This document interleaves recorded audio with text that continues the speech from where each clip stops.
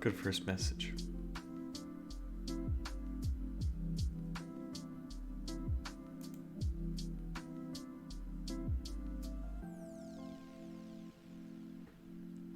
Hello, hello.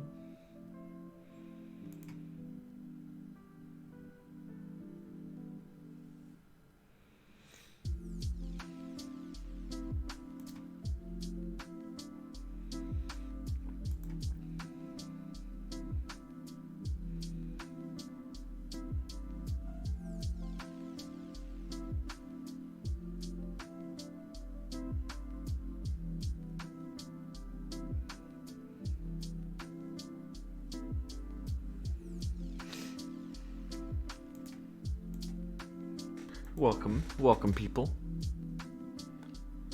Something hits differently about listening to Willie while grinding packs. If you ever need fertilizer in China, what brand would you go for?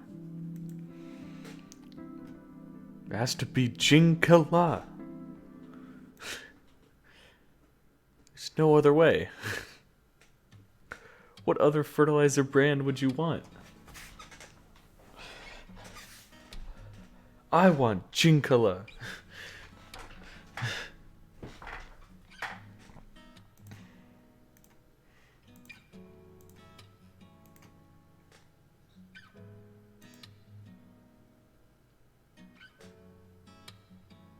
Yes. Yes.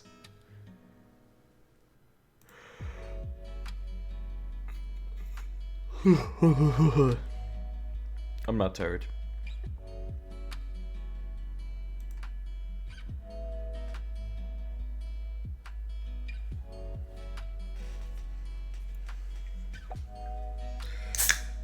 Did you hear about the latest drama?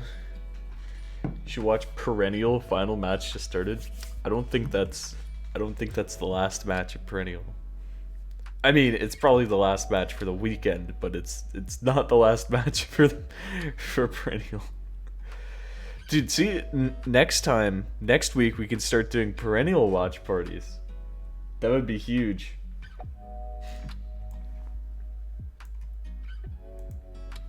I think today's exciting. I'm of course very excited for Corsace today. So let's talk. Did you guys hear about the Mathy stuff? I know that some people might not have seen the stream yesterday or were able to make it at that time. Let's talk. Let's do it. You ever drink water? Yeah, but not when I'm trying to wake myself up. Now what happened? Okay. Wait, can I... Hold on, let me see if I can pull it up.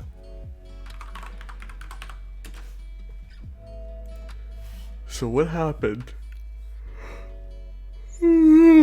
Yesterday was the grand finals. Games, a bit of a 1/3 funny losers bracket match with Thanks for the follow. Mathy and Utami, right? Why can I not watch this? Why can I not watch this VOD? Has broadcast. Okay, there we go. Okay. Here's the lore. Okay? jump section. Thanks for the follow. So they were playing the maps. Everything was going fine in the start. Well, actually, it wasn't even fine from the start. Because Matthew was about 10 minutes late to his match. And we were like, okay, well, that's kind of strange. But, you know, whatever. He did show up. It was very nice. Right? So I went through, yeah, you can see how long everyone was waiting. They went through picks and bans. Everything seemed normal. Right? It went 1 for 1. Utami got a pick, Matthew got a pick, Utami got a pick. And then Matthew was seemingly having some trouble with some stuff, and then it seems like that doesn't count. But yeah, this is easily grand finals hard rock material for any usual open rank tournament, as both players just not having. Does Matthew have like 100 offset or something? What is happening right now? What is URBAR? What happened? No, what is going on with it? I actually don't know. He has like 100 offset or something, I swear. So we're like, okay, that's kind of weird. Maybe he had like an old MP3 of the song and that didn't work, or something like that, right? Because you know that happens. That happens. Okay. This is So whatever. Unfortunate pick, right? expected, especially against Tommy. It's So kind of then- surprising not to see Matthew opt for pretty much any of the remaining double times. I feel like DT4 and DT1 to some extent would be actually not DT1, never mind, I forgot It's that just- map is only aim, but DT4, it'd be It became very good for Matthew. more and more especially obvious seeing that, DT4 scores from last week, so it's just a bit surprising to not see him pick into that.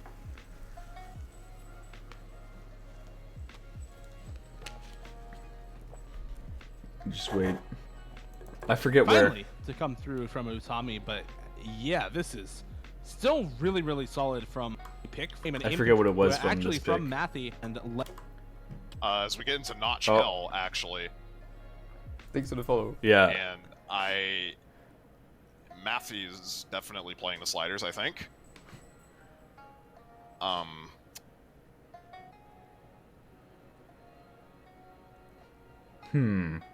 Well, Utami is going to be dropping on the cut stream there, so combo is going to remain relatively static for now. Okay. Well, maybe it Sometimes was this just. map is over. pretty accurate. And yes, I agree. This map is over. This is like just Chain Miss City for Matthew right now. We are halfway through already at the 1/3 Oh, no. section, and there is just no combo, no accuracy for Matthew. You can tell at this point that he really does know it's over with how he is playing the rest of this. Just the kind of lackadaisical cursor movement. So, yeah. Just not going to be putting in the effort for the rest of this map. And, well, Utami, I don't think effort or not would have mattered because he is at 97%, 400k halfway through, still on really solid combo. Yeah, relatively long song on this, though. DT-wise, 4 minutes long. Everyone pretty much knows the map at this point. This map is notorious in the community. Pretty much everyone knows what this is.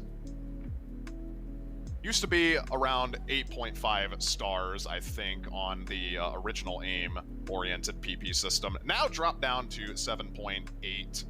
Matthew going to be dropping. So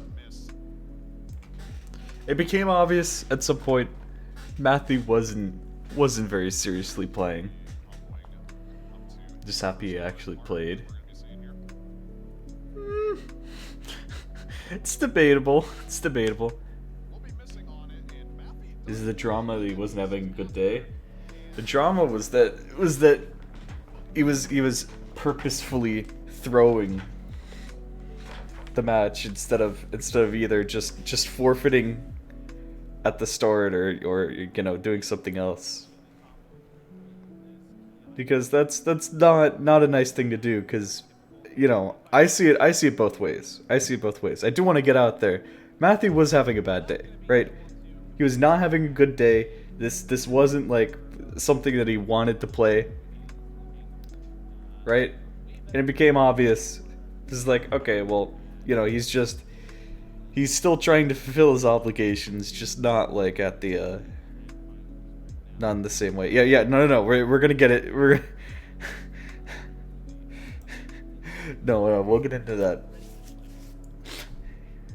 Yeah, if you got fooled by that other tweet, that's fun.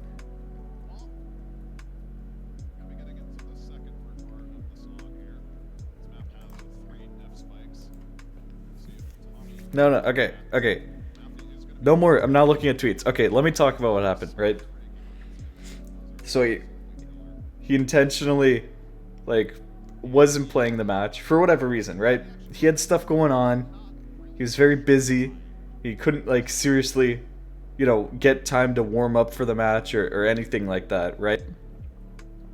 So I get it. He didn't want to play. My theory was, right, he didn't forfeit because he played the first, like, you know, couple maps and he was doing pretty good, so he thought maybe, oh, I'll be warmed up by the time I hit, you know, X or Y map or whatever, and then just one of the something just pushed him over the edge, which is like, okay, right, I get it, but it's from a tournament host perspective, right? Lots of work goes into these tournaments, lots of people's work, lots of people's time and effort, right? It's not just, I mean, I saw people talking about, oh, the stream, oh, everyone's just doing it for content. It's not just the stream, right? You definitely have refs as well who have to go there and, like, moderate the match and do stuff. And it's not just one person, you know, waking up to do this. It's everyone. And especially when it's a tournament this big and this important, right? Why not? Or like why throw?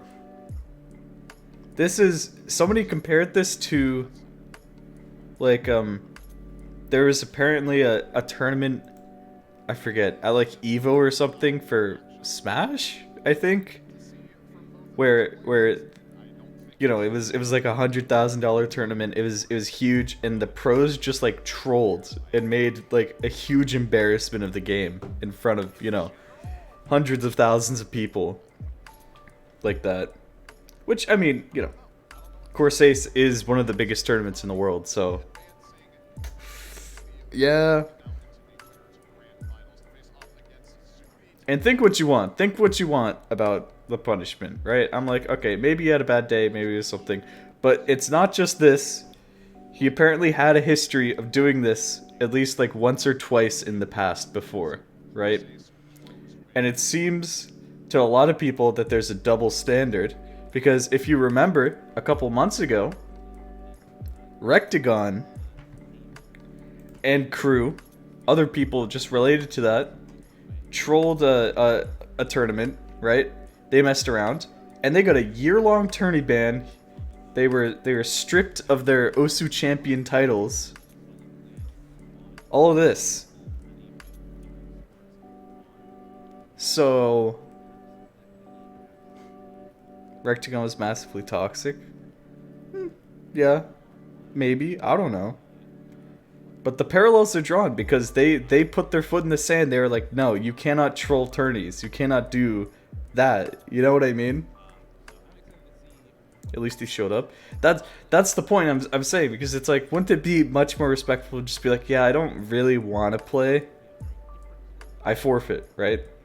But then again, like I said, maybe he didn't realize he wanted to forfeit until like later in the match. But couldn't he have just asked for a forfeit? Like when he was a couple points into the map?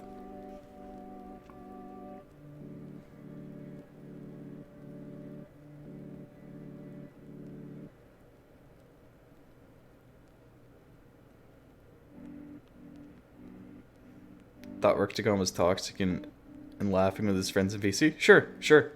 But like, that wasn't the reason exactly why they were banned. They were also... It was because they were trolling in this tournament, right?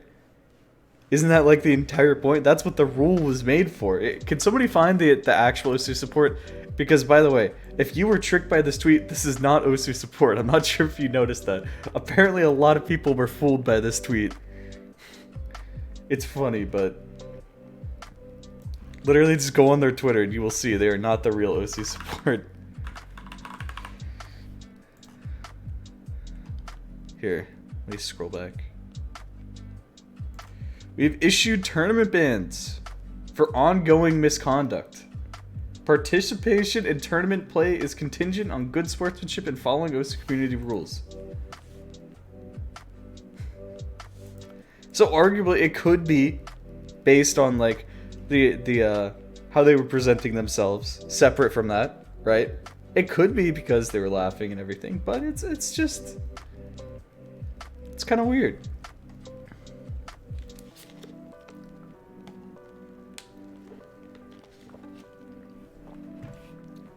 Because this is something, even if you think right? Okay, it's less severe than Rectagon, right? Then why not just have a like lower punishment? If you really think it's less severe than this, and just do 3 months. But I'd say that doing it at such a huge tourney where you know, this is one of the most important results, right? You know what I mean?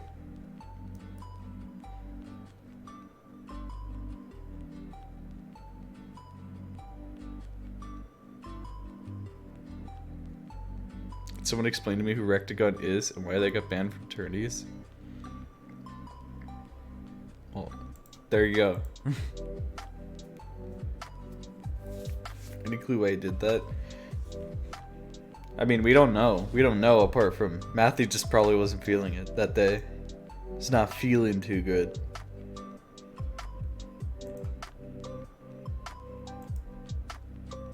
I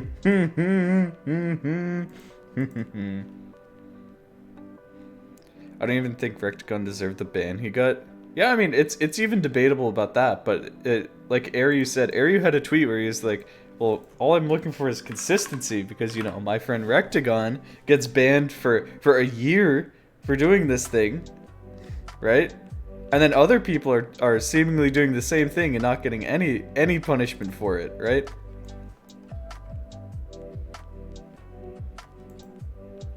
Right?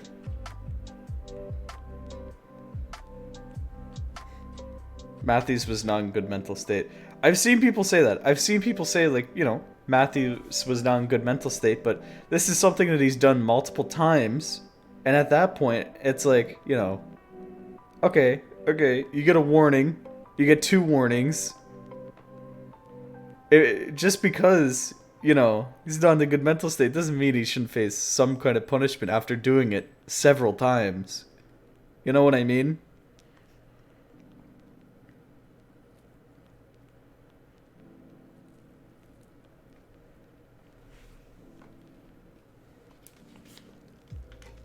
Didn't want to be the one to say it. What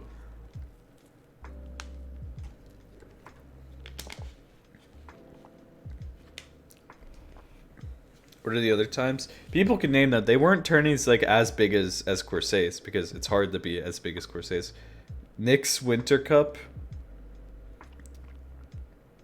3rd strike, you're out should be the rule. That's tough though.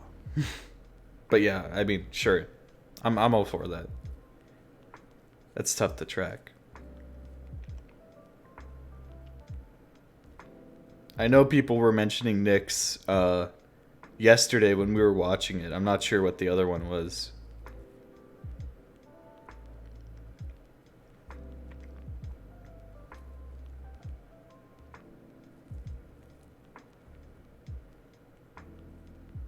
At least have some kind of standard for banning. That's the point, right?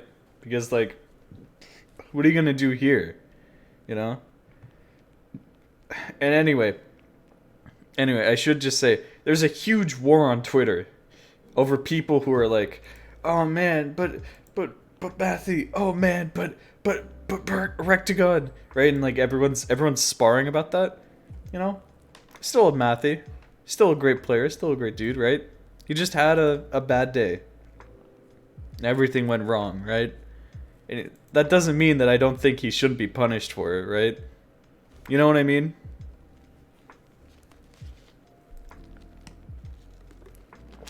He could have asked for postponing this match. I know. And there's a million different things that could have been going through his head, like when it happened, right? And what I said this before, what I think happened was he got into the match and he wasn't immediately doing bad. So he probably assumed like, oh yeah, after a couple maps he'll be warmed up, right? And once a couple of maps passed and he wasn't doing so well, right? Then he was like, oh, okay, well maybe it's doomed. I'm done. I give up, right? But then again, he could have just forfeited like halfway through the match, just been like, I'm sorry, I can't play today. I really just can't. But maybe, you know, he just didn't realize or he wasn't there. It's tough. I saw people bring up the Cookie Z situation, but that was very different. I feel like that was a very different situation. Do you guys remember the Cookie Z situation? The Cookie Z situation was, I forget what tournament it was. Do you guys remember what tournament it was? The one versus Vax? Sure, whatever. It was the one where Cookie Z trolled. It was one where Cookie Z like started getting like hand pain, like really bad. Game Osu, he got like really bad like hand pain, and he asked to forfeit. He actually asked to forfeit. He like wanted to forfeit. He couldn't do it, but they were like, "No, you will not get your tournament winnings because this is a streamed event," and they were like really scummy about it.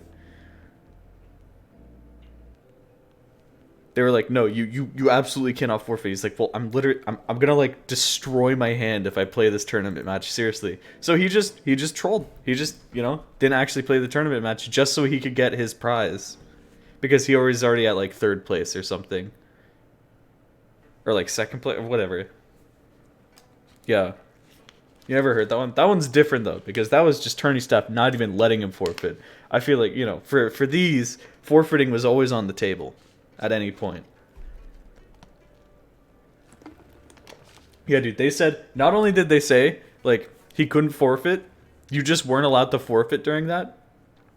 They were like, these are streamed, this is how we, you know, get our sponsors, which is one part of it, but you know what's worse than like, not getting a sponsor for one match is probably, like, having your player like not be able to play ever again because they destroy their hand. They tear every tendon in their hands.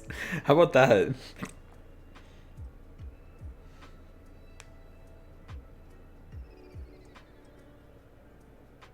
Just tell the truth. But that's the thing. It's right. You never know what's going on in someone's head. So I get it. I get it. Right? I get it. This is where I dig my ground, in the direct middle of everyone else. What happened? Okay, for everyone coming in, it was Utami versus Mathy. Yeah, this is the drama, right? In Corsace closed, and it was supposed to be very cool match, and for whatever reason, Mathy just really wasn't feeling it, right? He showed up like pretty late to the match, and he started playing. The score got to 1-1, and it seemed normal, but then Matthew just seemingly just like gave up and stopped really playing the maps. This is the drama for today. Have I caught you guys up?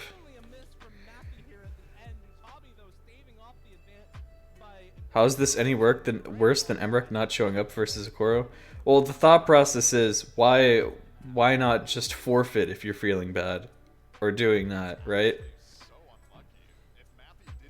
And it's worse because people have been given tourney bans in the past for doing this exact thing. Or maybe not this exact thing, but very similar things.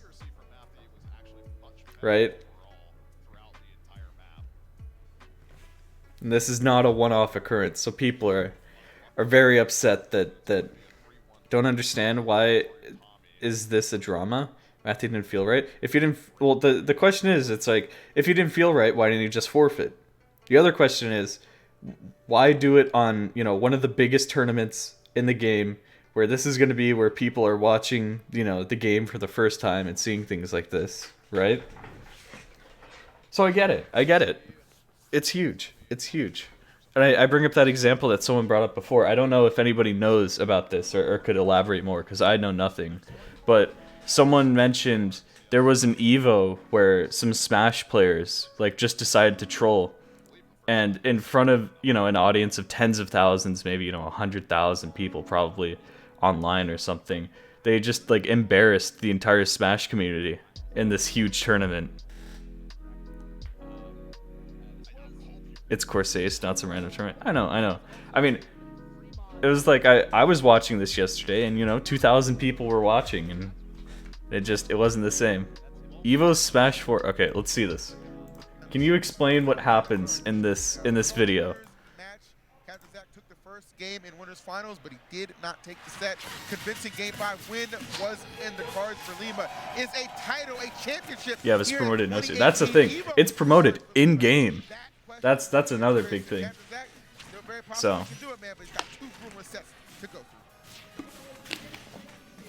Again, man, Taylor Two Witches right here.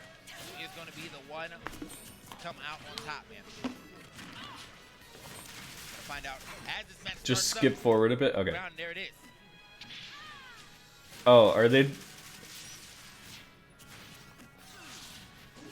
on stage.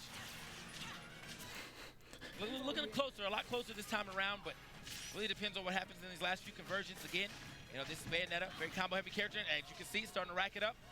Can't get too much, can't get much higher than that. Oh, Lima's okay. turn. Oh, I love the extension right here. Lima maximizing every opportunity. Yes. I'm not sure. Say definitely Lima's turn, but this time Guys, around, it's turned guys, around. Captain guys. Zach, little I've played Smash. I don't know. too far away this time around. I don't know about this. Gets the bat within as well. Gets the fourth though now. Again, Lima's definitely down to go out there and make it happen if he needs to. No fear whatsoever. Captain Zach, great chase down. Recognized where he was going. Oh my God, we got another set, ladies and Bro, gentlemen. what was that DI though? Like, Zach. Okay, Zach- okay. Look, he's even talking about it. Like, bro, I promise you I held that way. He's like, no, you didn't DI that. Okay. They're Oh. actually doing it. Oh. Is this real? I can't tell this. Wow, I feel like this is Action Mag, and we're doing an interview right now. not sure what's going on mid-match. right here. Mr. Wizard is already thinking about how Oh. he's going to keep us away from Evo for the rest Oh. of I'm the trying to figure it out, man. This crowd's as loud as Rod's shirt. They don't know what's going on, man. That is a pretty loud shirt. I mean, that's just a loud outfit, man. Look at his jeans. Look at his jeans. Hold up. Let him Look at it. He's doing his Look at that. By the way, I want to know those are not tough teachers. All right, all right. This is a good game. This is a. I'm liking this. All right, man. I think. I mean, this is a similar equivalent. Of course, it's not for as much people because, of course, OC is so small, right? And things like this, and this involves both people, right? But it'll be for like 2 minutes. They stopped playing, and the tournament organizer threatened that they would both be DQ'd and not get prizes if they didn't play. True. That's fair. IRL audience for that, though? Well, how is that any different? I don't think the audience matters. Right? Well, in a sense, the audience doesn't matter. Because the audience are the people playing. But the perspective that I have in the things like this, right, are that you had people... Can I send a tweet? Yeah, you can send a tweet. You paid to go out to that event? Okay. Well, in a sense, that's even worse, right? Because you know who runs OSU tournaments? Just people. People who like to give, their spare time reffing tournaments, setting up, all these streams and casters and everything. And they're not paid. They just give their own free time because they love the game so much. So that's why I think, in a sense, that's even worse. Oh no. I like this tweet too. So that's where a lot of the drama comes from. Is anyone else like confused about stuff? It's a tough situation, right? Because I love Matthew. He, if he had a very bad day, if he really was in such a bad mental, that's terrible, right? But I can't just, sit here, especially given, the tournament bans that have been handed out before, and say, well, Matthew doesn't deserve something, right? I'm not saying maybe like even a full year. If you really want to be less severe about it, then do something. But this is like pretty heavy, right? When you're doing it in one of the biggest tournaments of the year. Momo's the best tweets.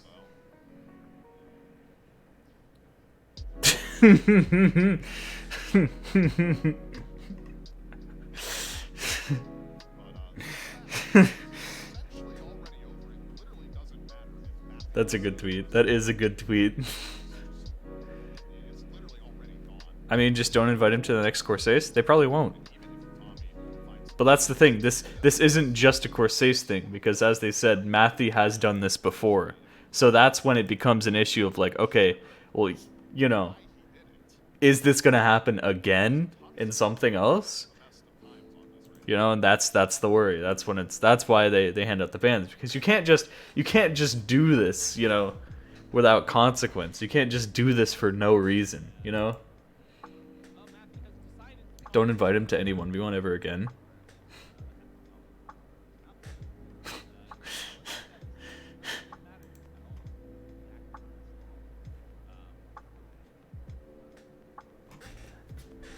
Sucks because the next 1v1 Matthew signed up for is Chirno's perfect math.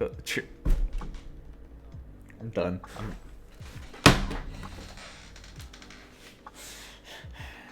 Okay. Reset. Blech.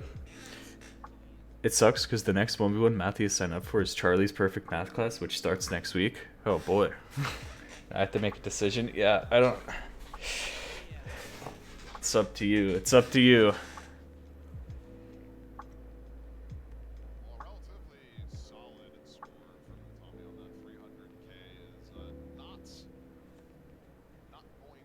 It's a meme, you dip.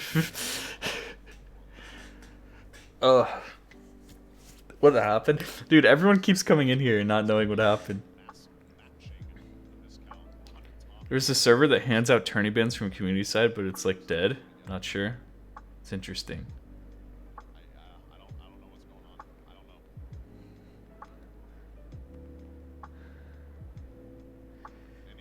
Yeah, dude, I don't know. I think it's even riskier for CPMC just because that's one of the ones. Like I said here, that's gonna go completely outside the community. Like other Smash tourneys, like sure, right? They're relatively inside the community. Maybe the big ones, there's like a few people will watch from outside, but like this is like purely outside the community. So if you're not, you know, putting up a good display for everyone else, that's really risky. Wait, guys, why didn't you tell me?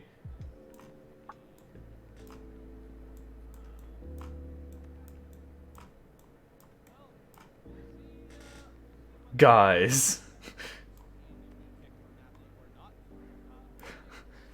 No way. I just looked at that. I just saw that. That's huge. Good morning. Ugh.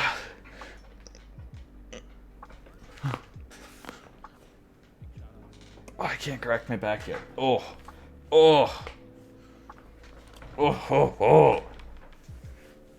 I don't get it. What do you mean you don't get it? What? Finally, they're getting the good sponsors. Having a schizo moment? No, they're sponsored by OpenRec. Do you not see it? You guys blind? I can't believe I paused at that moment and I didn't even notice. Ugh. Anyway, I mean, I think we've said pretty much everything about that. My opinion is right. Love Matthew. Great player, great dude, but, you know, it's unfortunate this happened. I still think there should probably be some kind of punishment. Because we can't just, you know, keep this going. And of course, for the sake of, you know, Rectagon, Wixinator, Mighty Doc, Parakeet, the other people who just got, you know, sniped for this for no reason. Or I guess not no reason. Of course, it's a different situation, right? Because every situation you can be like, oh yeah, well this was different and this was different. But it's effectively a similar or even the same thing, right? I think it's different still. Somebody mentioned on that tweet, I don't know, there was a reply like, Cookie Z should be canceled for throwing against Vaccine 2019, but like I said before, that was a completely different circumstance. I don't think that's the same thing at all.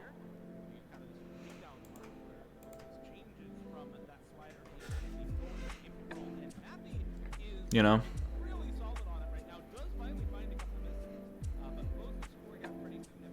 But anyway, if you guys stick around, I think that's all we're going to talk about that for now. I'm going to try commentating Corsace again.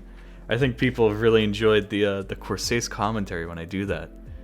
And looks like an exciting match about to happen. Seems fun, seems fun. What time is that at? What's the schedule? What is the schedule? Where is my core? Says closed 2022. Okay, here we go.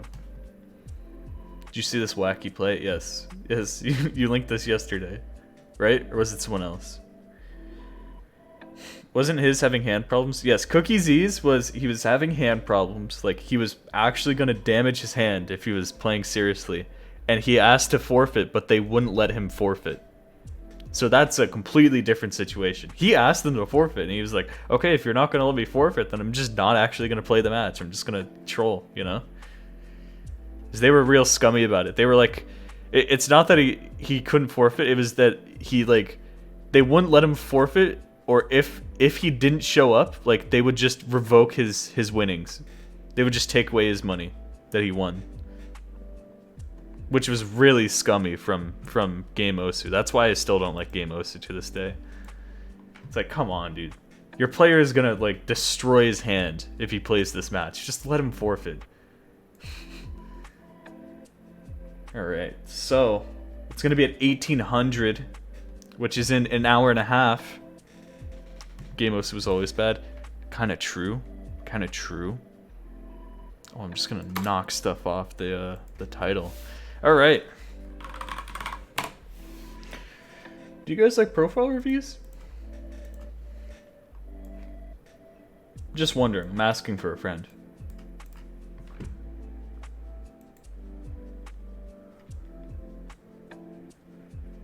Chatting, no.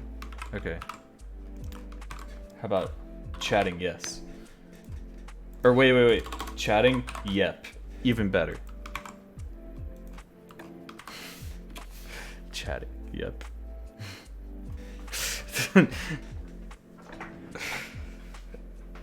Oh. Oh, my back. Oh. Oh. Dude, I always feel like my back needs to be cracked, but I just can't crack it on anything. I don't have like a chair. Like, you know those chairs that they have in school that you could just like lean back and crack your back on? I kind of just want to buy one of those so I can just do it. What's up, Willie? Yeah, we just finished speaking on the topic of the drama, but we could keep talking about it if you want the juicy details. Profile review application sent. How did you break your back? What happened? My back. I want a full thing. TLDR, Mathy intentionally threw at Corsace closed, one of the biggest tournaments, and people are angry. That's the TLDR. Slipped on some ice on a chronic pain sense. That does not sound good.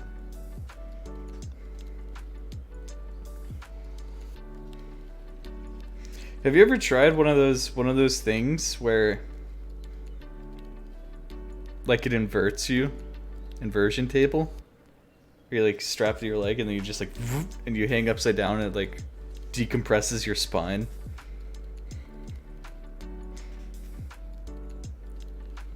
I wonder, because I've heard stuff like that, and it sometimes it's like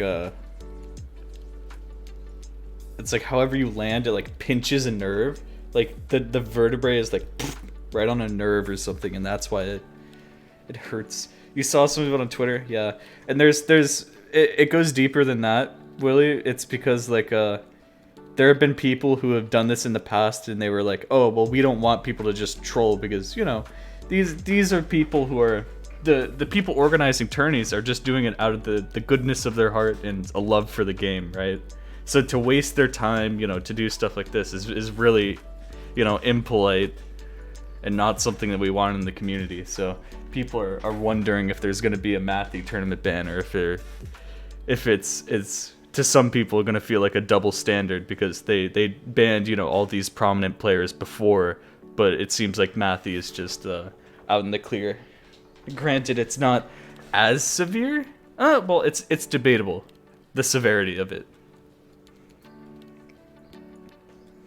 So that's the current state of the Osu stuff. I'll say it again. Legit Korea ban. Oh no. Oh no.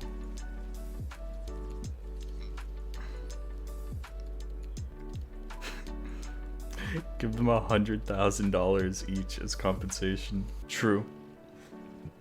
I love this emote. Dude, I was looking through the Osu support Twitter to find that tweet yesterday, and you know what I found? I have been vindicated. I have finally been vindicated for all my efforts in the past. Because I just found this tweet from... Thank you for the tier 1. Yo, thank you for the sub. I just found this tweet from March 16th, where apparently they increased the period before you can appeal a restriction to 6 months for cheating, which is what I always said it should be. I was like, why would you do it to 3 months? That's ridiculous. People are just gonna cheat, get them banned, and then just cheat again. It felt like it had no weight to it when it was 3 months, you know? I was against that change ever since, like, when was it that they made it 3 months? Like 2016 or something? I was always like, that's not fair. It's not fair for the people or whatever. But I get it. I get it from both sides, because it's like, you know,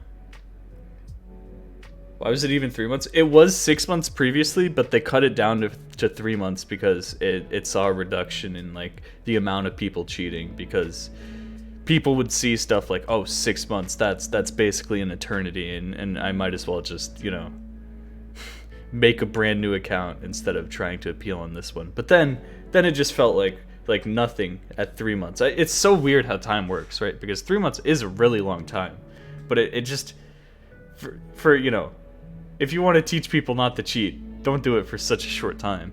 At least I think. You can't appeal or can't get unbanned. Can't appeal. It's the base time that you have to wait before you can appeal. And then on top of that, it's up to you to appeal. You can't get unbanned if you don't appeal. Well, yeah, but they meant like.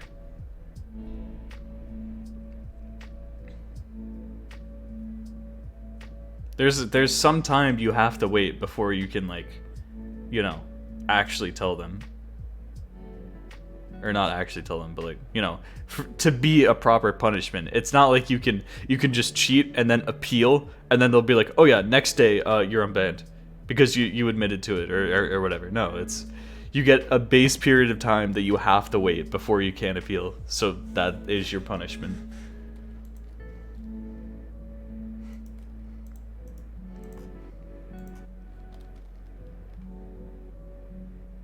At least that's my understanding. Who knows how it may work now. Oh man. How about false restrictions? Those are different.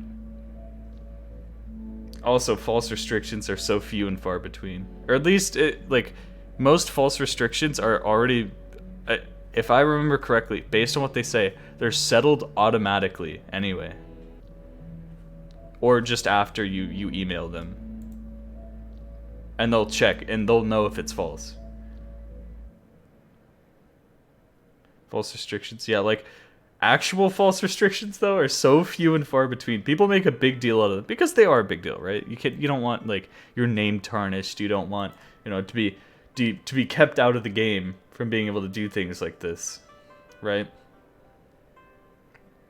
What do you think of unwritten rules like graveyard download limit can lead to your account being restricted / banned? I think it's stupid. They should just write it down somewhere.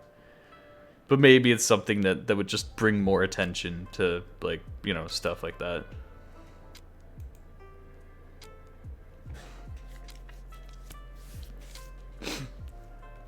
There's a download limit? Yeah, if you download too many maps, then they're gonna get very angry.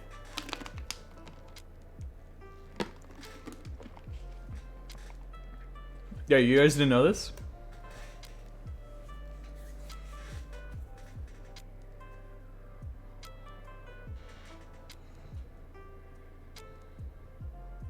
Yeah, even as supporter.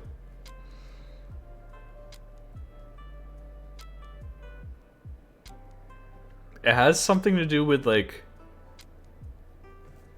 God, I forget what it is. It's very stupid.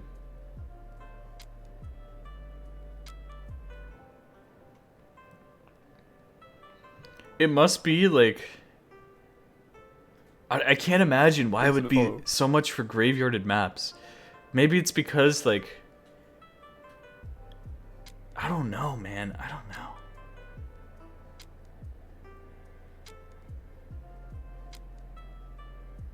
Give this game a 4-figure sum, I'll download whatever I want. Yo. Kind of true.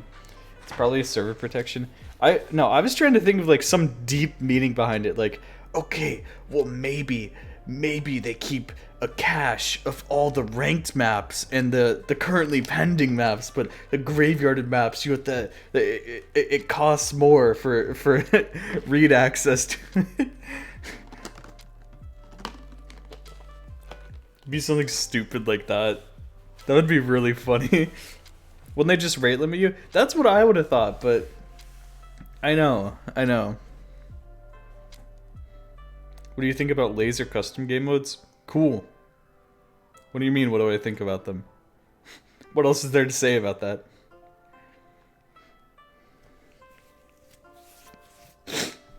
They're indeed stored differently. Yeah, no, they have to dig a grave.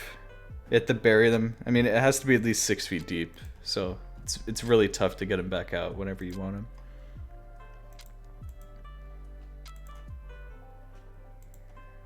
Alright, we ready? Do I roll it? Everyone tell me to roll it. I will not roll it until every single person tells me to roll it. You guys know how this works.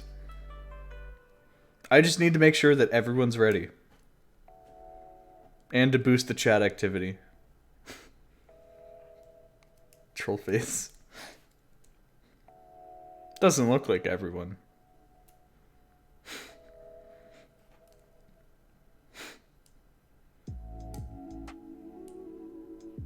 Okay, look, maybe you're ready. Okay, fine. What do you think about this? Missing on a stream and laser feels so bad. I prefer getting no locked and stable. I prefer note lock for streams in laser, but for other patterns that aren't streams, I think it feels bad. I have like the exact opposite opinion of you. And my opinion's objectively correct, as always, as confirmed by multiple scientists, so.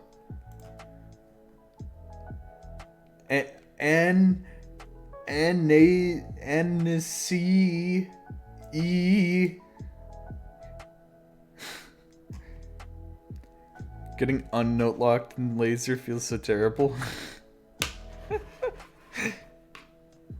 Okay, let's look at your profile. What's up, Ver? Good name, 3 letters. That's spicy right there. Alright, joined February 2016, which was 6 years ago. 6 years. 6 years. Wow. Only 876 hours though, which is about 3 years worth of playtime. So maybe didn't start playing immediately, maybe took a break. Who knows? Who knows what's up? Rank score, 15 billion. Given your rank, you know what? It gets the Score Farmer seal of approval. You get it. You get it. Okay? Oh my god. Oh my god. Oh my god. You mentioned it and I looked and look, let's not get out of order here. Let's not get out of order. Hit accuracy 98.59. Very good hit accuracy. That's another thumbs up for me. Okay. It's time. It's time. Because they have 21,000 play count. And 13.8 million total hits, which does bring your hits per play to 656. I don't even need to tell you anything. You need to start telling me advice.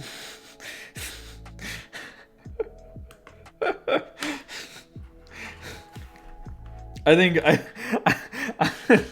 think you're the profile reviewer now. I mean, look at these credentials. Oh man.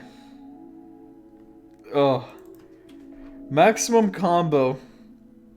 3,000. Resetting. Maximum combo 4,325. What could this be? What could this be? Save me? Why would it be save me? I don't think it saved me. Why would it be save me? I think it's either Pokemon Medley choke or a Dematory Songs comp choke. Which one do I go with? Pokemon Medley? You really think? I think Dematory Songs comp. I'm going out on a limb. I'm probably gonna get this wrong. Dematory Songs comp. Locking it in. What is it? Rank 2 let it be save me? That's what I'm thinking. That's what I'm thinking. What is it? Tell us. Well, look, you got it. I told you guys. I told you guys it wasn't gonna be Pokemon Medley. I have a feeling for these things. I know. I got the spidey sense for combos. Only for combos though, nothing else. So we'll look at your S's and SS's and very few SS's. That's very strange. Why? I want to ask people because I've encountered players like this before. How do you have so few SS's? Like what's the story behind that? Because I feel like I should maybe, just in case you don't know, like players normally just get SS's. Like that's just a thing that happens, you know. Thanks for the follow. 1/100 player, that could be the case. No, but like even I, like as a player who's, you know, brand new to the game, like only a week into playing, I already had like probably a dozen or so SS's. You know? So I don't understand players who go this far and they only have one. Imagine having farm SS's. I would never. I would simply never. Simply no retry for AC. But then what I'm thinking is like you surely just have to get SS's like randomly. Because I wanted to play for competition. Or for a completion. Okay. But like, don't you ever SS maps? Like, I just don't get it. Like, like maybe it's just a difference of perspective. I can't understand not just like randomly assessing maps. But that's just me. So hopefully given these hits per plays, you're pretty consistent. But I don't know. I mean, you do have more A's, but it's not really a bad thing, right? As we all know, more A's means hopefully more maps that you're challenging yourself on. Hopefully more maps that you're going to be pushing your own limits of your own abilities on, right? It's going to start another 73-hour accuracy debate. The accuracy debate yesterday was so unhinged. I don't understand how anybody had an issue with that.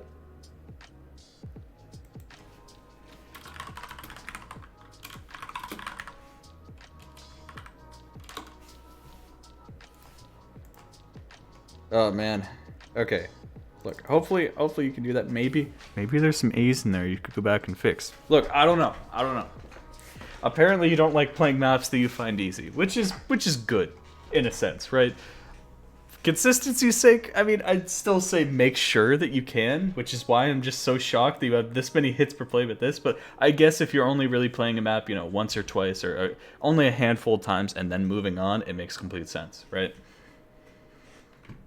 Is there a way to check what map my highest combo is on? Nope, you just gotta know it. I'm surprised that more people don't know it, but it's okay because a lot of people I've seen a lot of people I've given profile reviews to. They're like, I don't know what map my highest combo is, and I'm shocked. I'm like, how do you not just like make a note? Like you play the map, you get the highest combo, you're like, oh wow, that's my highest combo. You know, I feel like I've always known what my highest combo was at all times.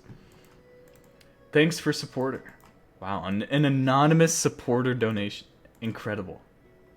Nice collab. What's this? See, okay, I just want to tell you, this is the way that you can actually rickroll me, and I won't notice. If you just put it like as a link right here, I'll just be like, oh, what's that? And I'll just click on it. I just wanted to note that to the people who try to rickroll me every single stream, but they do it in the most obvious way possible. You could put a different link, and I would just be like, oh, what's that? Sorry, I nice song. I'm just a little distracted. Favorite player? Favorite mapper? Ooh. Hey! What a banger player. I will admit. I do admit, what a banger player. Mapper. I'm not aware. Guest participation maps. Ooh. Okay. I haven't seen this mapper, so who knows? Maybe I'll try. I know I am. I'm definitely getting rickrolled next profile I do. So my buddies. Nice. FC every ranked and loved map that features Onozuka Komachi on the BG. Interesting. There's a lot. Ooh, okay.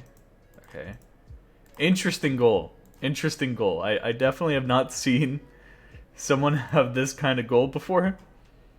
I think I'm probably pretty close to completing all of them. I mean, I don't know. At least a lot of the older ones, right? FC every ranked and loved vector song. Ooh, become good hidden hard rock player. Okay. Interesting. I don't know what it says. I'm sorry. I'm gonna just have to move on. Kirby Mix, Oni, and No Garden Joy. Terrible at every game. I think that's untrue. It's a bad mindset. Can't get yourself in the bad mindset, you know? Alright. So looking at your playtime, yeah, didn't really play for like the first like 2 years. Then you picked up and then like kind of a break for this year. So yeah, basically like 3 years not played. Now it's a bit more casual. Now it's not. I think back here was probably some retry spamming when you're peaking at almost 1.4 thousand plays in a single month, right? That's probably where you got a lot of these. A lot of this play count, right? Is then from then on you're doing very well in terms of playing maps all the way through and not really retry spamming. So that's cool. Dude, I don't know why my nose... Every time I start doing profile reviews, my nose just kills me. This weird fake word, dragon, is actually no guard backwards. Wait, really? Wait, what? Wait, really?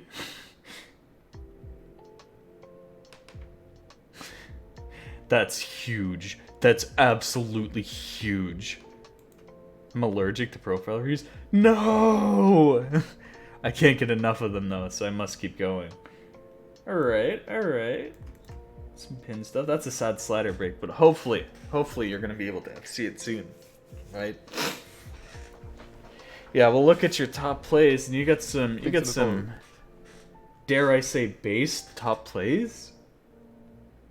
Ooh, some of these are spicy. Some of these are very spicy. I like what I see.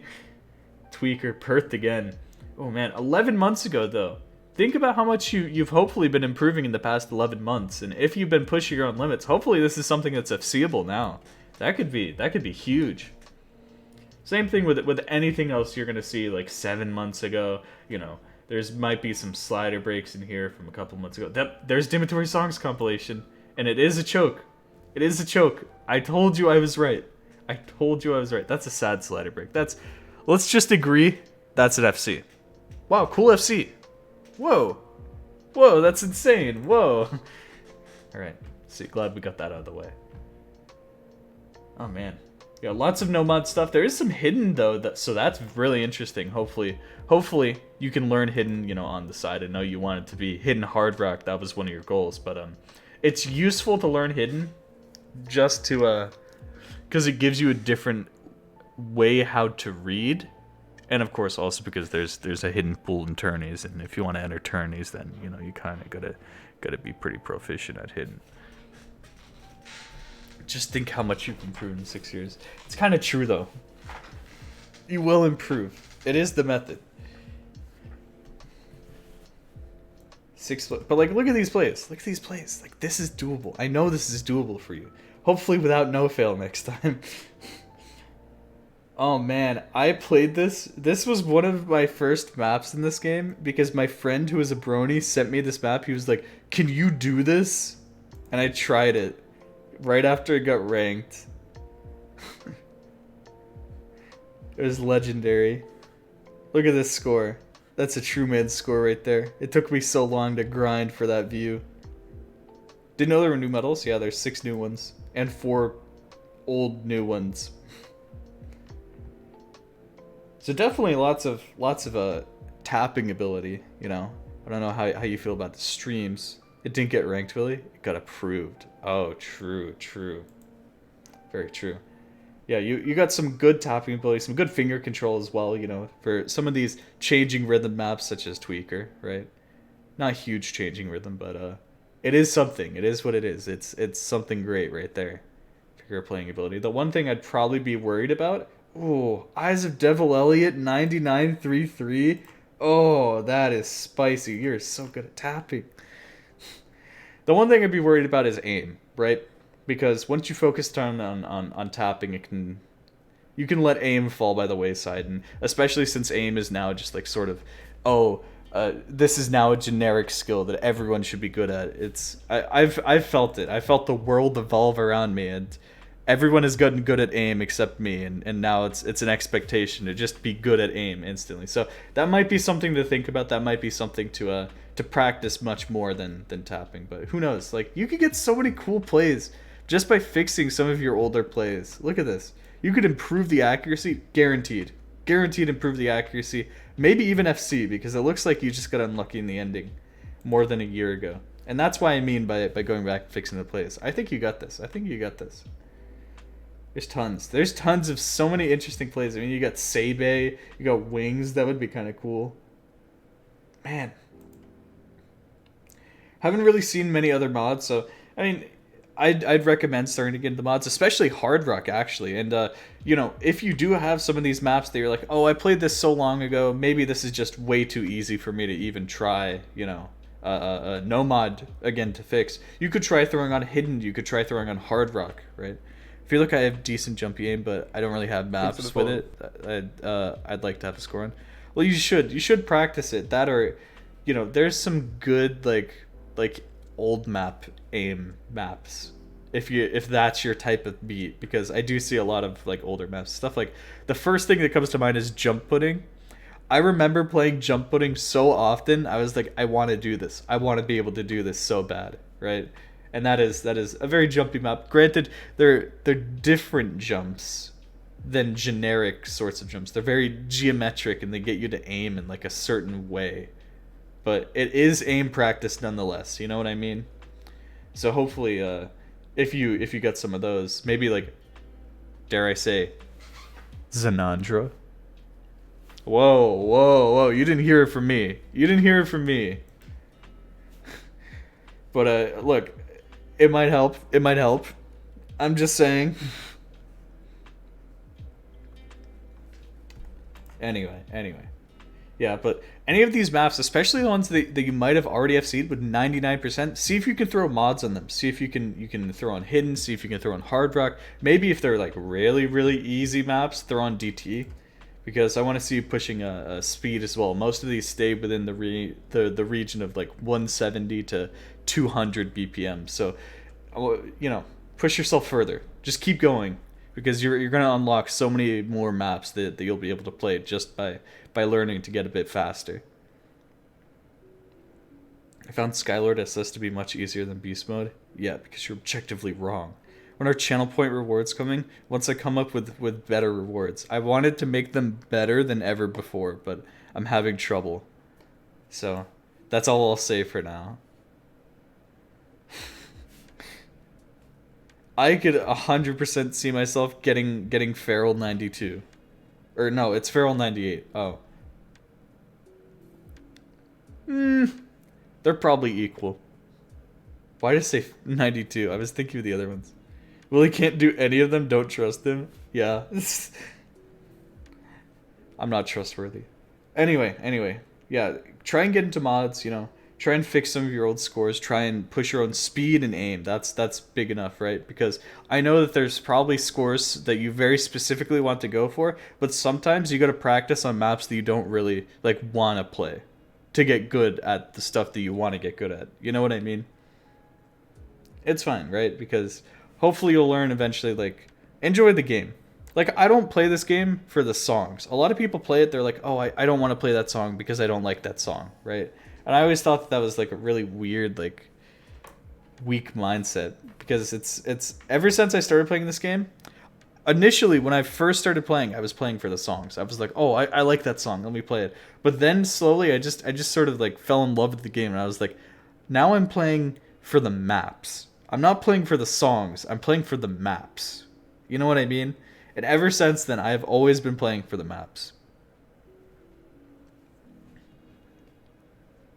Alternatively, I don't know who downloads this game and plays Harabachi Clover on normal. People. Here's my theorem, right? I think they just go here, or they go to Beatmaps, and maybe their friends send it to them, but if not, they just like sort by favorites, and then they find stuff like this, or they just sort by like plays. They're like, oh, what's the most played thing? It must be the best thing. Dude, by the way, did you know that some of these maps have so many plays, and I didn't even know about it. I've never played this map, but it has 41 million plays.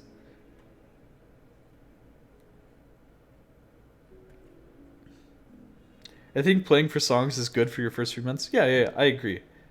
But once you're like getting into the game, once you're like really enjoying the game, I think you really gotta realize like, oh, wait, maybe I'm playing for the mumps, because the mumps, the taps, the maps, the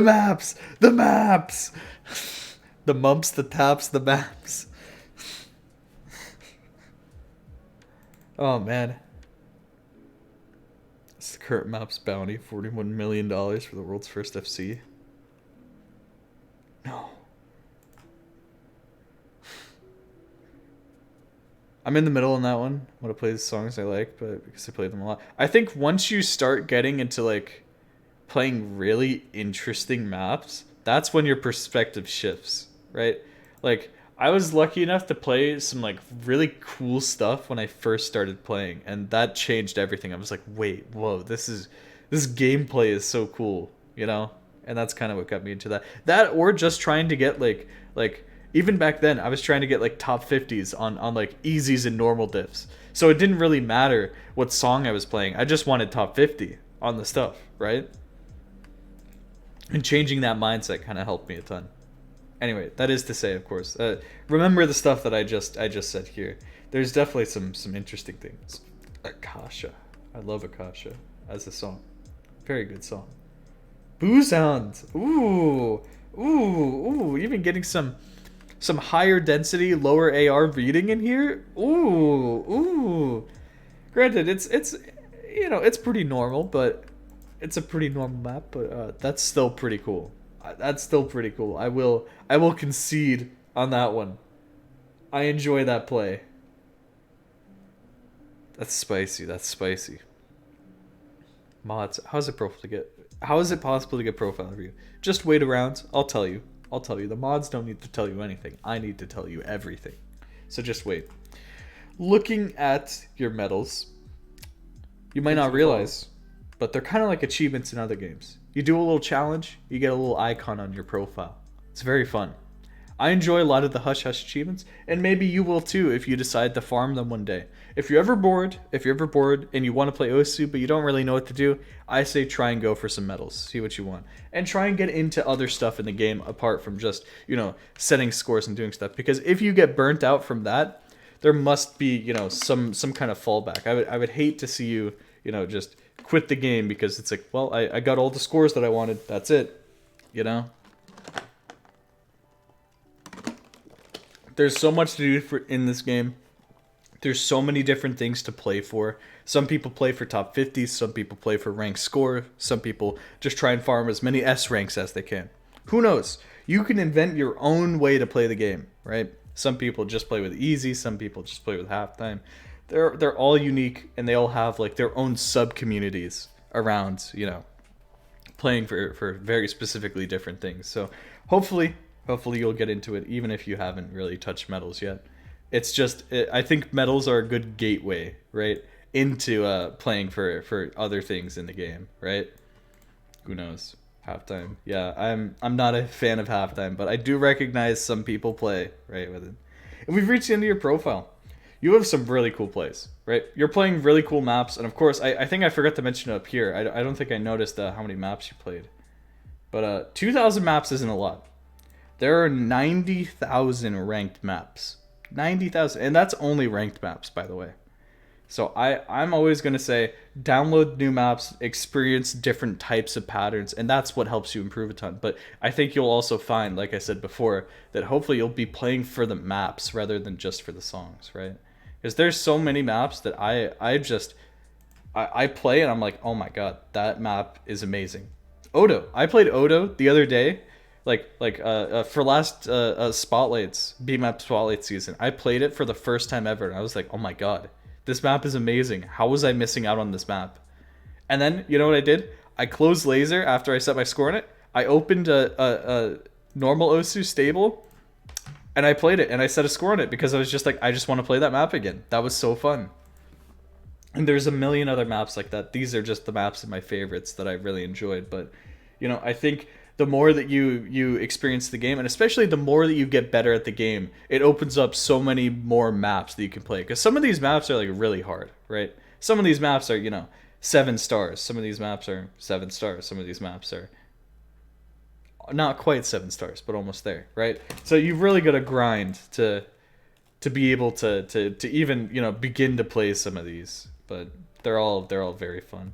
My favorites don't mean, I just want to say, by the way, just because a map's my favorites doesn't mean it's good. It just means it's a map that I like. That I think about, like, all the time. That's about it.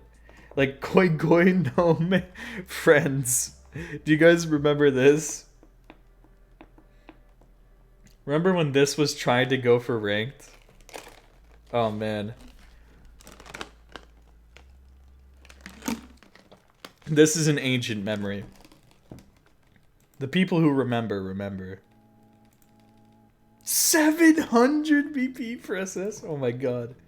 That's unhinged. Oh. Anyway, sorry. Back to your profile review. Yeah. Any questions or anything else you want us to look at? Single map, single diffs.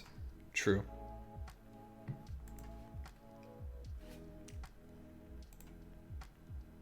Maybe favorites? Okay. Let's see what you got in your favorites. Of course, I'm probably just going to skip over the ones that I don't know. This map's awesome. Okay. I love this map. Love it. This is a classic, right? Everyone knows Kirby Mix compilation. Especially since you said you love Kirby mixes, right? Makes complete sense. Communication. I remember this map. I had trouble farming this. I couldn't farm it because it had like a spaced part in it. And then I learned how to hit space streams. After. Who knows? Sphere. I haven't played Sphere yet. I'm waiting for it to get ranked. Yakumo Joint Struggle Remix. Very spicy. I think the 2014 reworks is pretty good. It's a pretty good reimagining of the original. For like a modern mapping style. It's very interesting.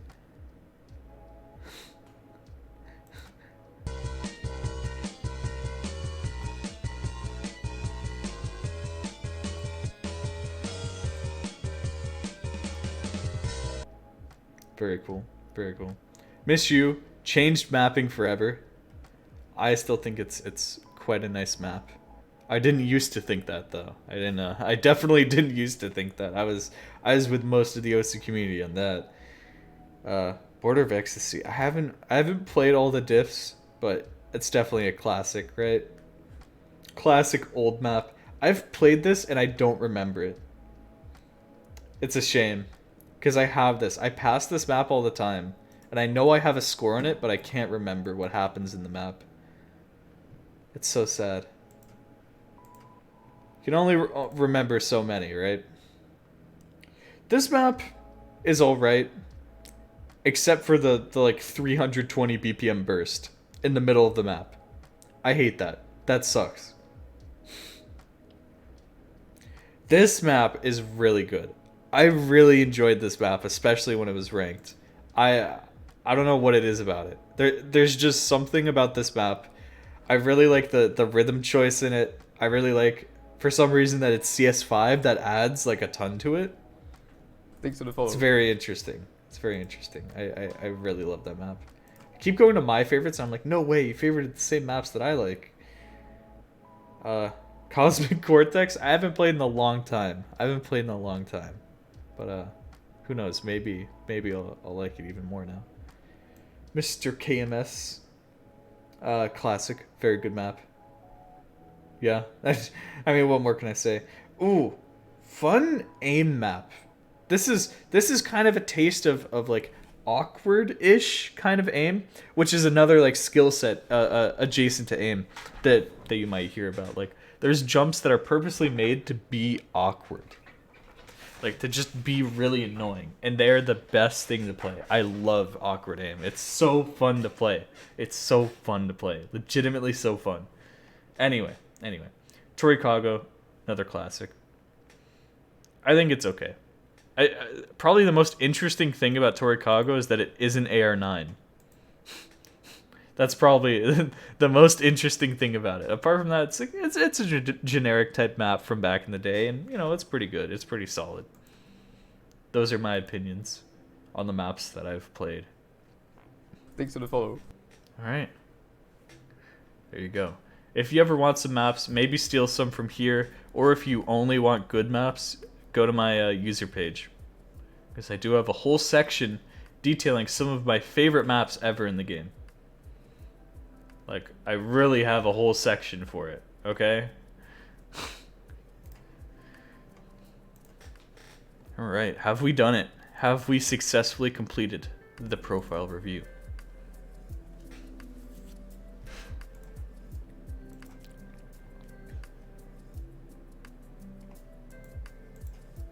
What do you think?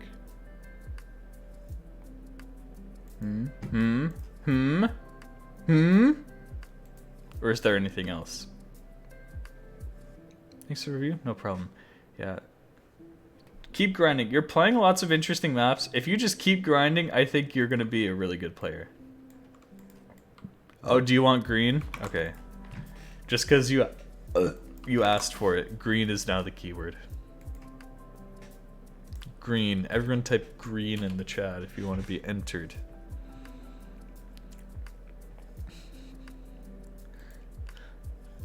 I didn't even see the Kappa gen when this happens. That's so funny.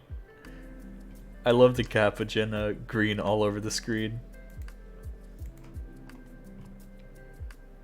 I wonder how many people I would need to spam to fill up the entire screen with greens.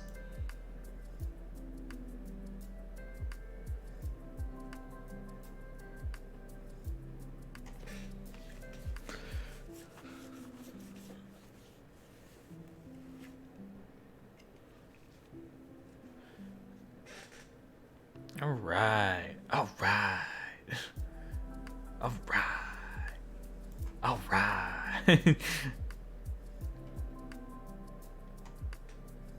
There's a cooldown on how many are on screen. If I remember correctly, it's like a combo. Like you need multiple people to say it in like a certain amount of time, like a couple seconds. And then the more people that add on to that, I just add even more. Here, see it. Everyone type green. Everyone type green right now. See how many you can get on screen. Do it. I'll be right back. We'll get a drink real quick.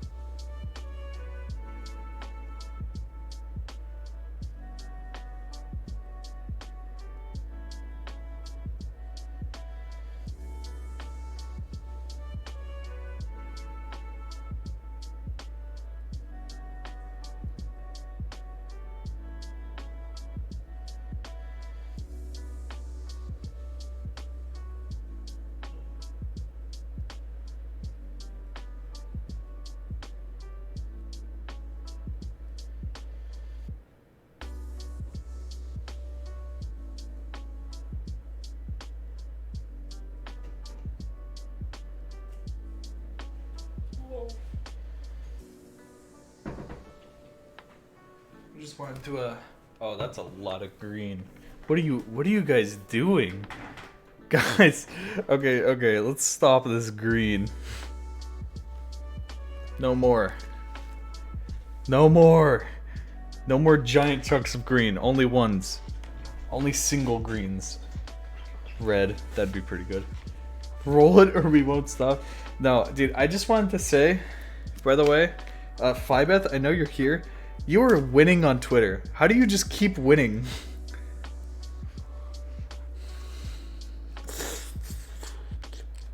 Alright, last chance.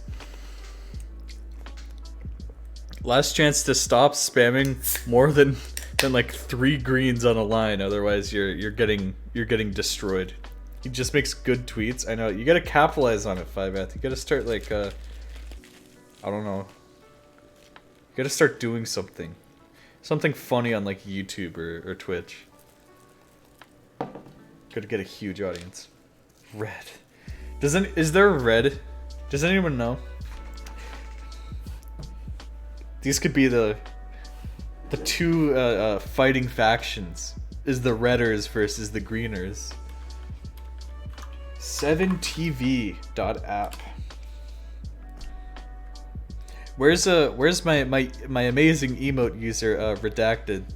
If there's no red, you take green and make red.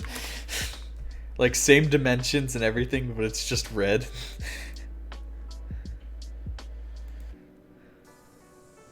This is my favorite Phybeth tweet. Okay.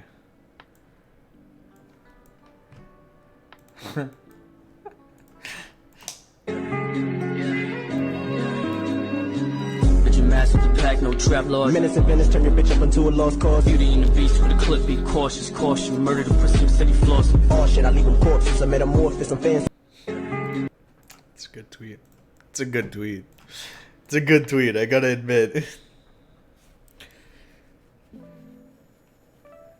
Look, I'm gonna need you to take green and then just make it red and upload that. Like pure RGB red. Same dimensions though. Different dimensions for no reason. Oh my god. No. I'm striking that idea down. Alright. We ready to roll it? Tell me to roll it. I need everyone to tell me to roll it.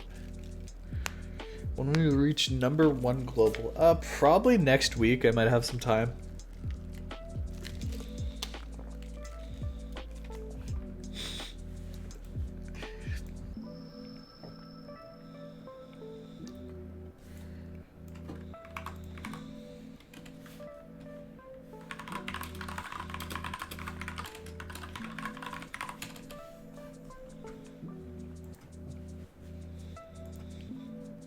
Alright. Actually has 1 bit of blue in it, apparently. Okay, that's funnier though. That's actually funnier. Green. This is, by the way guys, I just want to point out, you can join the Willy Osu Discord for more moments like this. True. Get this man a true. Oh, no way. No way. Is this really red? Okay. Okay, guys. This is gonna be huge.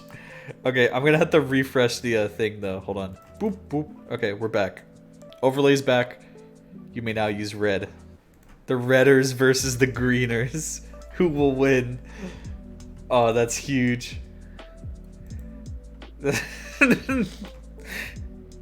Oh no! Look at my stream, what has happened? Dude, it looks like Christmas morning on my stream, what's happening?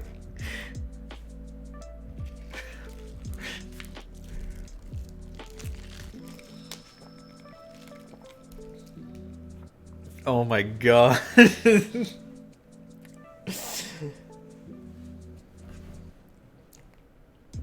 Okay. Okay, calm it down, guys. We're about to roll this. Oh no, Shatterpixel, what have you walked into? Don't even think about what you've just walked into. We need white so it can be Italian. The one Google YouTube test channel with like 1 million views, WebDriver torso. Yeah, my stream looks like a WebDriver torso video now. You just need a... Wait. Thanks for the follow. Add blue also? Oh my god.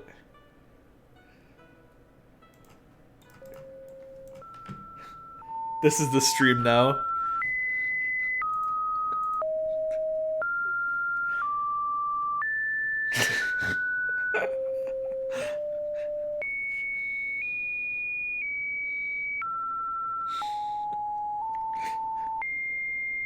I can't even tell what is the video and what isn't.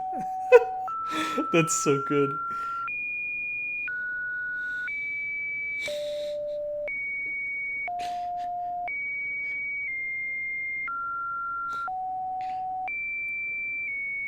Oh my god, they want blue. Okay, if Redacted makes it, I'll add it. If Redacted doesn't care to make it, though, then I won't add it. Unless there's one that already exists, which I don't think there is at these dimensions. This is like the perfect dimension for an emote. Wasn't this an experiment by Google? Yeah, from what I recall, it's testing like different types of compression. WebDriver torso emote? No, they just want blue. All they want is blue. They want green, red, and blue. Birthday profile. I'm sorry, I gotta review these people. Look how many people type green in the chat.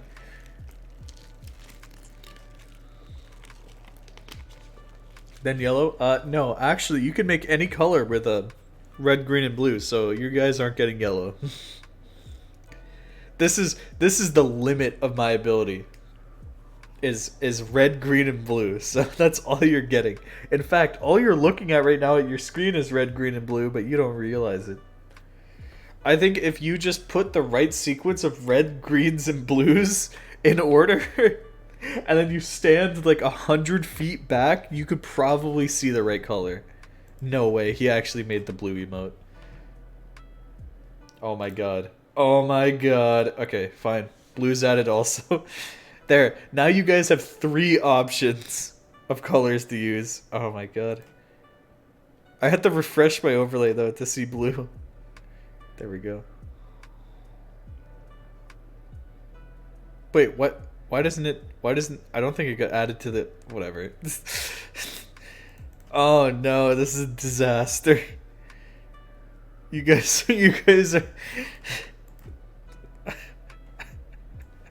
This is my chat. This is my chat. This is all I see.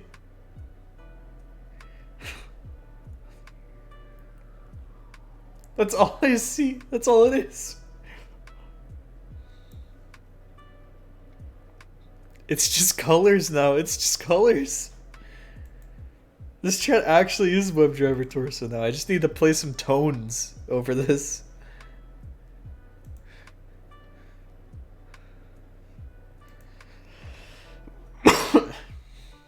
Thank you. Thank you for posting the screenshots. No, Willy OC Discord. Discord.gg/Willy. I'm starting to see purple. Oh no. Now we've really ruined it. Blue.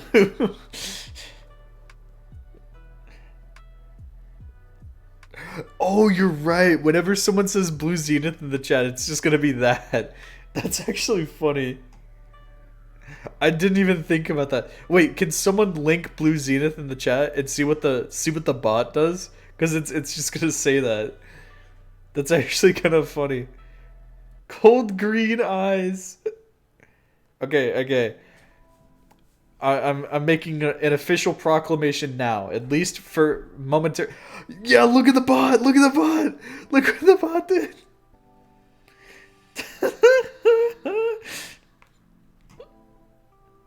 That's funny.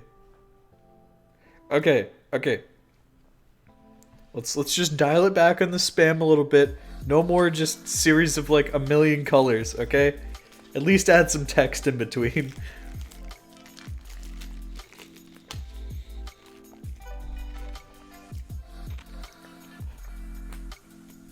I think this was our best idea yet. I think this is Some text in between. Blue. It's not the same. It has to be capitalized. The first letter has to be capitalized on these. Red zone. Oh man. This is insane. This is like actual insanity. Still not the best idea. We need the white. No, you're not getting it. If you combine red, green, and blue, you get white. Come on. Come on, guys. It's literally that exact ratio. Alright, now roll it. Okay, who wants me to roll it? Say roll it. We've stalled for a little bit too long. Even I, a player of my caliber, recognizes that we've been stalling for far too long. How does that feel?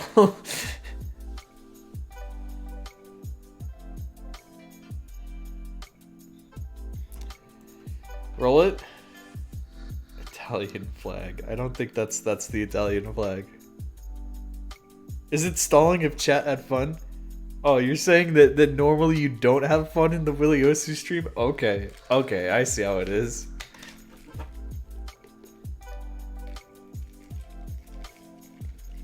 Has anybody for 7TV just like uploaded a bunch of country flags as emotes? I mean, I guess you could technically just do that through emojis, right? Technically.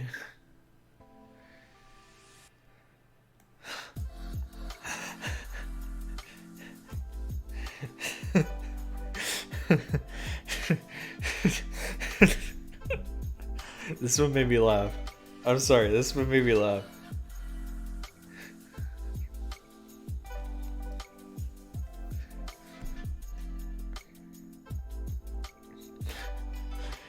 He would never be late. What if it was that meme, but instead of just being the UR, you also include like the laser, you know the mod on laser where it adjusts the speed of the map so that you tap right? You know what I'm talking about?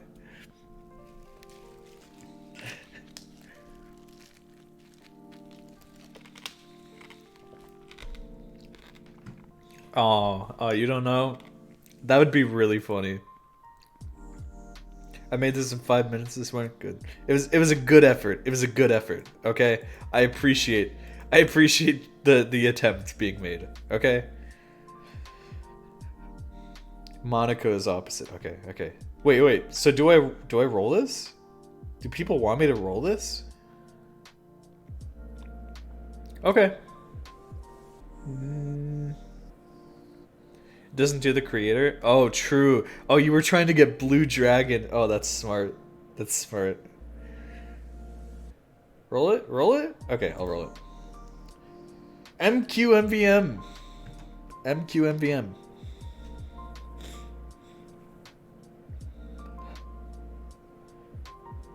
Link your profile.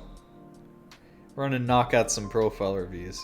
In the meantime, chat, you can have fun posting a blue, red, and green.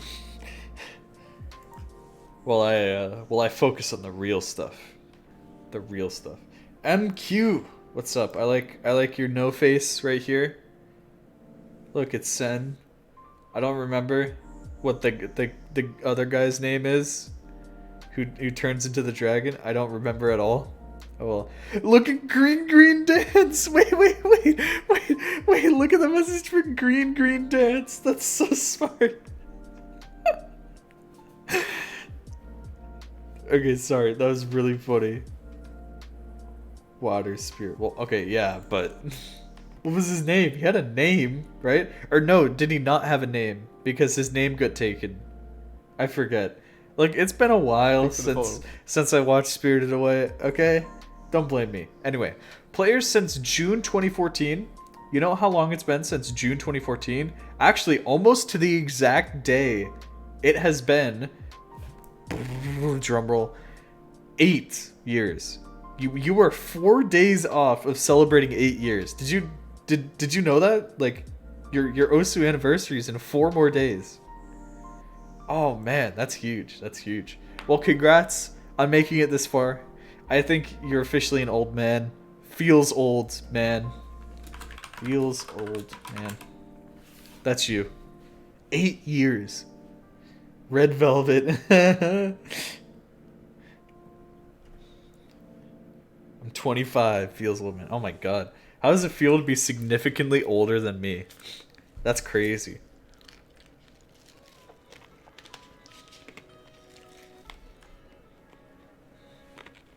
I mean, not to single you out. Not to single you out.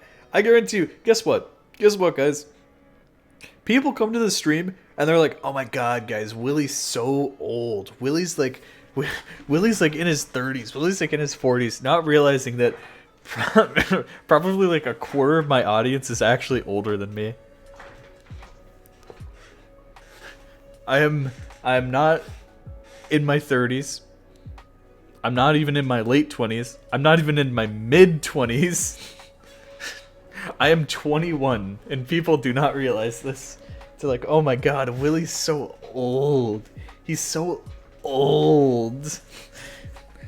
Sounds like cope. It is, because I recognize I'm old on Osu, but then people are like, "Yeah, but Willie's like in his 30s. Willie's like..." So when everyone calls me old, I just want you to realize people who are 22 and above, they're calling you like dust. They're like, "You guys should be in a retirement home instead of playing Osu." Do not look at Oxycodone's latest failed score. Interesting. I think I have to bite on this one.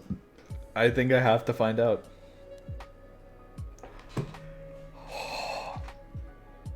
He played my favorite map. It's not my favorite map, but I like this map. I like this map a lot for those people who don't know. I mean, for those people who don't know, I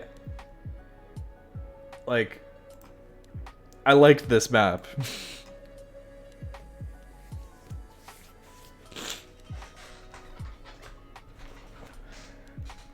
Okay. Anyway, sorry. This isn't a Willy profile review. This is an MQ profile review. Okay? And in those 8 years, you put in 1,312 hours, which is about like 4.5 years worth of playtime. Maybe more. I don't know. You tell me. I think that's about right. So maybe you didn't start playing immediately. Maybe you took a break, like a huge break.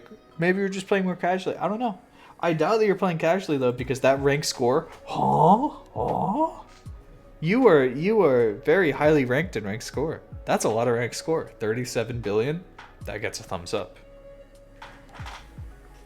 That gets a thumbs up.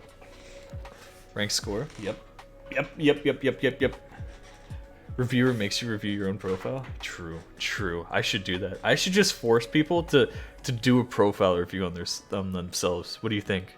And then I just moderate, and I'll be like, "No, you missed that." That would be an interesting stream. What do you think? 99% accuracy, incredible, right? Now, once you're creeping up there in terms of accuracy, oh, here we go. Here's the controversial part, apparently. Try not to care too much about accuracy. Try not to care too much. That's not to say that you shouldn't care about accuracy, but like once you're already able to like confidently get 99% on most of the maps that you're playing, you don't really need to push further. It'll all be diminishing returns, and by proxy, if you're playing, every single map and you're getting more than 99% on every single thing you're playing, you're probably playing stuff that's way too easy for you, right? Because we're here for improvement, and no matter how long you've been playing the game, no matter how old you are, you can improve at the game, right? You just need to push yourself and have the right mindset. So that's the biggest thing. Play count, almost 90k. With 21 million total hits, this does bring you to the higher side of average, 234 hits per play. And of course, you know what we're going to say. Try not to retry spam. It can be hugely detrimental, even though people do it all the time, right? Because you can form mind blocks. You can form bad muscle memory by playing a map. And it's horrible. It's horrible, right? We don't want to do it.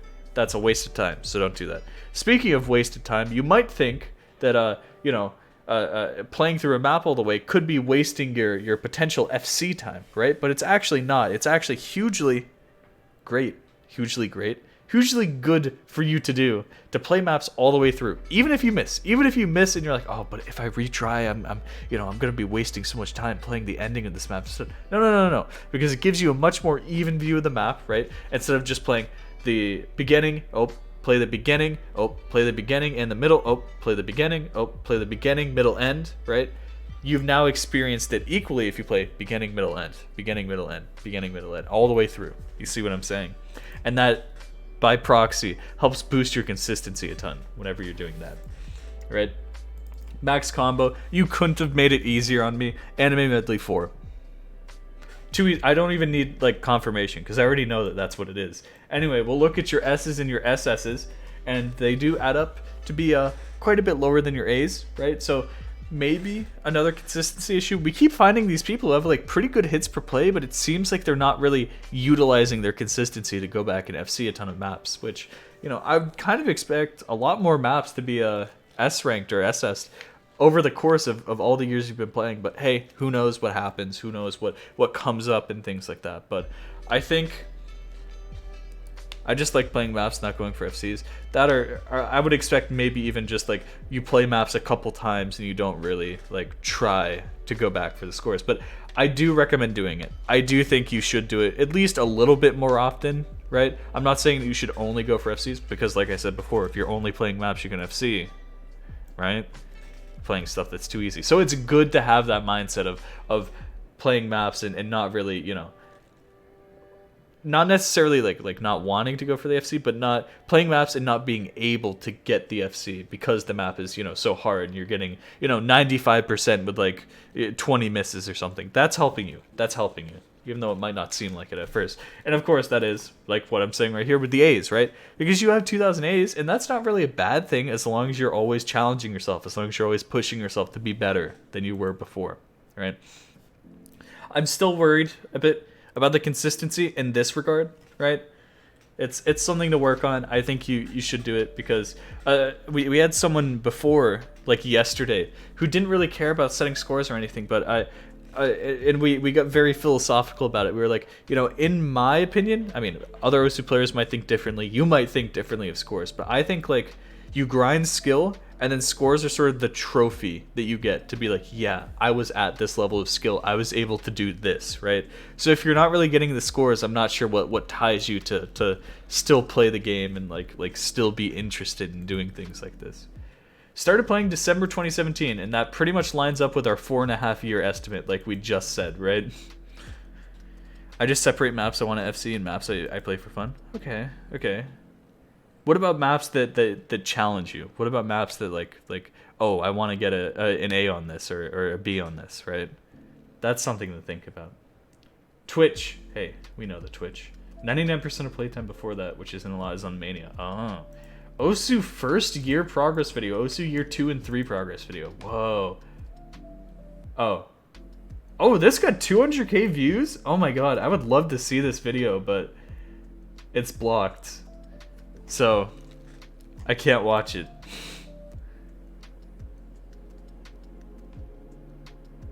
That got 200k views? That's huge. Oh, it's the video. That's okay, that's kind of clever.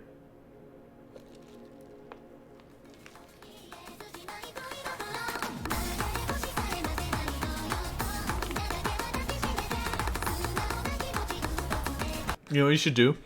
You should download your first video, right?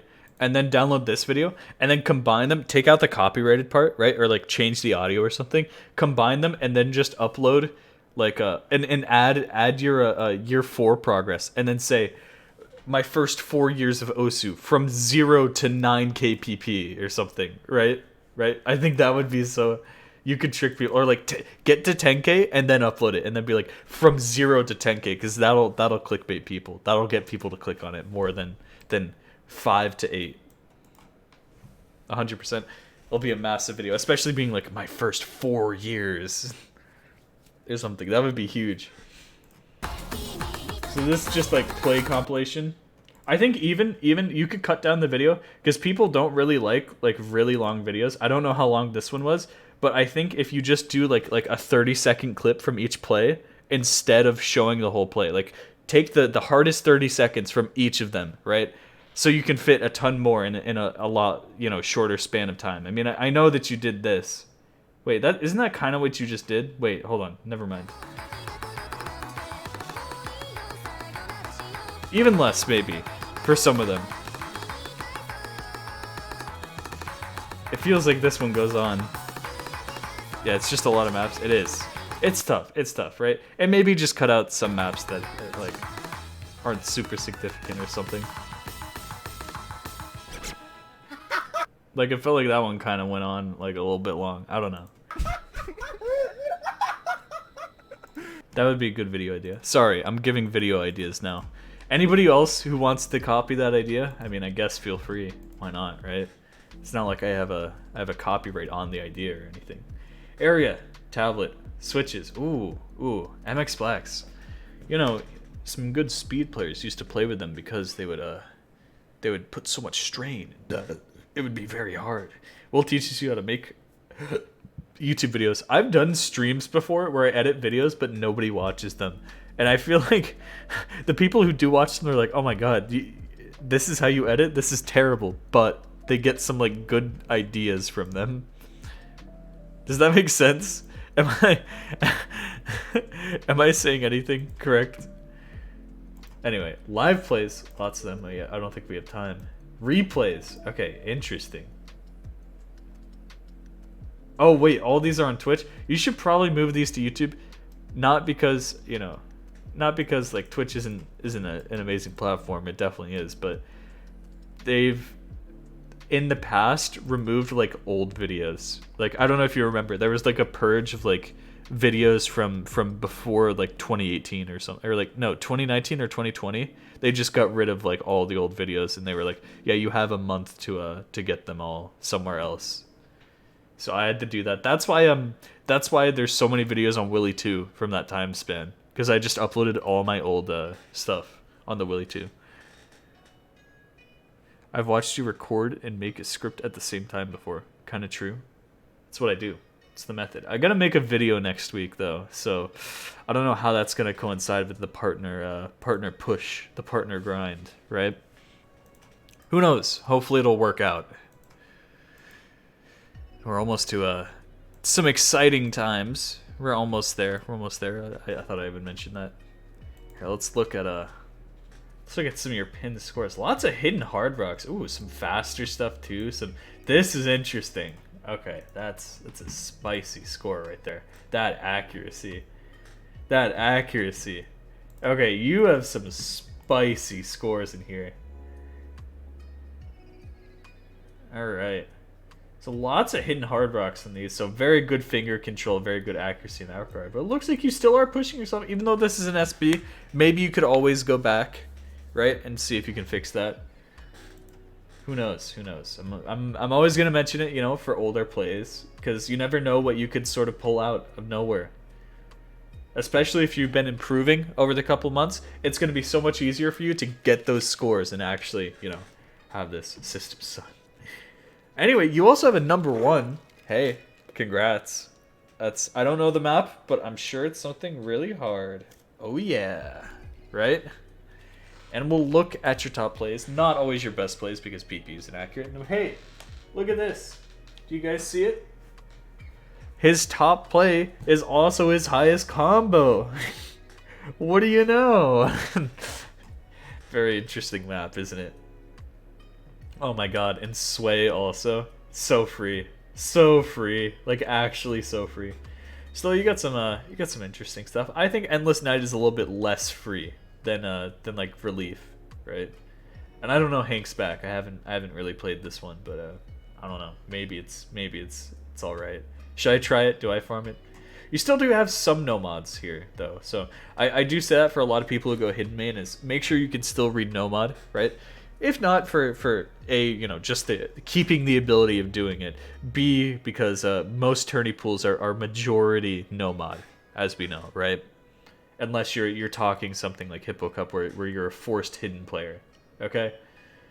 You got some really interesting plays up here, especially with these hidden hard rocks. Dude, Super Nuko classic. Why is Super Nuko World 440 now? Zen A? Oh my god, dude, you could have a 600. Come on, go get your 600 PP play. Matryoshka. I never thought that would be that much. Unless this is like some other set of it. No, it is. Oh my god, I should play this. That's so much PP. I keep forgetting to play older maps. I keep forgetting. Yeah, but there's some chokes here that you could definitely fix. I mean, some of them are annoying, like Honesty, right? But I think this would be such a cool play. CRNs on Yorinaku, that would be huge, and that was 8 months ago. So that's the type of stuff I'm saying go back and fix. Hopefully you're pushing speed. Of course, I'm not going to see like a ton of super duper fast plays in your top plays, right? But hopefully you are trying to become faster and faster as well. And maybe even higher AR. I don't know, you know, some of those DTs, I know that most of them were AR8, but I'm not sure how you're feeling on like 10.3. You know your weaknesses better than I ever can just by looking at these. And look at all these chokes that you could fix. Oh my god, look at them. They're so fixable. Ah. Anyway. So, yes. Hopefully you're feeling it. Oh my god, finally. A man of culture who misses on the correct part in this map. I'm so glad somebody has missed at the correct part to miss in this map. Wow. There's one place where you're allowed to miss in this map, and it is that pattern. Alright. But yeah, again, always be pushing yourself. Looks like lots of interesting plays up here. Oh, I know this map. Hey, this map. Someone's played this map with the exact same accuracy. Wait. Oh my god. Oh, I copied you. You did this one first. Oh man. I'm behind the curve. Number 40. I wonder if we're right next to each other on the leaderboard. Wait, do you think we are? Oh no, we're not. What did you do? Did you just spin? Oh no, I spun. Oh. Okay, I kinda trolled you. Whoops. Hope you don't take that back. Alright. Yeah. So interesting stuff, dude. Like, very interesting maps. It's really just, you know where to find interesting maps. You probably know where to find interesting patterns. Just win.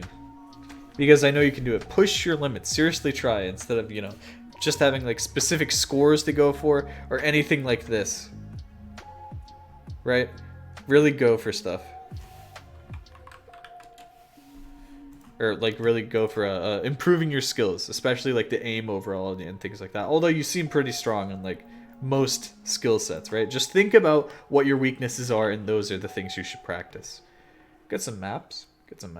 So play history peaking actually on your first month of playing in Osu, December 2017, 3,132 plays. Like you said before, all this is just mania, so it doesn't really count, but that's pretty incredible.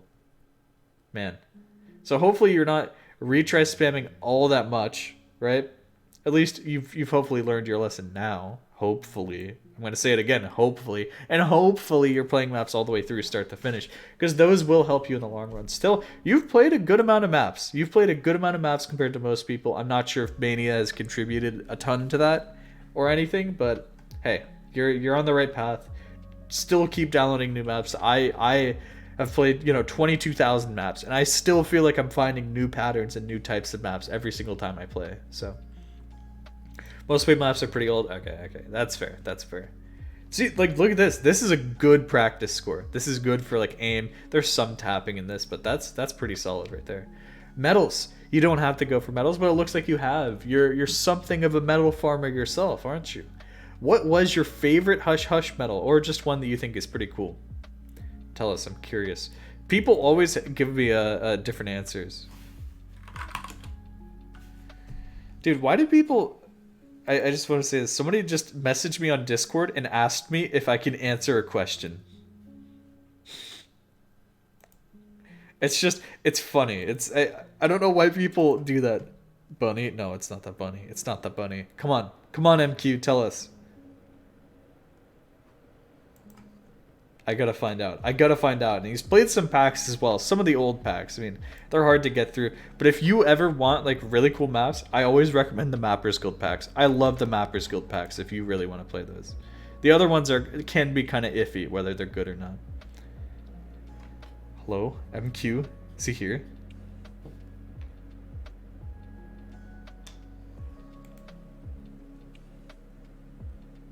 The ones that gave me the most trouble has been the FL ones for sure.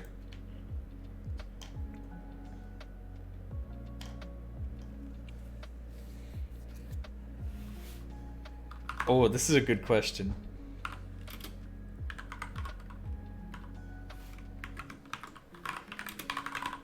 He actually just asked me a really interesting question. I want to give a good response. Here, you guys might find this interesting as well.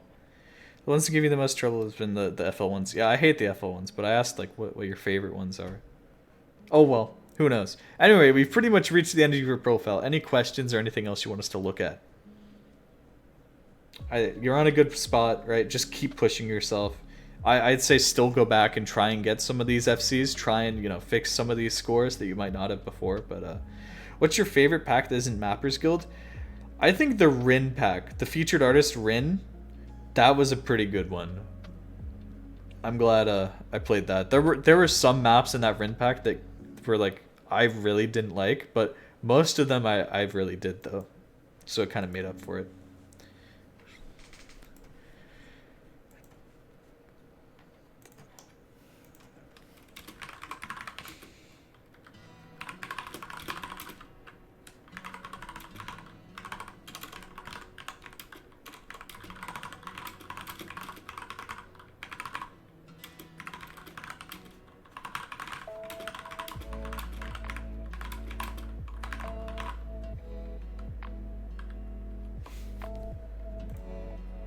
My favorite one's probably the one you get for passing Souls of Oblivion. Okay, that's a fair one. Any questions? Anything else? Anything? Anything, friends?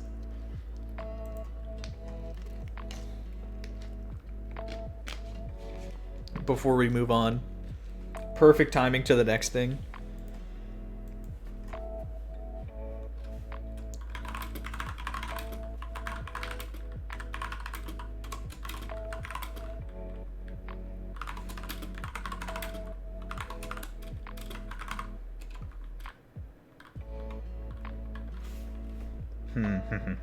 Oh yeah, that's right. You know I'm gonna have another color.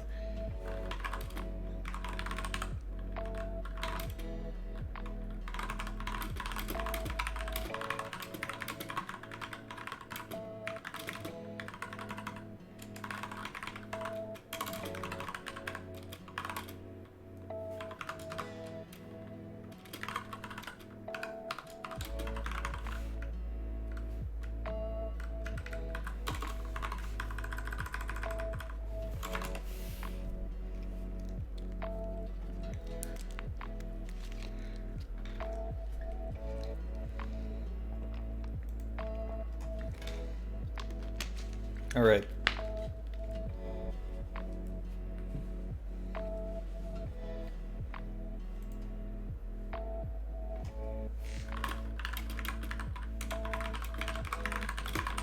So, it is Corsair's time. The next keyword will be red. If you guys are interested, type red in the chat if you would like a profile review.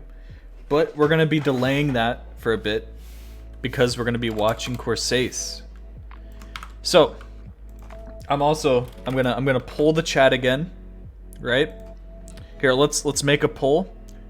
New poll. Winner of CC. Thanks for the follow. And it's Zudi Nader versus Utami. Okay, you guys have 5 minutes to vote on who you think is gonna win Corsair's Closed. Show of hands in chat. Type 1 in the chat if you don't know much about Osu tournaments or you haven't heard of Corsair or like anything like that. 2 in the chat if you already know. You know what's up. I want to see how many people are like new to tournaments, might not know much about it. Any ones? Any ones?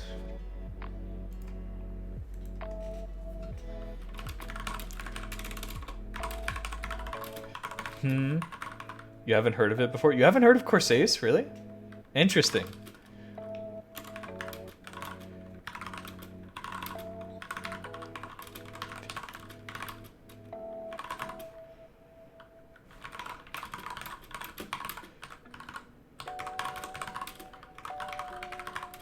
Thanks for the follow.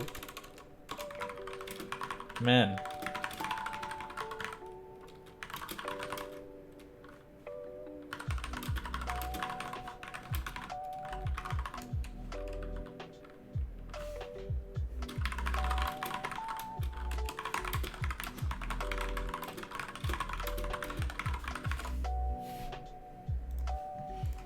It's real. This one's real. Wait, is this? Oh, it is real. Matthew has been issued 6-month tournament ban due to his third major instance of misconduct in an officially supported tournament. Disrupting entire tournaments by intentionally underperforming in high-stakes matches is disappointing to everybody who takes things seriously. There you go. That's what I said. That's literally what I said should happen. And I'm getting an ad on Corsace. Are you kidding? Are you kidding? Oh my god. I'm going for the mental sweep and picking Utami. Oh man. I don't know, man. So for context, for those who might not know, actually, just one more time. Just give me a what's a good number? Give me an 8 in chat if you don't know much about OSU tourneys or you haven't heard of Corsace, you're not aware, you haven't been following Corsace, you don't know what's going on. I'm here to help that. I'm here to try and bring it to a general audience. I'm here to explain anything to anybody who doesn't understand. 8. All right. That's 1 8.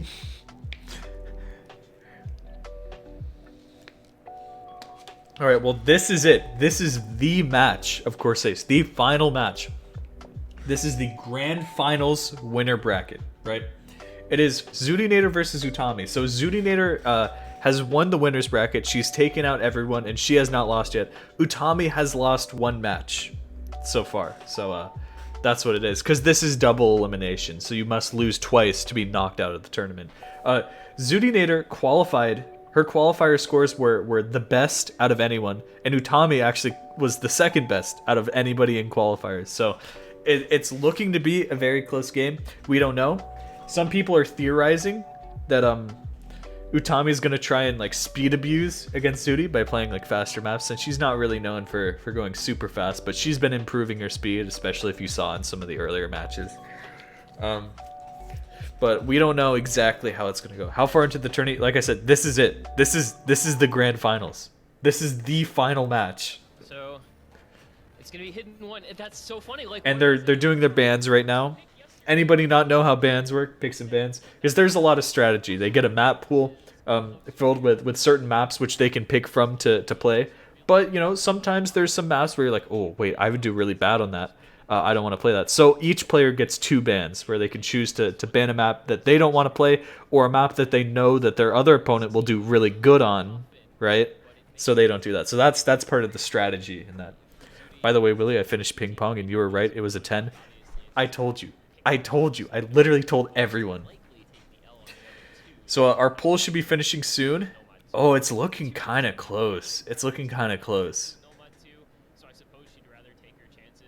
Oh, I'm curious. Everyone vote in the Twitch poll. Vote in the Twitch poll really quick. I want to see.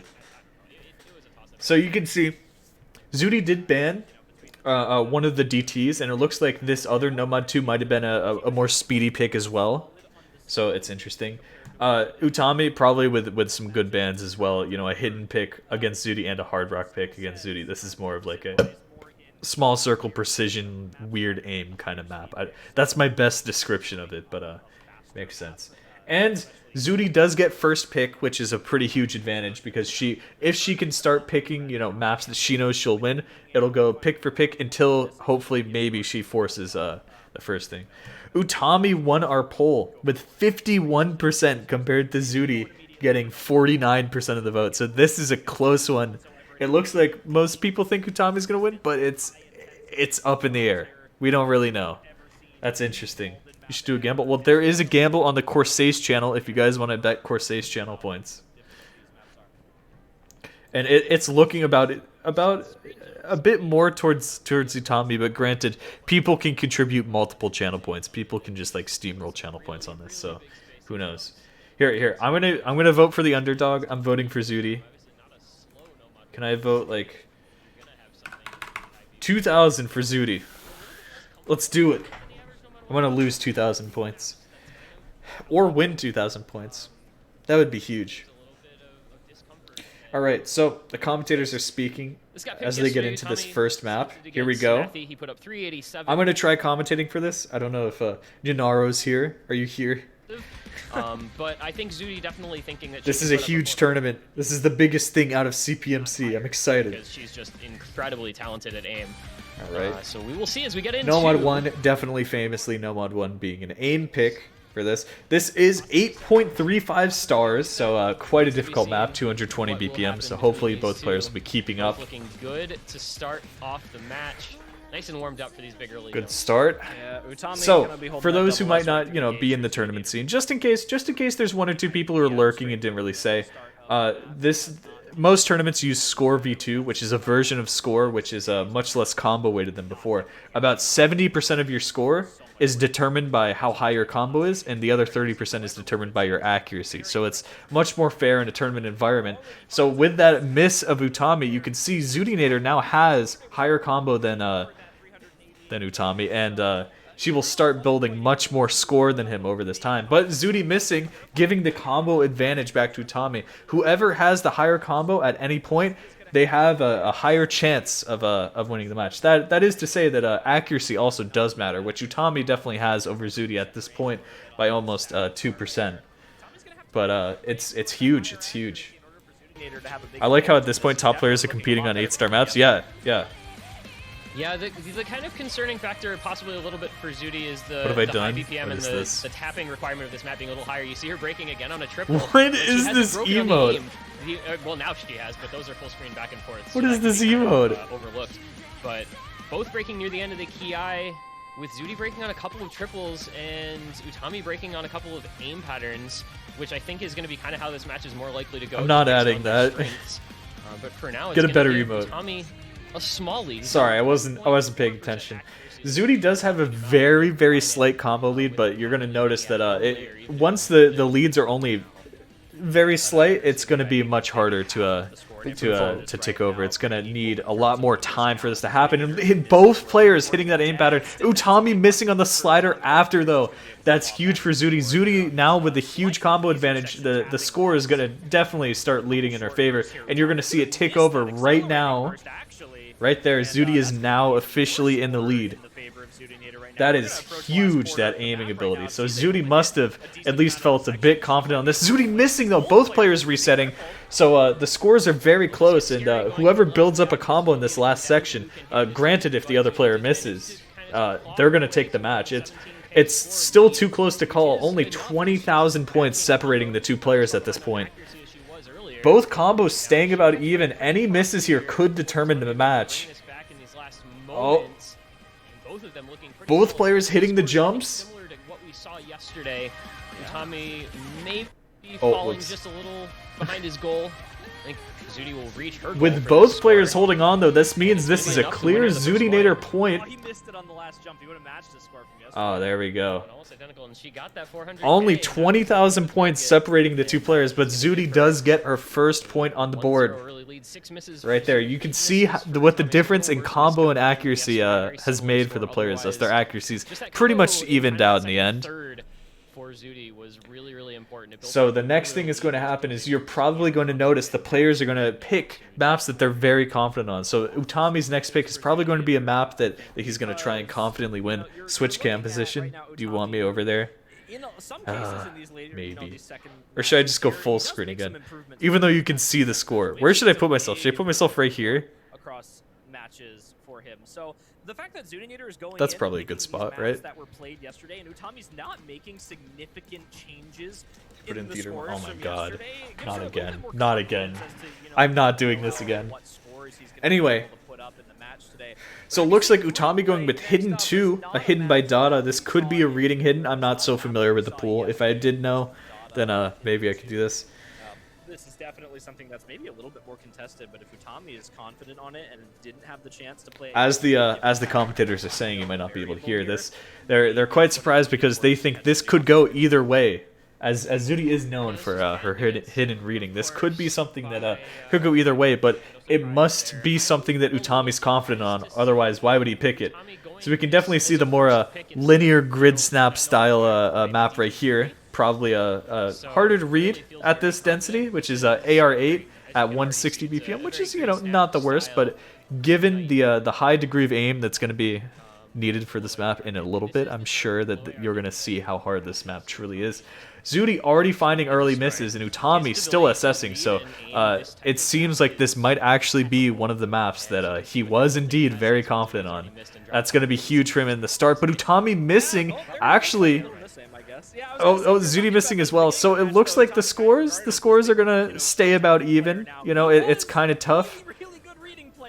Oh, man. Utami still staying strong, but Zudi finding some misses right here. So the score, I guess, it will start leading towards Utami at this time right now, especially as Zudi continues to miss and break her combo on some of these harder square patterns, as you can see right here. Not necessarily hard to aim, but definitely harder to read. That's the important part. Oops, says Zudi and Smoke. Very nice. Utami. Some of these patterns Utami's going crazy on. Even though he's not keeping the combo, you can look at his accuracy, 99.5%. That is quite crazy, especially given this tier of map in a grand finals. You can see just how much Zudi is struggling, especially if you know how good of a player she is. That should tell you how hard this map is. The star rating being quite deceiving, only 6.8 stars, but I think you can see just how hard this map really is. Anywhere near, unfortunately, good enough in this particular setting. Oh, Utami! Chain missing on a on quite a difficult pattern. That still the lead going to him by 100,000 points. I don't think any difference is going to be made in these last few seconds. This is definitely an Utami point. A good one at that. So certainly not enough. There you go. The score is now 1-1. Entire map from Utami. What a response to that first pick from Zudinator on Utami's part right now. That very was interesting. An insanely smart. Guys, I'm gonna be honest. I have to pee. I'm gonna speed run a bathroom break. Okay.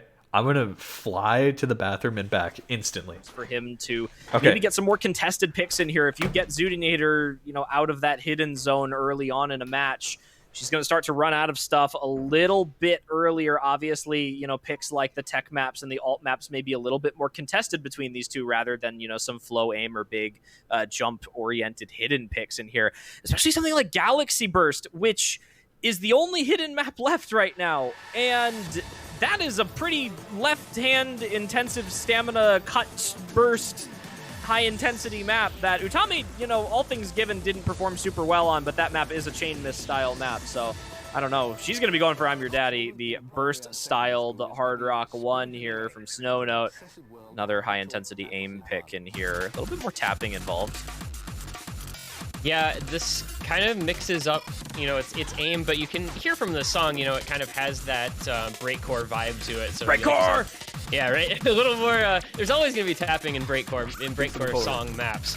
It's on 225 BPM, so it's pretty similar BPM to the Nomad one. But like you said, it's going to encompass a little wider range of skill set. And this is, I guess, I can think of very few picks that aren't going to feel really contested on Zudi's side. But this feels pretty contested. But like you said, Utami not really known as a hard rock player. All right, yes. That hard rock is definitely going to be a good pick from Zudinator right here. What are you guys thinking so far? Tell me, chat. If you are Zudi, seeing him banning out the whose pick is this? Who do you think's going to win? The hard rock pool. Let's pick 79 seconds. It was not 79 seconds. There's no way. We'll see how it goes here as we. It fell faster than that. Map number 3. Thanks for the follow. Really 1-1. All right, we get into the map right here. Quite a hard map. I think even if you just look at the mapper name right there, Snow Note, you probably know how hard this is. With Hard Rock, it comes out to 8.11 stars and 225 BPM. Interesting that Zudi has been going for some of the faster maps in this pool. Granted, it's not like super fast, but given that she seems to drop accuracy once the BPM start getting a bit higher, it's just an interesting one. Utami actually keeping combo through this section. Some early misses from Zudi, and her accuracy is kind of suffering, like I said, on this section. So I'm sure she might feel better about the patterns later on in the map, at least. Gives her a little bit more of a command over playing hard rock more, although she does normally play hidden hard rock. I think the ability to play with these smaller circles. Break from Utami earlier makes for the combo lead in Zudi's favor. She's going to start building it up and maybe even get the score lead at this point. Right now. It's going to disappear pretty quickly, though. Zudinator going to approach that 400 combo. She does find another break. She keeps almost transitioning off of these jumps too early after the This is triples huge. Right now. It's like she's trying to compensate for how fast the map is, and it's actually... I mean, breaks from both players, but Zudi's really going to need to start holding on. Otherwise, this point's going to Utami. It's a very interesting thing here, but Zudi can afford to lose, as Vinxis notes in chat. If Zudi loses, since she was in the winner's bracket, she has not lost a match yet. She needs to lose twice to be fully eliminated from the tournament. So this is giving her a chance to come back, really, if just in case the first match falters. Granted, I'm sure nerves might be even higher then, and I'm not sure exactly how the result would go, but that's a little bit tough. But when it's, a combo lead of over 100 plus an accuracy lead of 3%, that doesn't feel super great. Oh, there's a break from Utami.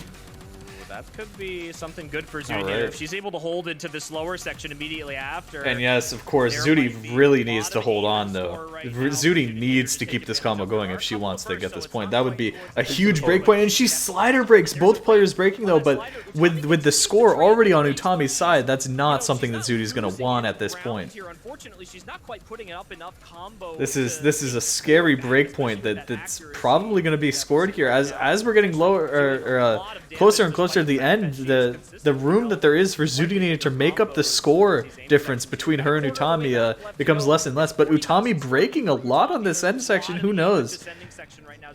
If Zudi can hold on to this will be her point. But if not, it's looking a bit rough. That 2% accuracy lead is going to start to close a little bit as she finds some more comfortable parts. This ending is very high intensity with the triples and burst, though, after this aim section at the ending here. There's going to be a big aim section, and then we're going to go right back into the triples. And if she's able to hold through this with a couple breaks from Utami, that could be in the clear. This is going to absolutely come down to the wire here, though. This is Zudi's still holding on, and the scores are getting closer, but Utami is holding on too, making the score just run away on his side as well. This is tough. This is getting so close. Zudi's really going to be hoping for Utami miss, but as time keeps going on, it's getting closer and closer, but it's not enough. No one's breaking it. It's just not enough to catch up. Utami takes that point by 20,000. A break point, which is huge, because if you don't know, if you don't follow tourneys, right?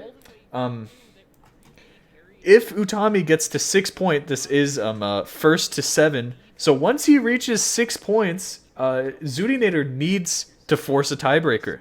Needs to reach tiebreaker to win. So the first person to hit that match point, right, the 6 points out of 7, that gives them a huge advantage. So these early points already going to Utami, especially when you consider the next pick is actually from Utami. He can get 2 points up already.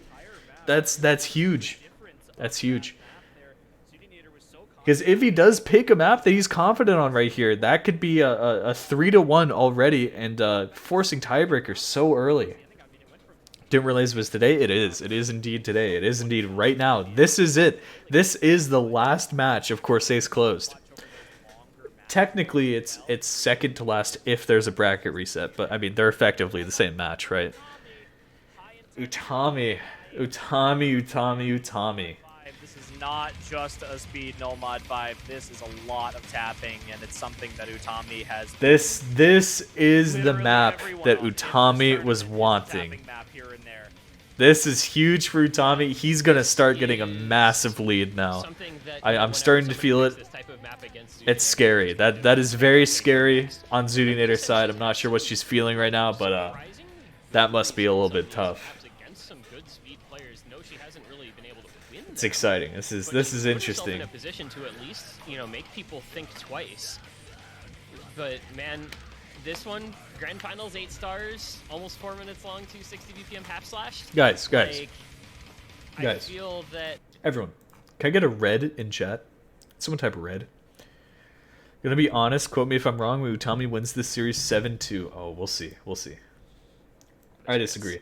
But I always root for the underdog. Anybody who's losing, I always root for them. Punches. If you're looking for a Nomad vibe that doesn't hold back, so I think Zudi's winning. And the strain, and makes you want to cry at the same time. And on paper, you might even think Zudi would win as well, given the qualifier results. But as some people have said, I don't know because I haven't seen the full pool, but some people have said that this pool is definitely more like speed oriented, so it would not look as much in Zudi's favor. But who knows?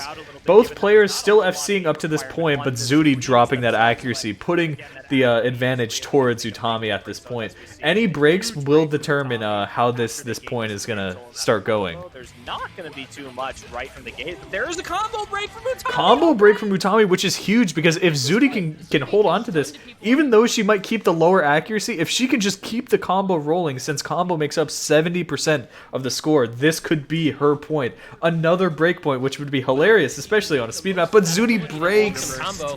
But once those longer bursts come in, and once the stamina starts getting drained, it's okay. We're gonna start seeing Utami start picking up the slack right here, building up combo, and his accuracy nearly reaching 99% already on this map. Granted, it's not the super duper hard part yet, but that's gonna definitely swing it towards his favor, at least at this point.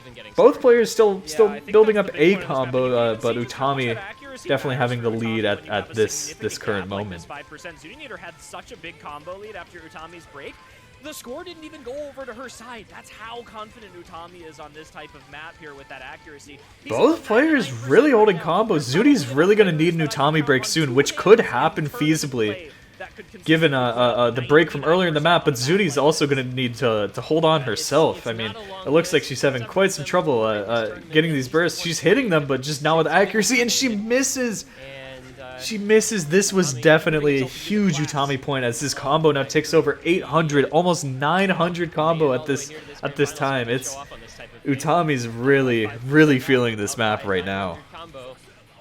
You could pretty much call it right now, I think, because there's just not a lot of coming back from this sort of. Yeah, the commentators say there you could pretty much call it right now. You know, Zudi able to it's make not really her way much coming the back. Shorter burst sections, the triples and quints. I think the only way to come back from this, especially given how high the combos are going right now, is Utami to constantly be breaking and Zudi to build up a massive combo. Massive. There's no way. This is his skill set. This is his playground, and you can see why, you know, kind of the. Oh my God, Utami keeping 99% ac. 99%. Oh my this God. combo from Utami right now is Look at his ac. Absolutely ridiculous. Look at his ac. Utami's maybe just enjoying this. Obviously, you know, unfortunately, kind of having to ban this. Look at his ac. You know, Mathy in. Are you guys seeing this? Because that's just what he's good at. Utami, I mean, he drops the 99%, but his still so comfortable close. zone on the Nomad 5 yesterday, and is taking full advantage of it right now. No trouble on Look the at the bigger combo, control and he section slider right here, breaks. or any of the No. speed for that matter. It wasn't even a miss. Like he didn't even miss. He just slider broke. Oh, that's is so such sad. A ridiculous score, man. 550k and he's still going. Granted, I just want to say again, this is an 8-star map. Pretty much all of these maps are about 8 stars in difficulty that they're playing right now. This is so insane to see such a high combo and nearly 99 ac on it as well from Utami. You can see Zudi's still struggling, but she's hanging in there. She's hanging in there, especially she's gonna need to get the steam rolling. Granted, she could sit back for now, right? Because Utami is the one who needs to force a bracket reset. So she still has a whole match after this, if you guys aren't aware. This is double elimination, meaning a player needs to lose 2 matches to be fully eliminated. Zudinator, coming from the winner's bracket, has not lost a match yet. And Utami is coming from the loser's bracket, where you get a second chance at this. That's where people fully get eliminated. Having only lost 1 match, so if Zudinator wins this match, or the next match, she just wins the tournament automatically. But Utami needs to win both of the 2 matches to be able to do this. So it's rough. It's an uphill battle, but maybe Zudi will get her footing if there is a bracket reset by then. You know, something you do have to take into account is that 610 Well, it is back to Zudinator pick, but she's got to be careful about this, given that the last one was a break point. It's going to be very rough. Utami being up 2 points already. If she gives him a 3rd point, that's that I don't know how that's gonna you know have any recovery. And she picks an interesting map. Interesting. I'm not sure how this is gonna go against Utami. I'm not sure if she is trying some unique maps. There could be some strategy on her part that I'm not considering, but normally you'd want to see, you know, very confident maps, very confident. Maybe she's very confident on this, or she thinks, you know, she can definitely outscore Utami. Who knows? Who knows? That's probably what's going on at this point, right? I'm going to Mars and I'm going to Inhale Dirt. Interesting. All right. For the first time on her own, it's going to be Hidden 4, which because like I want to say again, right? Zuti's got to start getting these points rolling. Otherwise, Utami's going to hit 6, and then the only way to come back from that is she's going to have to hit 6 and force a tiebreaker. Any points after that, after Utami hits 6, would just be a win for him. So that's why it's so huge getting those points early on. And who knows? And once the decisive picks, once the picks that we know, like, okay, Zutinator is going to win this one, or Utami's going to win this one, are all whittled down, then it starts being a toss-up between who gets it. So it could go either way. We don't know if we're there quite yet, but tried to do replays I don't know. On this, it's kind of rough. A point of difficulty where it's just like these maps do have skill sets, but they're so freaking hard that's just how you have to classify the maps, by like difficulty. Like, this map is impossible to play. This is somewhat possible. What do you even pick against a player in Corsace's Grand Final? So that's the thing, because you might have a player who has, like, you know, a certain weakness. Like we said, Zuti is not very good at maps, you know, once it gets to like 250 BPM plus, like very, very, very fast maps. So Utami has tried to pick that in the past, right? To just get a point off of that, and it seemingly works, right? But if you do have a player who doesn't really have a weakness, then you need to play to your strengths. You need to pick a map that you're like, okay, I know that my opponent will do very good on this, but I'm confident that I will do better. And that's what happens. Anyway, into the map, both players breaking, but Zuti breaking earlier on. It's rough. This was her pick, by the way. This is kind of tough right here. I'm not sure. She's really going to be needing some Utami breaks and to start holding on her own. This is a very interesting rhythm map. Again, all these maps are around 8-star difficulty, even if it doesn't say it, right?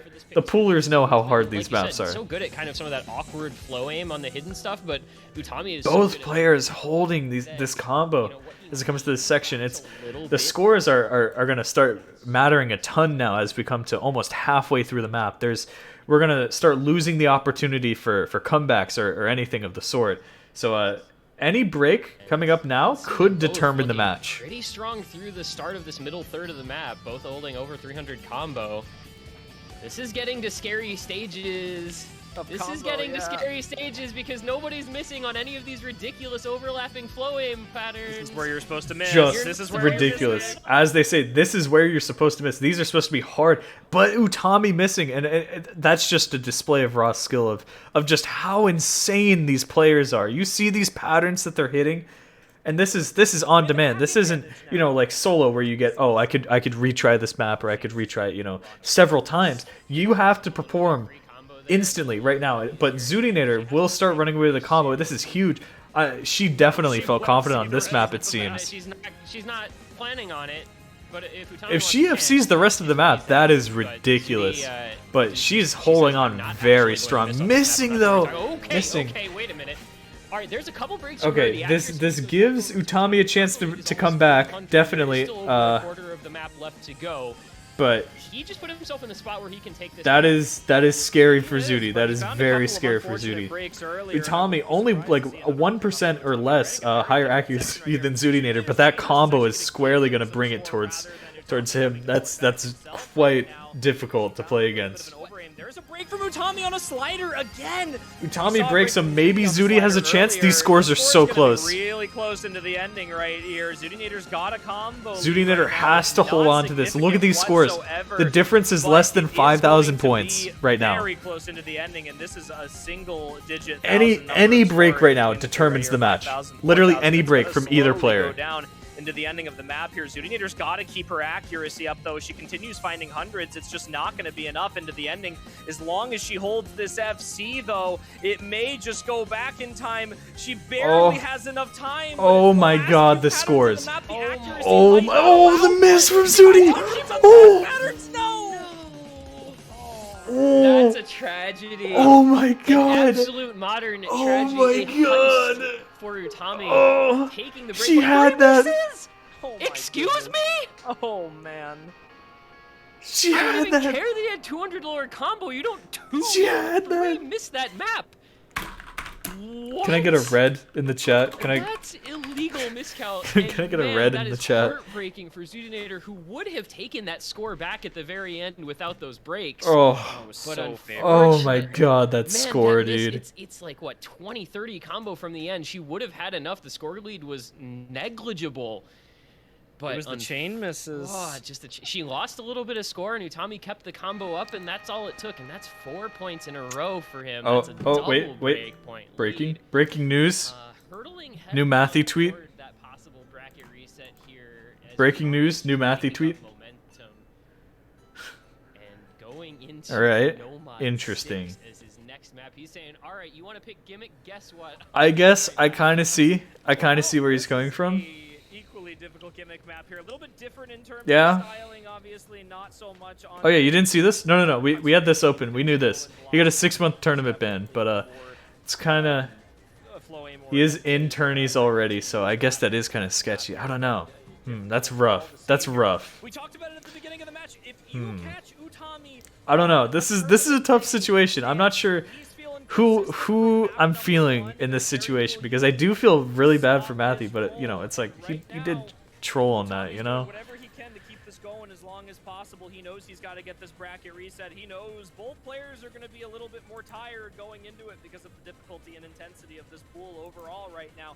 He's going to try and take this as fast as he possibly can, and right now is his opportunity. Why do you even to troll? go up 4 I don't know. points You at the beginning of get into his own head, maybe you'll figure it out, but it's tough. Anyway, they will be going into Nomad 6 right here.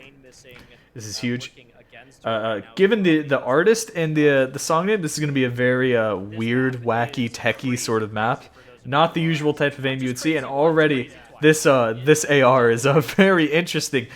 160 BPM at AR 8.3. You can see the overlaps here make this incredibly difficult for the players to read. So this is squarely an Utami sort of a pick. I can sort of see exactly what he was going for right here. And the point lead though is gonna probably keep heading towards Utami as we see Zudinator breaking on here. I mean, just look at his score just for the match, right? 4-1 already, but given this map, it'll be 5-1. This is getting much harder for Zudi to come back from. This first match is probably going to go towards Utami. Just given that, unless the Zudi comeback starts happening, because who knows, right? The maps could start favoring either player, and if Zudi starts, you know, outperforming Utami on some of these maps, which could definitely happen, especially on the picks that are toss-ups that could go either way. Who knows?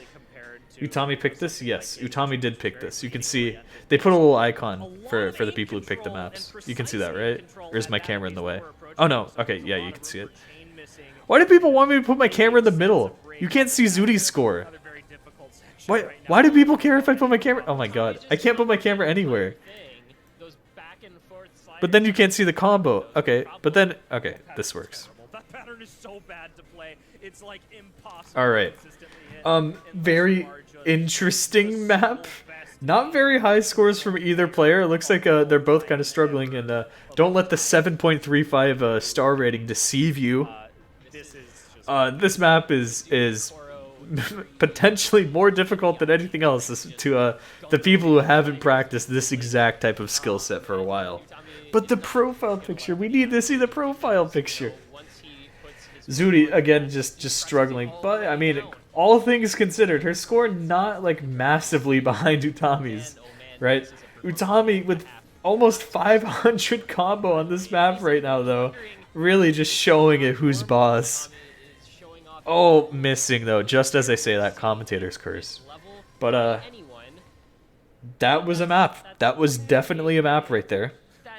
Yes. more than doubles Zudinator's score. 8 misses against 42, 91 Oh, yeah, we saw that. against 84, 533 max combo against 176.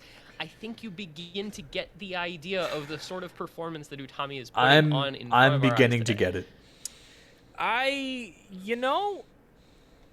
For what, the third time I've mentioned it this round, Utami shows up for a match. He's playing well.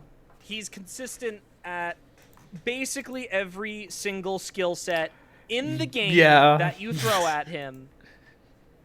How do you respond to that? I don't know. Unless you are having I don't know. the match of your career when Utami is playing like this, how do you respond to it? And Zudinator, she's gonna end up going for the hidden 3. I mentioned earlier it's a very tapping intensive Nomad 3. You've got these dense cut bursts at the beginning into these high intensity spacing slider section at the ending right here. If Zudinator's able to maintain the tapping on this map, I think she would do very well on this. The thing that's just always the question in my mind is, Utami's a stronger tapping player. Will that make a difference right from the beginning of this map? Who knows? Who knows?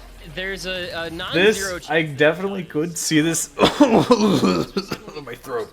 I definitely could see this favoring Zudi, so I think this is a good pick for her. But the trouble is, just like they're saying, when you have someone who's of Utami's skill level, who practices so many different skill sets, it's like, what can you do against them? It's exactly that, because this is like a more techie sort of slider map, right? And Utami is well known to do pretty good on these, but so is Zudi. So this might be one of the ones that is more of a toss-up and not exactly a surefire Zudinator point. But this is going to be rough, because if Utami wins this, he only needs one more point after that to win. How are the players' stats? Do you mean the stats on the side here? Oh, whoops. Sorry, I'm kind of in the way of the stats. The initial stats were determined based on qualifier results, so they played lots of different maps to qualify for the tournament and do stuff like that. And throughout each round, depending on how they've performed on the certain picks for each skill set, there we go, that's the word I'm looking for, they've changed the stats. So if Utami did good on a speed pick, his speed has slightly increased, or maybe if he did bad, then his speed would have decreased number. So that's how they've tracked the numbers, at least the way that I understand it. It's something that's purely just for Corsace, so it gives people who are just hopping into the match, like maybe you haven't watched any of Utami's or Zudinator's gameplay before, it gives you an idea of how good they are at certain things. Anyway, getting into the map, both players FCing at this point. Utami with an accuracy lead of about 1% so far, maybe even nearing 2%. But this is where the map really starts, though. Oh, Zudinator missing. Huge Seamus on these. These are the hard patterns to aim, though. I don't blame her at all. These streams are quite difficult to keep up with as they cut. But Utami comboing through this entire section. This is not looking good for Zudi at this point. That is so rough. She's just not aiming these correctly at all. Utami breaking, but it's not going to be enough unless Zudinator starts performing on her own. This is quite rough. Utami just managed to combo through most of them, and now he's got a 110k lead. And much like if you see a great team going ahead by 20 points in a game of basketball, it's hard to imagine that being given up, because it's just the level that he's playing to. It's unlikely to lose the rest of the map by a 120k margin. Who knows? Maybe if Zudi does get her footing, which it does seem as she... Okay, never mind.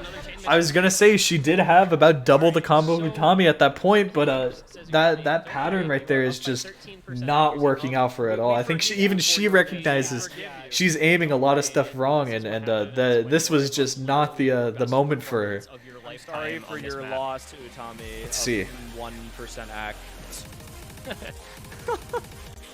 I mean, I don't know. This ending section is so much more comboable than the beginning, too. And with the score lead that Utami has gotten at the beginning here, unless Zudinator literally FCs the ending of the map and Utami breaks right now, recovering 150,000 score at the ending of this map is not easy. Like the commentators are saying there, that's tough. But Utami does break, so maybe if Zudi is finally getting her footing here and she FCs the entire rest of the map, there's a chance. But that could be few and far between. Who knows? Maybe she eliminated the nerves just by missing the entire beginning and she's not expecting much. Who knows? Because her combo is starting to get pretty high, over 500 at this point, and she misses as I say that. If there was ever a chance in this pick, I'm pretty sure it just went out the window for Zuniator. I'm so sorry. Fortunately enough. I'm so sorry for cursing. It would have been a I cursed it. comeback if it had happened. It would have been remarkable just to make this. I'm just trying to commentate, but I'm giving people the commentator's curse as we speak. Even with Utami Oh my god. in the second half of this map, it just I mean, it's just not enough. Given that the huge lead that Utami got in the beginning, especially Zudinator's accuracy still sticking at around 91% compared to Utami's 97, that's going to make a bit of a difference, really. Had a pretty decent, respectable combo at one of these ending sections. She's putting up another pretty one scary. Right now, but 6% is one of the biggest accuracy leads we've seen thus far, and unironically, again, when you have that much of an act deficit, it's probably half or more of the score difference on this map right now. Yep. I don't know how the hell they're comboing this ending section. What in the world? Zudi FCing the ending, so does Utami. Interesting. Both hit the slider stream. Look at that exact Very interesting. 100K score difference, by the way. Precisely 100,000 points. Even with that ridiculous ending from both 8-star map, by the way. They FC the ending, which is generally the hardest part of most maps. Very interesting. Utami now only needing 1 point to win this. Granted, Utami is coming from loser's bracket, right? So he needs to win another match directly after this one against Zudinator to fully win the tournament. Give Zudi another chance to maybe, if she wasn't fully warmed up, maybe if she wasn't prepared for this match fully, maybe she needs to reassess what bans she used. Who knows? This could give Zudi another chance. She has the opportunity, even if she isn't able to come back from this first match. Utami looking like almost a near guarantee at this juncture that we're going to see a bracket reset in this match because his momentum is This is going to be huge. absolutely absurd right now on this match.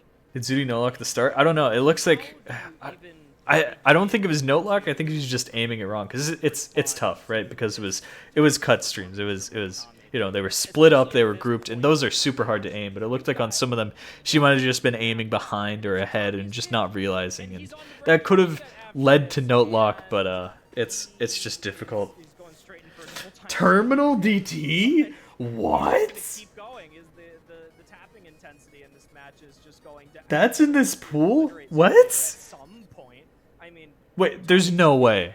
There's no way it's the top diff of Terminal, is it? It must be the lower diff of Terminal. There's no way it's the top diff of Terminal. I refuse to believe that. End's insane? Okay. I was gonna say, if it's the top diff, there is no way anyone can do that. Then his second pick is Nomad 5, which is raw speed and stamina and finger control. Then he goes Nomad 6, which is reading. Very interesting. Alright, so we are getting into Terminal. Nice song. I like the song. Nomad 5, DT2, DT3, like back to back to back. He can do whatever he wants. And still this is very fast. AR 10.3, so Vaxay 2 says Zudinator, pointing at Utami. Very interesting. This is certainly a Vaxay-esque performance from Utami. This definitely has shades of... So this is going to be very rough on Zudi, as we said before. Not very good at super duper fast stuff. So the BPM of 278, definitely leading more towards Utami's favor as he builds combo up this section. Zudi building some combo herself, but the accuracy difference is really going to make this map. And yep, breaking here and there, well Utami just takes this away, DTing it. Are there, guys, I have a question. Are there DTFCs on the leaderboard of this, like the top 50? On the opposing picks in this match today, because I didn't know that if there are. I mean, it seems like something they could totally be DTFC'd, but I don't know if there are people who've done it. Right back in and pick maps that fit into her skill set. Unfortunately, the case of the chat, red. Give me a red in the chat real quick. Give me a red. And he's just been winning the other maps too because of how quick. Confident he's been today. So, you know, no. You can't just say no. You gotta give me a red. Red. Come on, I want to see it. Like the feeling of loss that this must be. Right oh my God, Utami still with 800 combo. Even though his accuracy is suffering a bit, 94% ac, he's still like FCing nearly. Unless, did he break in the beginning? I think this is an FC. This is ridiculous. This is, oh my God. right-hand side of my screen right now in terms of Okay. no freaking Okay. win. Okay. I'm not even mad. I don't even. If he's gonna put up a score like that, I'm not even mad. There's another whole set we have If he's gonna put up a score like that to win match 1, I'm not even mad. I'm not even mad. That is just something else. That's just like a different world. That's a whole different universe of player. Look at chat. Oh my god. There weren't FCs this week, and there were not likely to be FCs this week. Well, Utami decides to come in and prove us wrong. Oh yeah, in the Haga most has a score in this. way Ooh. possible, with Haga taking DT'd it, that's FC why. Okay. on the So there is a 83, GTFC on the which is, by way, leaderboard. I didn't know. 270 BPM, just I don't see any raw others though. Finger control and speed stamina. It's 7 maps in a row. I Yeah. don't know. Like, Zudi came in first. This is going to be rough on Zudi because, like I said, this now goes to match 2. Both players have have lost one match previously, and since this is double elimination, they need to lose twice. So this is it. They're now on equal playing ground. Whoever wins match 2 wins the entire tournament. This is huge. Loser will be second place, but you know. Anytime soon and anytime in the That's still huge, right? But you know, it's not quite the glory of winning, is it? Just getting speed abused, but yeah, you tell me. Well, granted, like some people said, right? A lot of maps in this pool are very fast, so it's kind of hard not to speed abuse. At least, you know, at some picks, on some picks, right? It's okay. Because I'm hoping, of course, you know I go for the underdogs. I'm hoping Zudi's going to find her footing now. She's had the padding of that first match to you know, she had room to lose some points and do that. But now, hopefully, with match 2, this is gonna change. According to random user in the chat, that's the second DTFC ever on that map, by the way, that we just saw.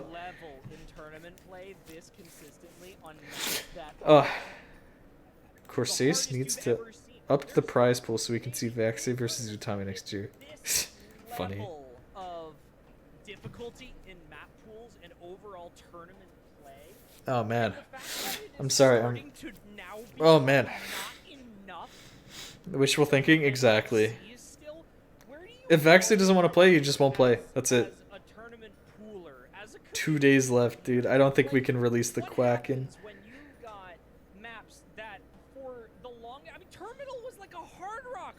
Man, I'll give 250. That Utami can come in and FC and Zudinator being one of the best tournament players in the world. Hey, you're using my emote in the Corsace chat. How could you do that? Hey. Regarded in this way. Zudinator was so strong through Oh man. Utami just continuously goes in for Well, we're waiting for match 2. Don't know when that's gonna happen. So here, let's see. Let's see the schedule. Are you ready? Let's find out. I already had this open. Why am I? Okay. I want to see grand final schedule. Master 1 potential. Following match 30, so it should happen momentarily. I think they're just getting set up. I think they're just getting prepared for the next match as we speak, and they're kind of commentating over that. I got 6 ads though, so prediction result is Utami. I've lost my channel points. So sad. What?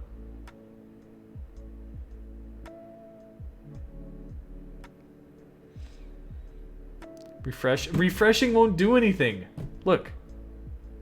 Refreshing doesn't do anything. It literally doesn't. Watch, it's just gonna play an ad in a second. Oh no, it works? I am so proud of what I'm seeing. Okay. Interesting. What if I do that? Oh. Okay. I'll watch the ads to support Corsace. I want to support the tournament, guys. Corsace is huge. Chrysalis is huge, guys. It's freaking huge. I wonder why Vinxis doesn't like get Chrysalis partnered. Probably because it's like it's a single project, right? And maybe he wants to get partnered on his own channel or something, or like he could contact Twitch probably, and they could like do a deal, because I've seen other like tournament stuff do that before. This is huge right here. This is massive. Hello. Well, while we're waiting for the next match, I'm gonna get a drink and I'll be right back. I mean, do you think we have time for a profile review? I don't know how long they're gonna be gone, but the keyword is red, so if you guys wanna type red, I don't know. I'm gonna get a drink. I'll see what happens. Who knows? Who knows what'll happen? Who knows?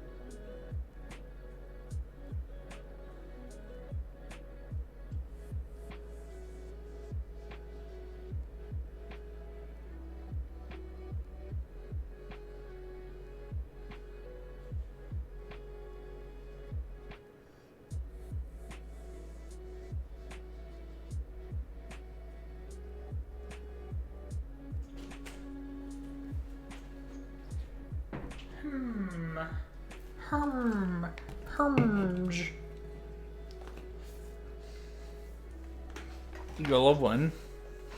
I wish I had a profile. What does that mean?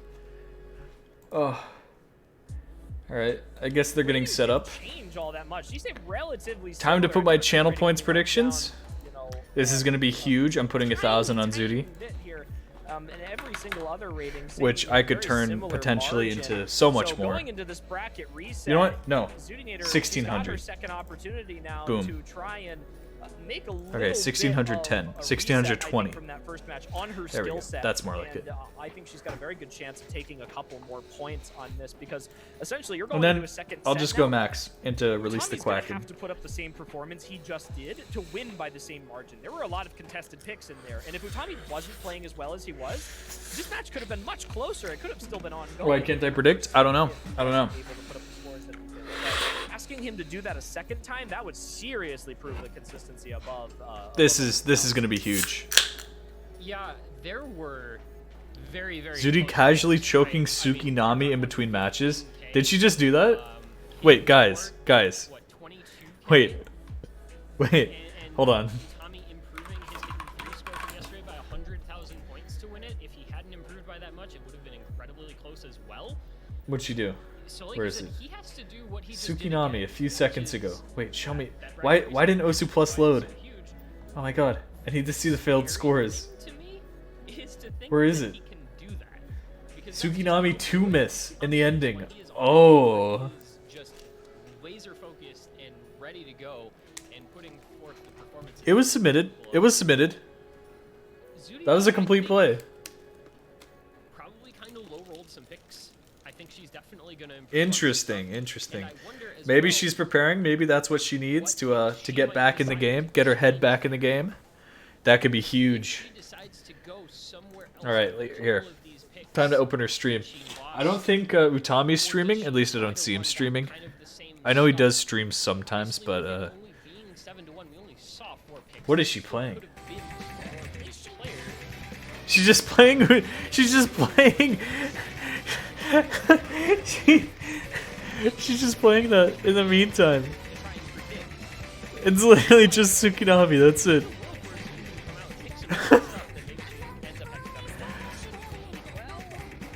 Any idea how long?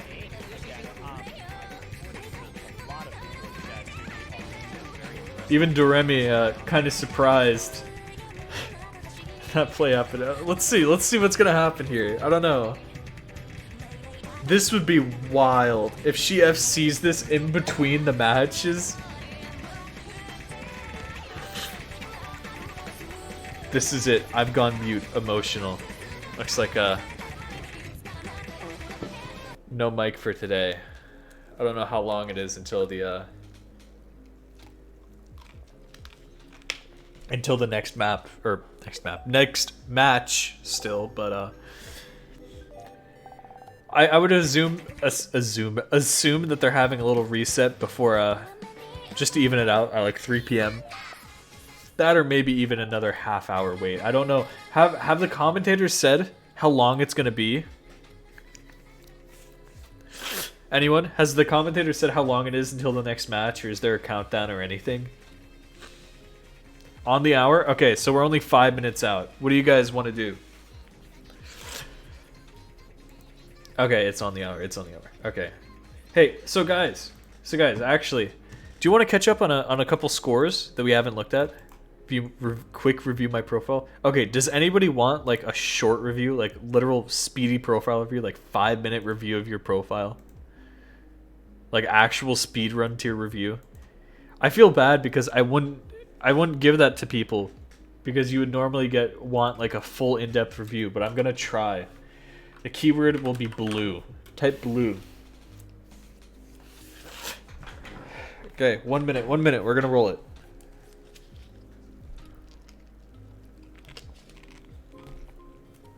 And just to be clear, just so everyone's clear, this is for a short review, not a full review. If you want a full review, you're gonna have to roll again some other time, okay? Are we clear on this? This is just for the short, like 5-minute speedrun review. Blue plus yes. Okay, we understand? You ready to roll it? Say roll it, Once I see enough people, I'll hit it. Stop it. Oh, it looks like some people don't want to roll it. Come on, need more roll-its. Need more roll-its.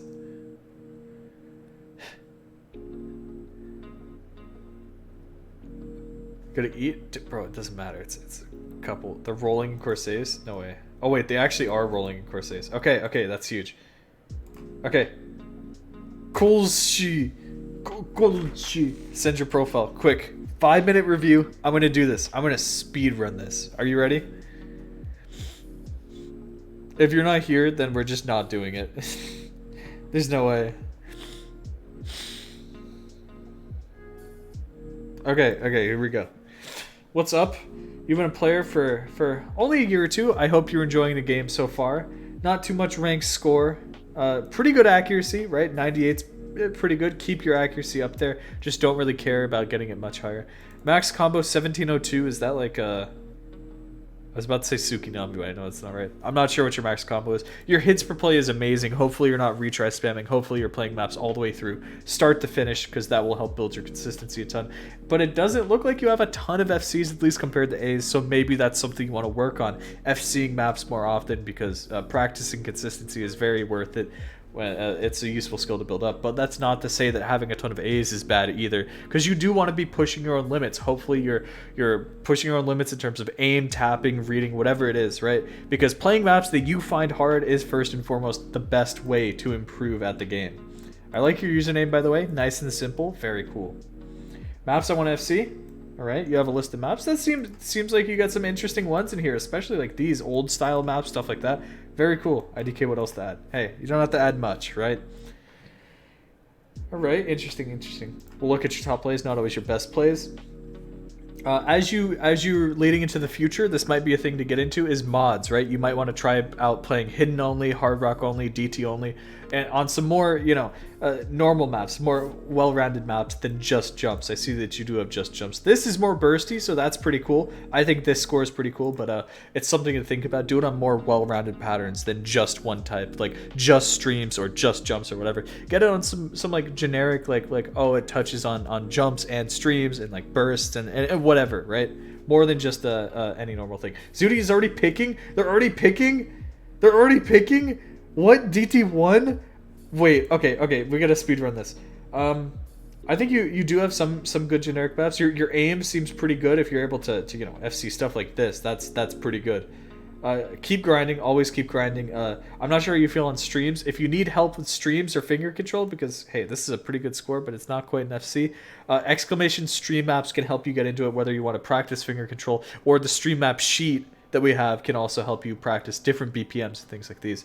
Some of these plays you might want to go back and fix stuff from 4 months ago. Think about how much you've been improving in the past 4 months. Some of these plays might be easy, like really easy for you to fix.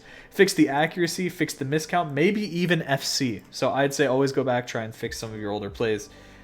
And download different types of maps. I know that you had some interesting ones in your user page, some like linear aim, old style maps, some stream mirror maps, sorts of maps. Just get into all the different types of maps that you can, because this isn't a ton of maps played. Hopefully not retry spamming all that much. It doesn't look like you have, but you might have retry spammed a little. They're playing. I know, I'm doing a profile review. I'm finishing it up. This is just the start of the map, okay? I'm trying to speedrun it. I'm trying.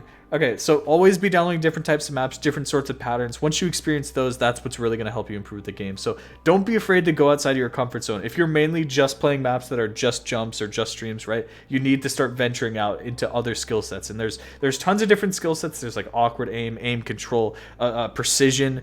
There's lots of finger control stuff, stamina. There's older type like linear aim maps. There's tech maps, which are a huge skill set all on their own.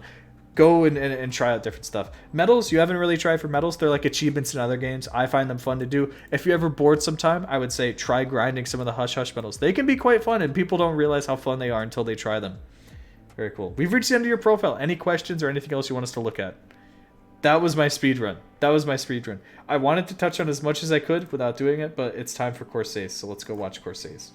Maybe just not quite as comfortable with the AR. Both players on this one's a little... Both players holding combos. Zudi actually with an AC advantage. They both missed at the same point. Scores are pretty even, but it's leaning towards Zudi at this point, actually.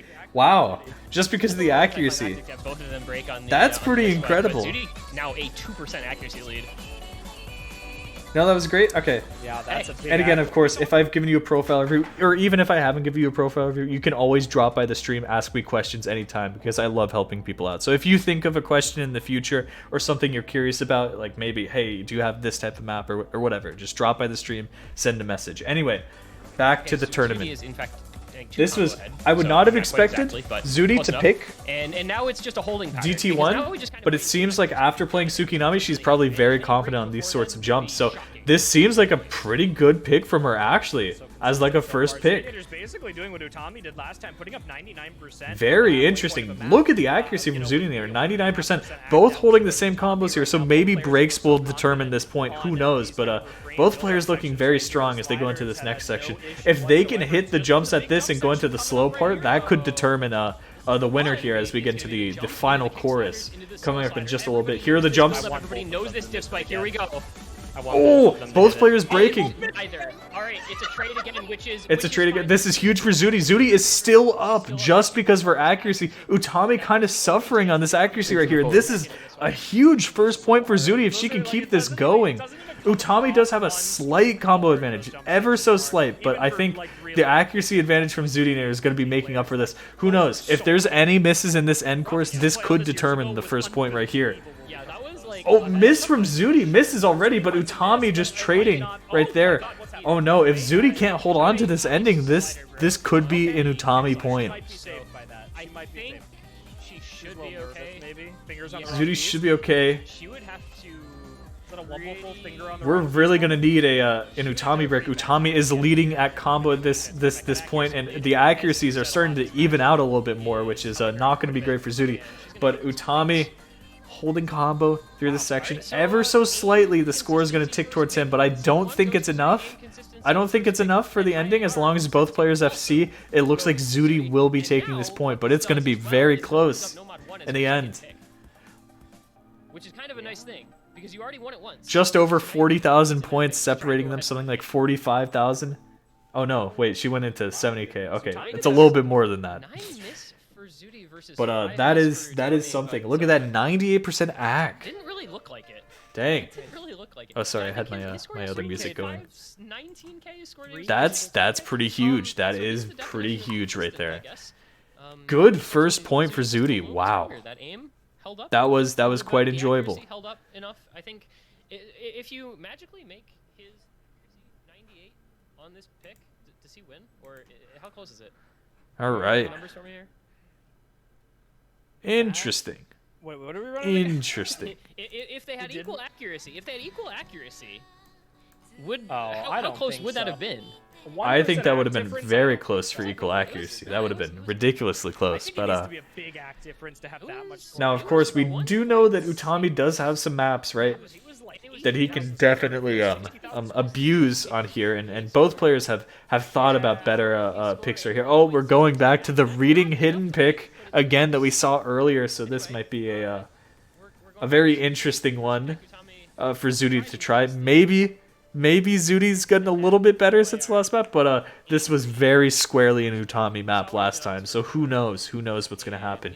That was a really good first point from Zudi, though. I'm still so obsessed with that. That was huge. This one is looking pretty much like an Utami point. Like we said before, the players do want to pick maps that they're very confident on. Start getting their scores higher. Start getting their scores rolling, at least at the start. And Zudi getting first pick this time was pretty big in her own favor. So we'll see.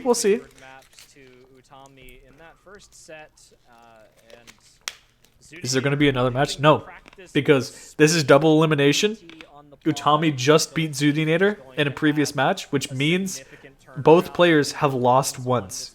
Double elimination, you have to lose twice to be eliminated from the tournament. Whoever loses this is out of the tournament. There's only one person left. De facto, they're the winner. Does that make sense? I mean, if you look at the bracket, it might make a little bit more sense, but this is huge. This is it. This is the match. And Zudi actually comboing when Utami breaks. Break right here is something that we talked about as well. Utami. I don't know if that'll last throughout the match, but that's an interesting way to start this. Utami keeps breaking. If he doesn't play that way again, he's got a lot more to worry about in this match here because Zudi Score's very even though. Score's very even as this starts right now. Pretty early lead on Grid Night here. It's not going to maintain for very long. And Zudi missing, giving Utami combo and accuracy advantages right here, but Utami just keeps seeming to miss on some of these patterns, where Zudi is now a lot stronger than she was previously, although she is missing on some of them. He's gonna try to repeat. I don't know if. Says, never mind. I guess the early stage of this map was. I don't know if it's enough though. Zudi is doing so much better than in the previous match, but it's against Utami, so who knows? Utami actually seeming to do maybe slightly worse. I'm not sure. It's hard to say because he was able to build up like a massive combo in this map, so it's hard to compare, especially given that his accuracy is so good. Look at that with 99, almost 7% on this. from the first time. Both players holding combo on this section, which is quite difficult. Any breaks, I think, are probably going to determine the match right here, assuming that the other player can keep the combo rolling. It is still in Utami's favor, but if Utami were to miss on these patterns and Zudi FC the rest, it could switch over. The opportunity for Zudi to flick the score back, though, is dwindling. Very, very low chance of this happening, especially as we hit the last notes. This is Utami's pick, but Zudi could have had that. This is what you live for in bracket resets. Are both players improving their performances? 501 to 419, up from 465 to 379. So basically identical improvements from the two players. Actually, they just both went up 40k. That's actually kind of remarkable. That's really cool to see, and that's what you want in a bracket reset. Also, 3105 miss from Utami, because that's what happens, I guess, when he plays. Yes, that was much better than last time. So my theory about them, maybe warming up a bit from the first match could be true. Who knows? I think Zuni might have a good shot at this. I'm excited for this match. This is going to be huge. If Zudi picks right, if she's able to do this, I mean, it looks like she's definitely squared down on some of these other bands. I don't know if Utami's going to be picking some of that. Oh, this was the one map that Zudi did win last match, so it's going to be interesting to see. It could be risky in the sense that Utami might feel a bit more confident on this, but Zudi on these aim picks is very scary, so who knows. This map has some very, very crazy patterns. I don't know if you saw the jumps that go in like a diamond across the screen. Like, you see this? They go like this across the screen. Terrifying. Absolutely terrifying. I would poop my pants if I saw that pattern. So, she was able to hit it. Actually, both of them hitting it, but Utami breaking on it last time. So who knows what's going to happen here? This is going to be huge. Can I get who are we supporting here? What do you guys think? Give us a red in the chat for Utami and a blue in the chat for Zudinator. Some improvements on both maps. Hopefully, Necrophantasia, first time we saw the map. I guess the other way around now. Who knows? So many people are Zudinator believers right now. Alright, that's good to see. Like I said, I'm always rooting for the underdog, and since Zudi just lost last match, I gotta be rooting for Zudi at this point. So, we get into the map, and you can see exactly just how hard this map is, I think, already, given that this is the intro to it. 8.35 star jumps, so be ready for that. Zudinator did have a decent enough lead in the first set that I don't know if she's got that much to worry about in the later parts of this map right now, as long as she puts up a similar performance to before. This is huge. That being said, a similar performance to before, it was only 20k score gap. That's very, very tight. Now we talked a lot, of course, about the early Utami misses. That's gonna start giving Zudi an advantage at this point. She's going to start running away with the score, hopefully. If she's able to combo like a ton of this, who knows what's going to happen, but that could lead to some nerves. Maybe this could be huge for Utami later on in the map. It's hard to say at this point. We just kind of have to see how it plays out. Utami missing again, but Zudi trading that. Still Zudi up on combo. Utami very slightly up on accuracy, but it's not going to make a huge difference at this point yet, at least. It feels like I'm reading off of a script at this point. Zudi missing this is really, during this section, but who knows? We're already almost halfway through the map, so these scores are where it's really going to start mattering. These jumps right here. Combo through the difficult parts here. Remember before Utami comboing through it, so is Zudi, but given the combo that Utami had before, very slightly, it's looking a lot better for him actually at this point. Second playthrough, he was barely able to get over 400 combo. This is quite terrifying for Zudi. You're going to see the jumps that I was talking about before coming up soon. But both players comboing, but that advantage still going towards Utami as he takes the score lead at this point. Oh man, this is oh, there are the jumps, and Utami misses on it, but Zudi hits it. Zudi hits it. She's gonna get the score lead once again, and this is exactly what she needed for this point. She knows that she is confident on those jumps. So I think there's one more set of those, if I'm right. I could be wrong. Zudi slider breaking on almost nothing. Oh no, the scores are so close. Utami could take this feasibly. There is so much time in the ending. Zudi is really going to need Utami to miss on one of these patterns, and he does! Oh, this is so close. Zudi will be hitting these jumps and continuing her score lead, but Utami is right behind with only 15,000 point difference effectively.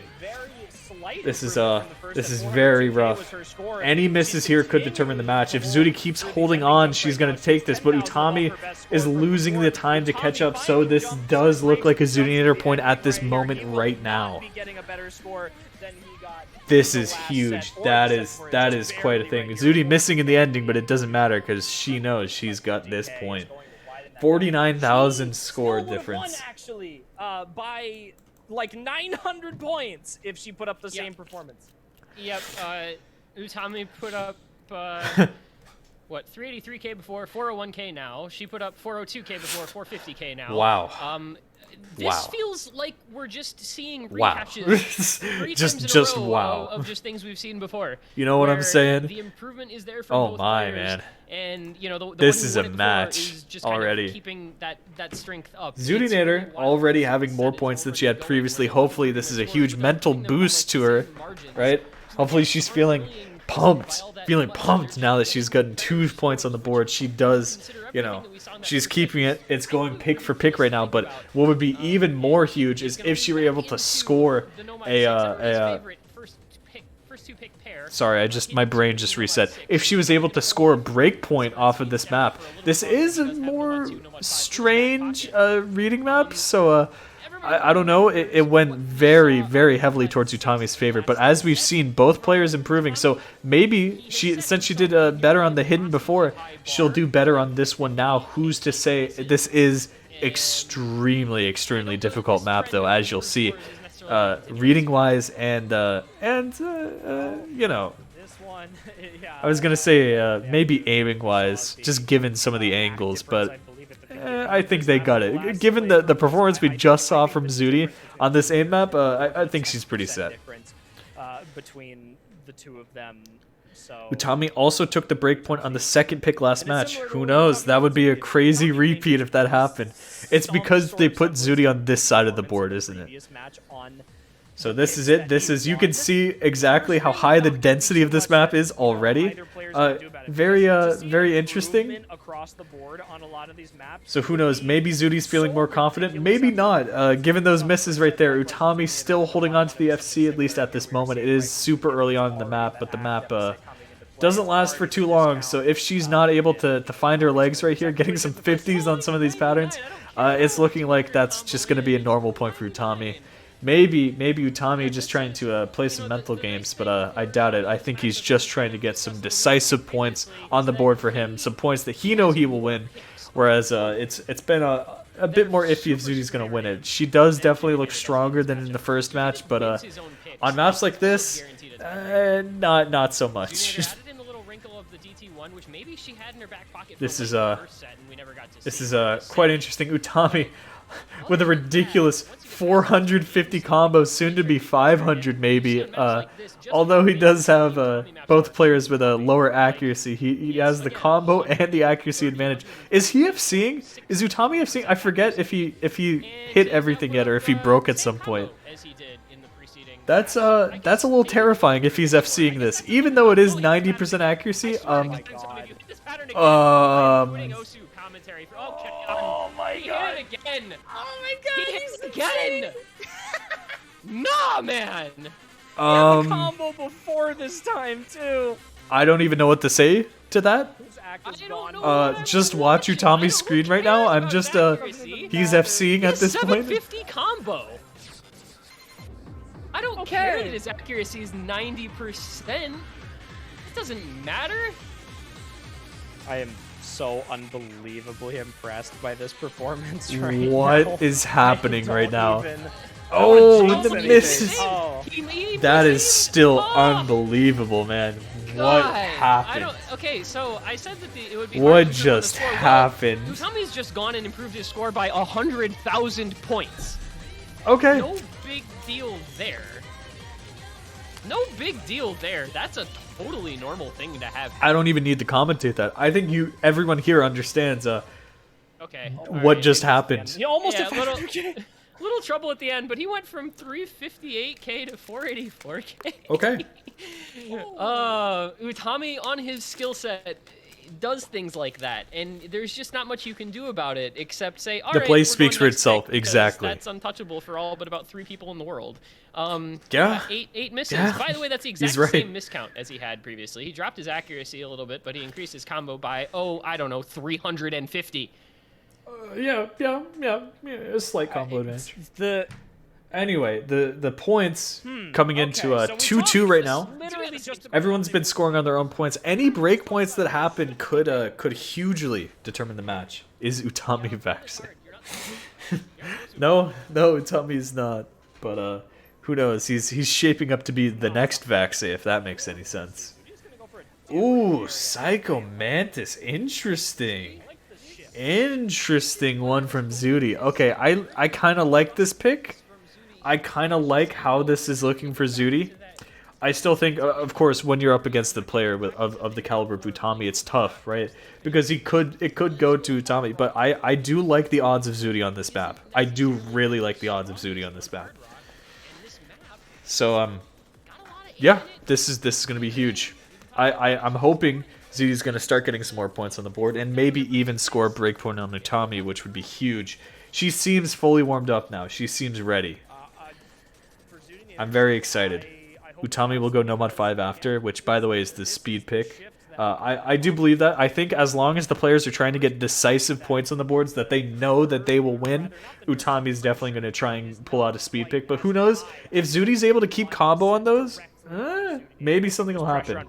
Getting into the map right here, you'll see it's quite an interesting hard rock. Can win and lose this match. So right now, it's shorter as well, just under 2 minutes. So any breaks really are going to start mattering already at this point. You can see we're already a fourth of the way done with the map, and Zudi chain missing on that stream. Oh no, that's not looking very good. Utami needing to break for Zudi to catch up here. That was an unfortunate early miss, but hopefully that's eliminated some of her nerves. Utami does miss, so Zudi's going to need to start holding on to bring that combo. As we see, we're already, like I mentioned before, very short map. We're already a third, almost halfway done with the map, but Zudi missing on this. If she's not able to keep up this combo, this is going to be terrifying. Come on, guys. Let's see some support for whoever you're supporting in the chat. Blue for Utami, red for Zudinator. Go. Type it. You gotta give power. Zudi up with the combo right now, but Utami was such a high score from before. Utami missing though, this gives Zudi a huge chance to return from this. Can she build back the combo that she needs to get this? Her accuracy is suffering and kind of leaving it behind, but if she can keep this combo going, if she can keep FCing, dropping some slider ends, but still keeping that, the score can end in her favor. It's really tough. Utami's still breaking, but Zudi holding strong. Zudi's accuracy is the one thing that's keeping her from being able to do this. Any break right now is determining the match.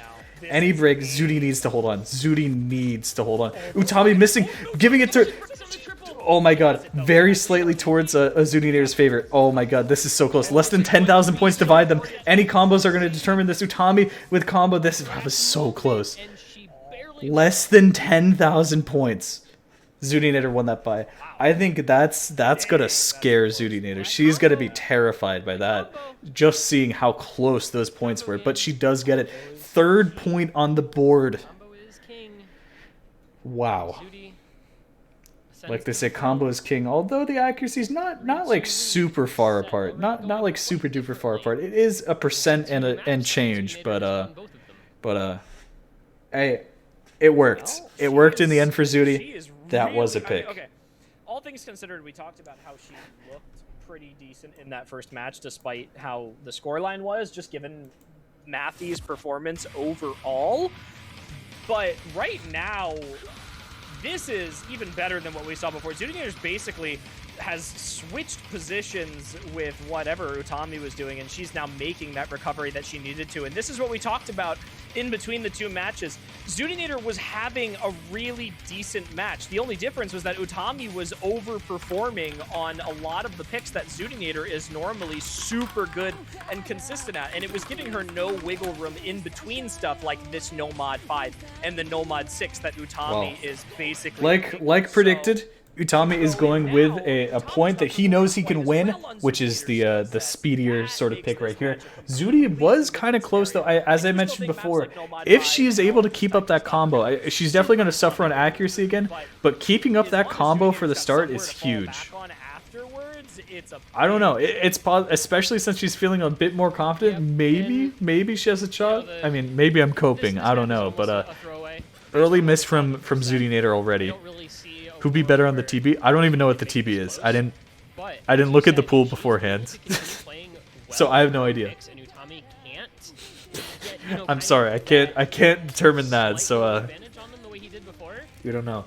Both players with some combo. You can see Utami nearly SSing the map still at this point, which has got to be terrifying for Zudi to see. But you know. I don't know how much that one. That's a little absolutely horrifying to look at. You know, it happens though. It happens though. Utami is showing that he's human by getting a couple 100s here. And once again, by the way, Zudi's ACK is good this run. It is. Her ACK is definitely better than it was before, I'm pretty sure. And she's keeping combo at this point. It's really just Utami. Utami being in her way, having such good accuracy, you know, comparatively, and also just keeping that combo rolling. If Utami did break on one of these patterns and Zudi was able to get combo advantage, that could actually be huge, especially since we're nearly reaching the halfway point in the map. I think that would be a massive upset. Imagine. I'm still coping, but I still think it's possible for a breakpoint to be scored on this, just given accuracy, or not accuracy, combo. But Utami just looks way too strong in this. Zudi is still holding her own though. Still 1,000 combo on both players. Utami just even though she's at 95x, she's matching. She's what, 75? Oh, missing though. Zudi does miss, and I think that pretty much settles it. I don't think there's any time to come back from that. Even if Utami were to miss, Zudi would have to practically. Oh well, actually, she might not need the FC. I don't know. It's rough. It's rough. Okay. Right now, 99 point. Okay, he does break combo. This feels so unfair in speed, but I mean that's what you do. Once you get to this tier of players, once you're pooling 8-star maps for every single map, it's tough to find stuff that isn't, you know, like this. Again, 4% act. You can't really Speed is trash fraternities. I don't know. I think there's an argument maybe to be made that there might be too many speed maps in this pool and they could have, you know, done more. But then it's like you got to decide what skill sets, because you're going to be favoring some skill set when you're trying to pull something that's 8 stars in difficulty, right? He has to FC the rest of them. You know what I'm saying? Like if it's not speed, then it's just going to be aim oriented, or it's going to be, you know, like something else. I would love to see some other really high precision maps, but then it starts getting very gimmicky and something like that. Pretty well for himself, pretty good, as Larry David might say. Drops a little accuracy there. Again, it's all at the discretion of the poolers, right? It's what the poolers determined would work for this, and that's what they were feeling when they pooled it. So who knows? It's those longer streams at the end of a section where her stamina runs out. You know, there's a lot of factors that go into determining the pool. There's a lot of factors that come into thinking about what maps to choose for Attorney. So it sounds like an easy task. It sounds easy, like, oh yeah, just replace this and this. But who knows if that would have upset the balance of you know, the pool in some way that we might not understand yet. I trust Corsace, right? Because Corsace has a lot of very talented, bright people behind it. I just said talented, but talented in the sense of game sense. You know what I mean? Not to say that they didn't put in effort to the game. I hate that. You know how much I hate the word talented. Wow. That is accuracy. That is definitely accuracy right there. You don't estimate. I think that's to be expected, though. I apologize. So this is gonna be rough. You're actually able I'm to not score exactly the sure we've seen round what other maps Zudi's gonna feel confident on. But who knows? She might feel so much more confident on a pick that we might not even expect yet, right? It is Zudi's pick at this point, and they've been going pick for pick so far. The score is 3-3. So, trading picks, I feel like this only benefits Utami. It benefits Utami if Utami can score a break point. Because if they're going pick for pick, Zudi was first pick. So she could do this on TB. She could force a TB at least. Zudi's the one who's going to be looking for it. Okay. Okay. I'm seeing this. It's looking like there's not really a ton of decisive picks for Zudi yet, at least not seemingly. So she might be going for some of the picks that could be a toss-up, whether it goes to Utami or Zudi. That's tough. And as we saw it before, she did do better on the other hidden pick. So maybe she's feeling much more confident now that she knows this map a lot more. Who knows? This could be huge, but it could be a potential blunder given that Utami's been improving his scores overall as well. Nomad 3 isn't banned. It's just not being untouched. Oh. Who knows? Who knows? If the tournament keeps going this long, maybe we might see Nomad 3. I don't know. We are able to see DT1, which kind of surprised me, at least as the first pick. On all of the picks so far has looked so good, and I think if she can continue that for a fourth point here, you know, maybe that tiebreaker might not be too far out of reach for these two. Yeah. They should hire you as a commentator. Nah. Tiebreaker. So let's take a look You're very as we get into this. and confident in your own picks. Very strange sort of map. Maybe you start to say, "Hey, little bit of Toho." Very weird sort of rhythmy kind of pick. Zudi was the one to pick this before, I'm pretty sure. And she lost the point, but still was very close in terms of score. Zudi breaking early on in the map. Hopefully she can recover that by continuing this. Go to the bathroom and get the tub instead, because that's what this throws at you. What is up, Kilohertz viewers? We are watching Corsace. This is the final match of Corsace. It is 3-3 between Utami and Zudinator. Quick, people in chat. Type red with a capital R if you're supporting Zudinator, blue with a capital B if you're supporting Utami for this match. Let's see what people think. Another break that she didn't want to see. Welcome. This is huge right here. Thanks for the follow. We're doing this. This is a Zudi pick, and it's looking like it's going to be a huge break point for Utami, but who knows? There's plenty of time to come back. Thank you for the greens. I assume that's for me. You guys think I'm gonna win Corsace? Over 3.5 minutes long. I'm so honored. I'm so honored. You know, if Utami breaks anytime soon, things can get This is looking very tough for Zudi, at least at the moment. Utami with such a huge combo, she's really gonna need an Utami break for this to matter, and also for herself to hold on to some of that combo as well. As the scores are having such a big difference at this point, just based on that Utami combo. It's really tough to say it's gonna go to Zudi, but anything could happen. There still is half of the map left. The secret to playing Utami just hitting these patterns. Oh, was that a Zudi break or was that a client lag? We'll have to find out. That it looks like that was a real break. And Utami is still. And she breaks anyway. Utami just destroying on this map. It looks like this is going to be the first break point. Sign up for tournaments when Utami exists and can just do things like this. Oh my, look at that combo from Utami. Last time, and he's going to get 394k 2/3 of the way through this time. So again, this map was very close in the first match. Looks like not so close during this match. Any hidden FCs? Can somebody check him PC while you're at it? Zudi continuing to miss on some of these patterns, while Utami just goes ham on this. There will be shenanigans on this map potentially. I just want to throw out there the best combo anyone has on the leaderboard is 1700.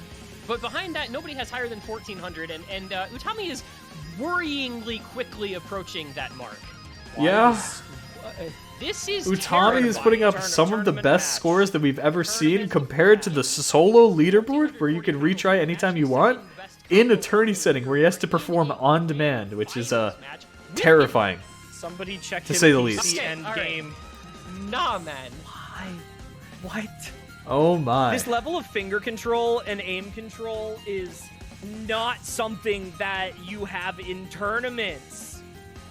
This is a composite of so many Yes. skill sets all at once, and Utami is making it look like child's play.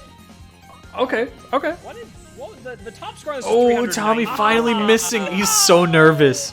He's so nervous, but oh my god, dude. 870k on this though. Look at his shakes too. He was so nervous Oh. at that ending. 870k. That's rank 870k on this. Yeah, that's rank 2. Yeah, and that it's would have been with number hidden. 2 on the map if he wasn't playing this with a Score V2.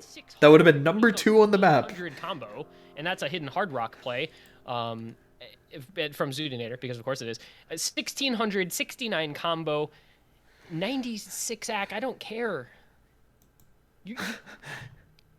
Words fail me for what we just are seeing. That was Zudi's pick. She thought she had a chance on that. She put up a good score. She would have, I believe, yeah, she would have, she put up the same score basically as last time. She would have lost it to Utami's previous score again, but like whatever.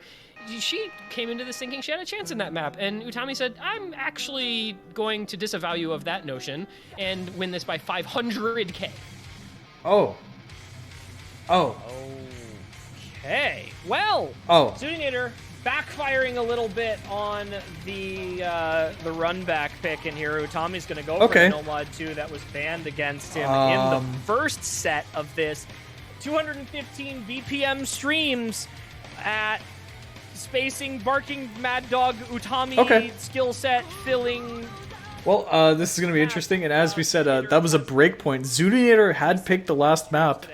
I think that she might have been confident, but with that going towards Utami and Utami's pick being on this, it looks like the score might be settling at a 5-3 in favor of Utami at this time.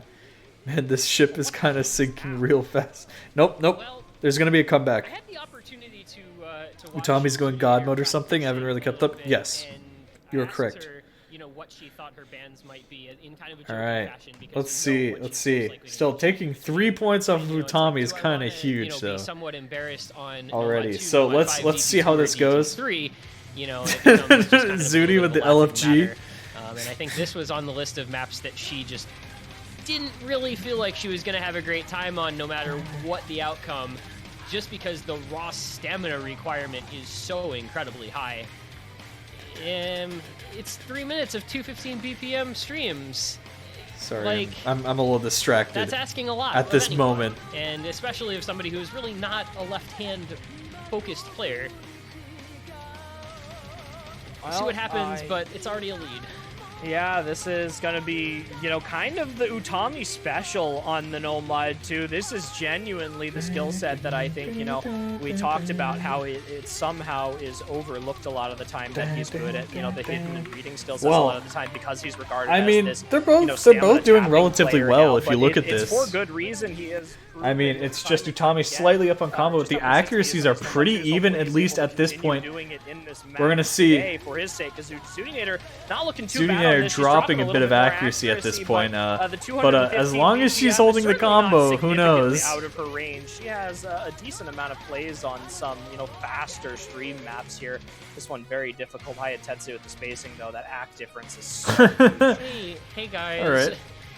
Hey guys, 5% accuracy diff to Tommy here. I was a little worried, and I don't know why. I was maybe a little worried about the aim requirement of this map because, as we've discussed, it's kind of the Zudi specialty. But I wasn't worried after I saw what happened on the last map because clearly Utami's flow aim is just on another level, and they both hit the screen jumps as well. So all right. This, the combos are still working out.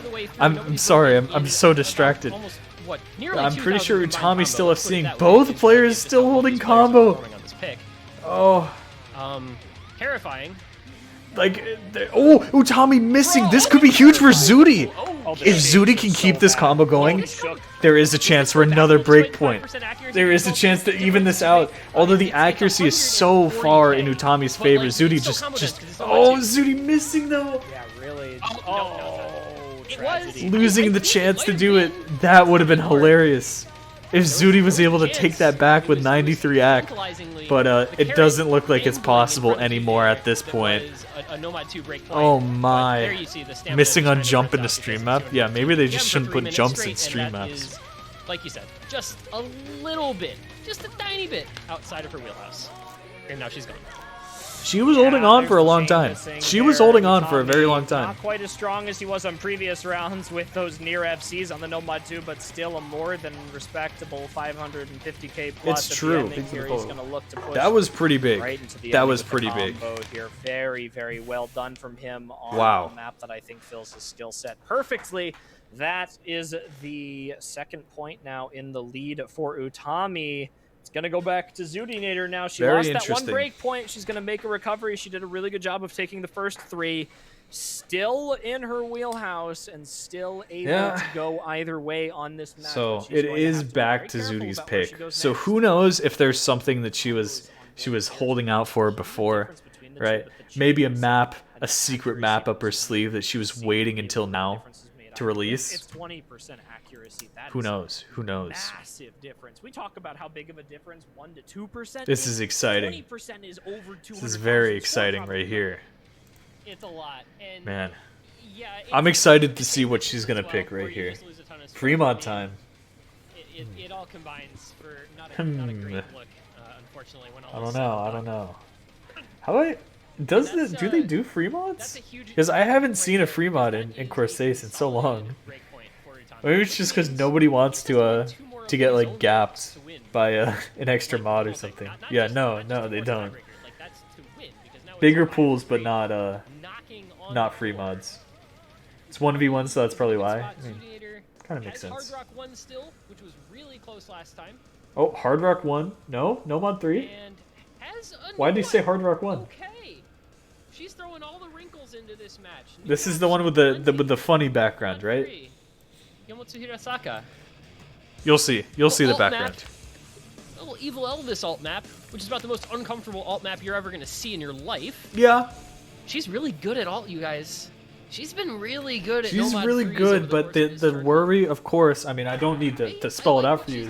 What if Utami is good too? Which, I mean, you'll be hard pressed to find a player who couldn't do most of the stuff that he's doing. But who knows? I think she's really strong in this type of stuff. She might be able to take this point. I'm always rooting for the underdog. I'm ready. I'm ready for this. Significantly better than a lot of other players right now, given everything that's happened. There you go. Crack your match, necks, friends. She might have a good pick in store for her right now, especially with Utami barely putting above 300k on this map in the first set. We'll see. Her flow aim has definitely not been at 100% on all maps today, though, so we'll see if maybe she's able to recover from some of the earlier maps here, and she's certainly doing a better Utami already kind of struggling with the start. Yeah, that was a bunch of... Yeah, no, look, it's the good background. Anyway, Zudi holding strong at this point. Utami, not with much accuracy, but he's building up a combo at least. Zudi with a sizable combo just off the start. Who knows? This is a very uncomfortable map, which could go to either player. I'm not exactly sure how it's gonna end, but at least I'm hoping Zudi won't be giving Utami the match point right here just with this map. It's been good to her. Okay, it looks like Utami's found his footing now. He's starting to build up a pretty good combo to match Zudi's, at least for now. Zudi will start running away with the score, at least, given her higher combo and about same accuracy, not really making much of a difference. But that combo is huge, especially when Utami misses. Oh, alright. If Zudi can just keep this rolling, this will be great. At the beginning right now, the more she's going to be able to run away with this. This is you can see the patterns right here. Although alt maps are notoriously underrated in terms of star rating. I mean, you can see the patterns that are making this map 7.55 stars already. If Zudi wins the match, I'll give 3 subs. is What if exactly what you need Utami wins? for Zudi after the way those If last Utami two wins, can you maps went. subscribe? To see what your opponent did on that. I'm just saying, guys. Zudi going about And 900, then nearing to 1,000 have a combo really already on rough this outing map as on we the reach Nomad about 2. the halfway point. This And then is to be able to come back ridiculous from into Zudi. a Nomad 3 and look this good. Now this Says is a lot about the mental this is state that Zudi pure was in. She's confidence gotta from be staying a lot Zudi more on this positive than map. you think, Look many at people this might be in compared to this situation, Utami, down 5-3 keeping in the first around 100, 200 combo, Bottom but he out. This keeps is a very breaking long on one, but patterns this is just like trending that. toward already over here. Oh my gosh, the score lead is 150,000. Oh, Zudi finally Zudi finding a actually miss finally- after building that massive combo. Utami is going to have to play a huge game of catch-up here, but if Zudi can keep combo even for the entire ending, then she's going to keep it right away from him. That's a big gap. That's a big score, gap. by the way, Zudi's score, not even 2/3 of the way through, is already better than Utami's winning score on this yesterday, and it's All right. 60,000. I'll score sub now if better Utami than wins, and if Utami's Zudi wins, score I'll give yesterday. 3. So, Thank you. like, I appreciate she's that. pretty good. I like those odds. Yeah, the sending section is really difficult too. You can see both. of Both these players having a missing, lot but of trouble here Zudi on staying this up right DI now. That's comparison. actually very great for Zudi. If both players keep missing, then Zudi's going to keep her lead right here. Even if I think Utami FC'd to the rest of the ending, I don't think there's enough time to make up the score. This map just to gets win. hard, and then I it think gets this harder, is and then pretty Zudi's definitively a Zudinator pick right here, especially as Utami just keeps misaiming some of these, and Zudi keeps hitting them. That's ridiculous. That is crazy right there. Trade breaks back and forth. Now this is looking rough. This is looking rough for Zudi, right? Because Utami might still have, some kind of decisive picks out there, but if Zudi could score a break point on the next one, she could just make it even all over again and push tiebreaker on Utami by forcing match point with her next pick. That would be huge if that happened. Although Zudi is kind of faltering in the end, kind of losing it, it doesn't matter. She built up enough score for the first half of the map to really take this away, and this is her point. And that's something that you have to think about for Zudinator too, going into the rest of this match. Slowly but surely, Zudinator Look can at pick that as aim. many of these different maps as she possibly can right now. But eventually, we're going to get down to the point where Zudinator's going to have to win some of the stuff that she got break pointed on in the first set. She's doing a great job of it right now. She just more than doubled Utami's combo, almost tripled his combo from any other playthrough of this. Utami actually got a way significantly worse performance. Let's see what you guys are feeling. Come on. It's red with a capital R for Zudinator, blue with a capital B for Utami. Match their colors right here. Tell us, what are you guys feeling? This is looking pretty good. It's not looking the best for Zudi, as this is Utami's pick, so he could potentially get that match point right here that he desperately wants, and then it's just up to a mistake from Zudinator. But if Zudi can score a break point on this, that would be absolutely massive for her. It's tough because the pools, you probably start running low on maps around this point, right? There's only so many maps that each player can feel confident on, and you're going to have to start picking these maps that you're not exactly sure if you're going to win. So we'll have to see. The thing is, when you're up against a player like Utami, is there really any plays or any maps that he's not confident on? Only a few. So with DT4, I'm not sure. This is really looking like an Utami type map. Zudi was staying clear away from the DTs unless it was something like AIM, Necrophantasia. So I'm not exactly sure how this one's gonna go. May have felt the DT2 and DT3. This, I think, is a little more contested, but Utami has the superior finger control. He has the superior speed, and I think in general he's probably better on like tech and gimmick sort of stuff. So it's favored to him, but not by maybe quite as much. This is kind of like an alt map, but it is AR 10.3, so I'm not exactly sure how Zudi's going to be feeling in that regard. Already dropping some act compared to Utami, looking strong as a rock with 99% accuracy, although he drops that right now.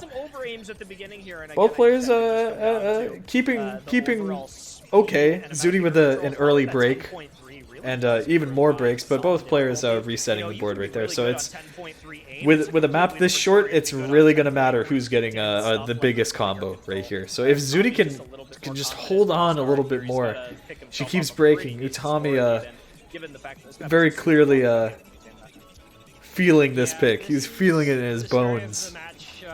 On his picks, he's got a 4% accuracy lead. Yeah, that's a huge accuracy lead from Utami, and of course combo lead, as he's finally found his footing, is now getting a sizable combo onto his side right here, surpassing almost 400 combo at this point compared to Zuti's only 100. With a map this short, with not that much combo to go around, it's looking like this is Utami's point already. 2/3 of the way into the map.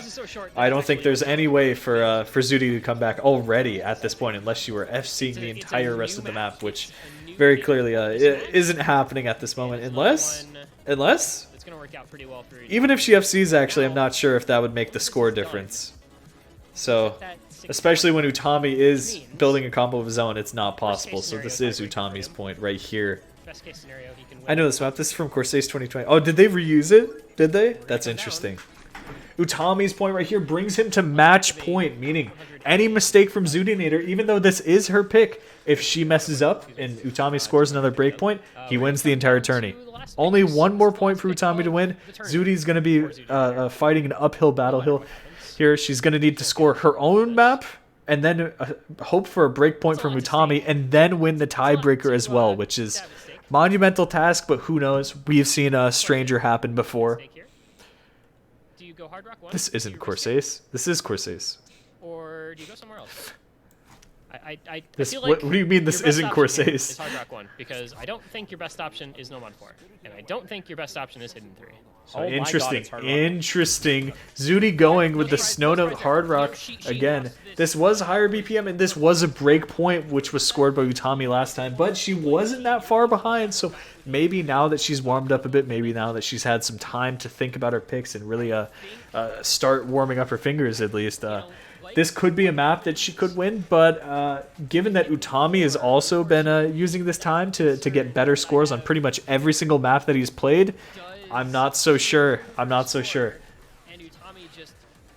Zuti could be hanging in here, or this could be the end of the match. Who knows? Only time will tell as we get into the map very soon here. This is 225 BPM, so it's a bit faster, but not so fast that Zuti's completely out of her comfort zone. She was able to post a pretty good score on this, especially given some of the aim patterns in it. But with a more finger control oriented map, this is looking a bit more in Utami's favor. So it really just depends. It really just depends on how they're going to perform right here, right now. Both players still holding on to the FC, dropping some accuracy in the beginning on Zuti's side. And Zuti's slider breaking, giving combo advantage early on to Utami at this point. But Utami trades that break. Any player building up combo into these next sections is going to see huge thing. They keep trading back and forth. Utami now with the combo advantage as Zuti's slider broke earlier on right there. Or was it a miss? These sliders are what's keeping both of these players in the game right now and not breaking, ironically.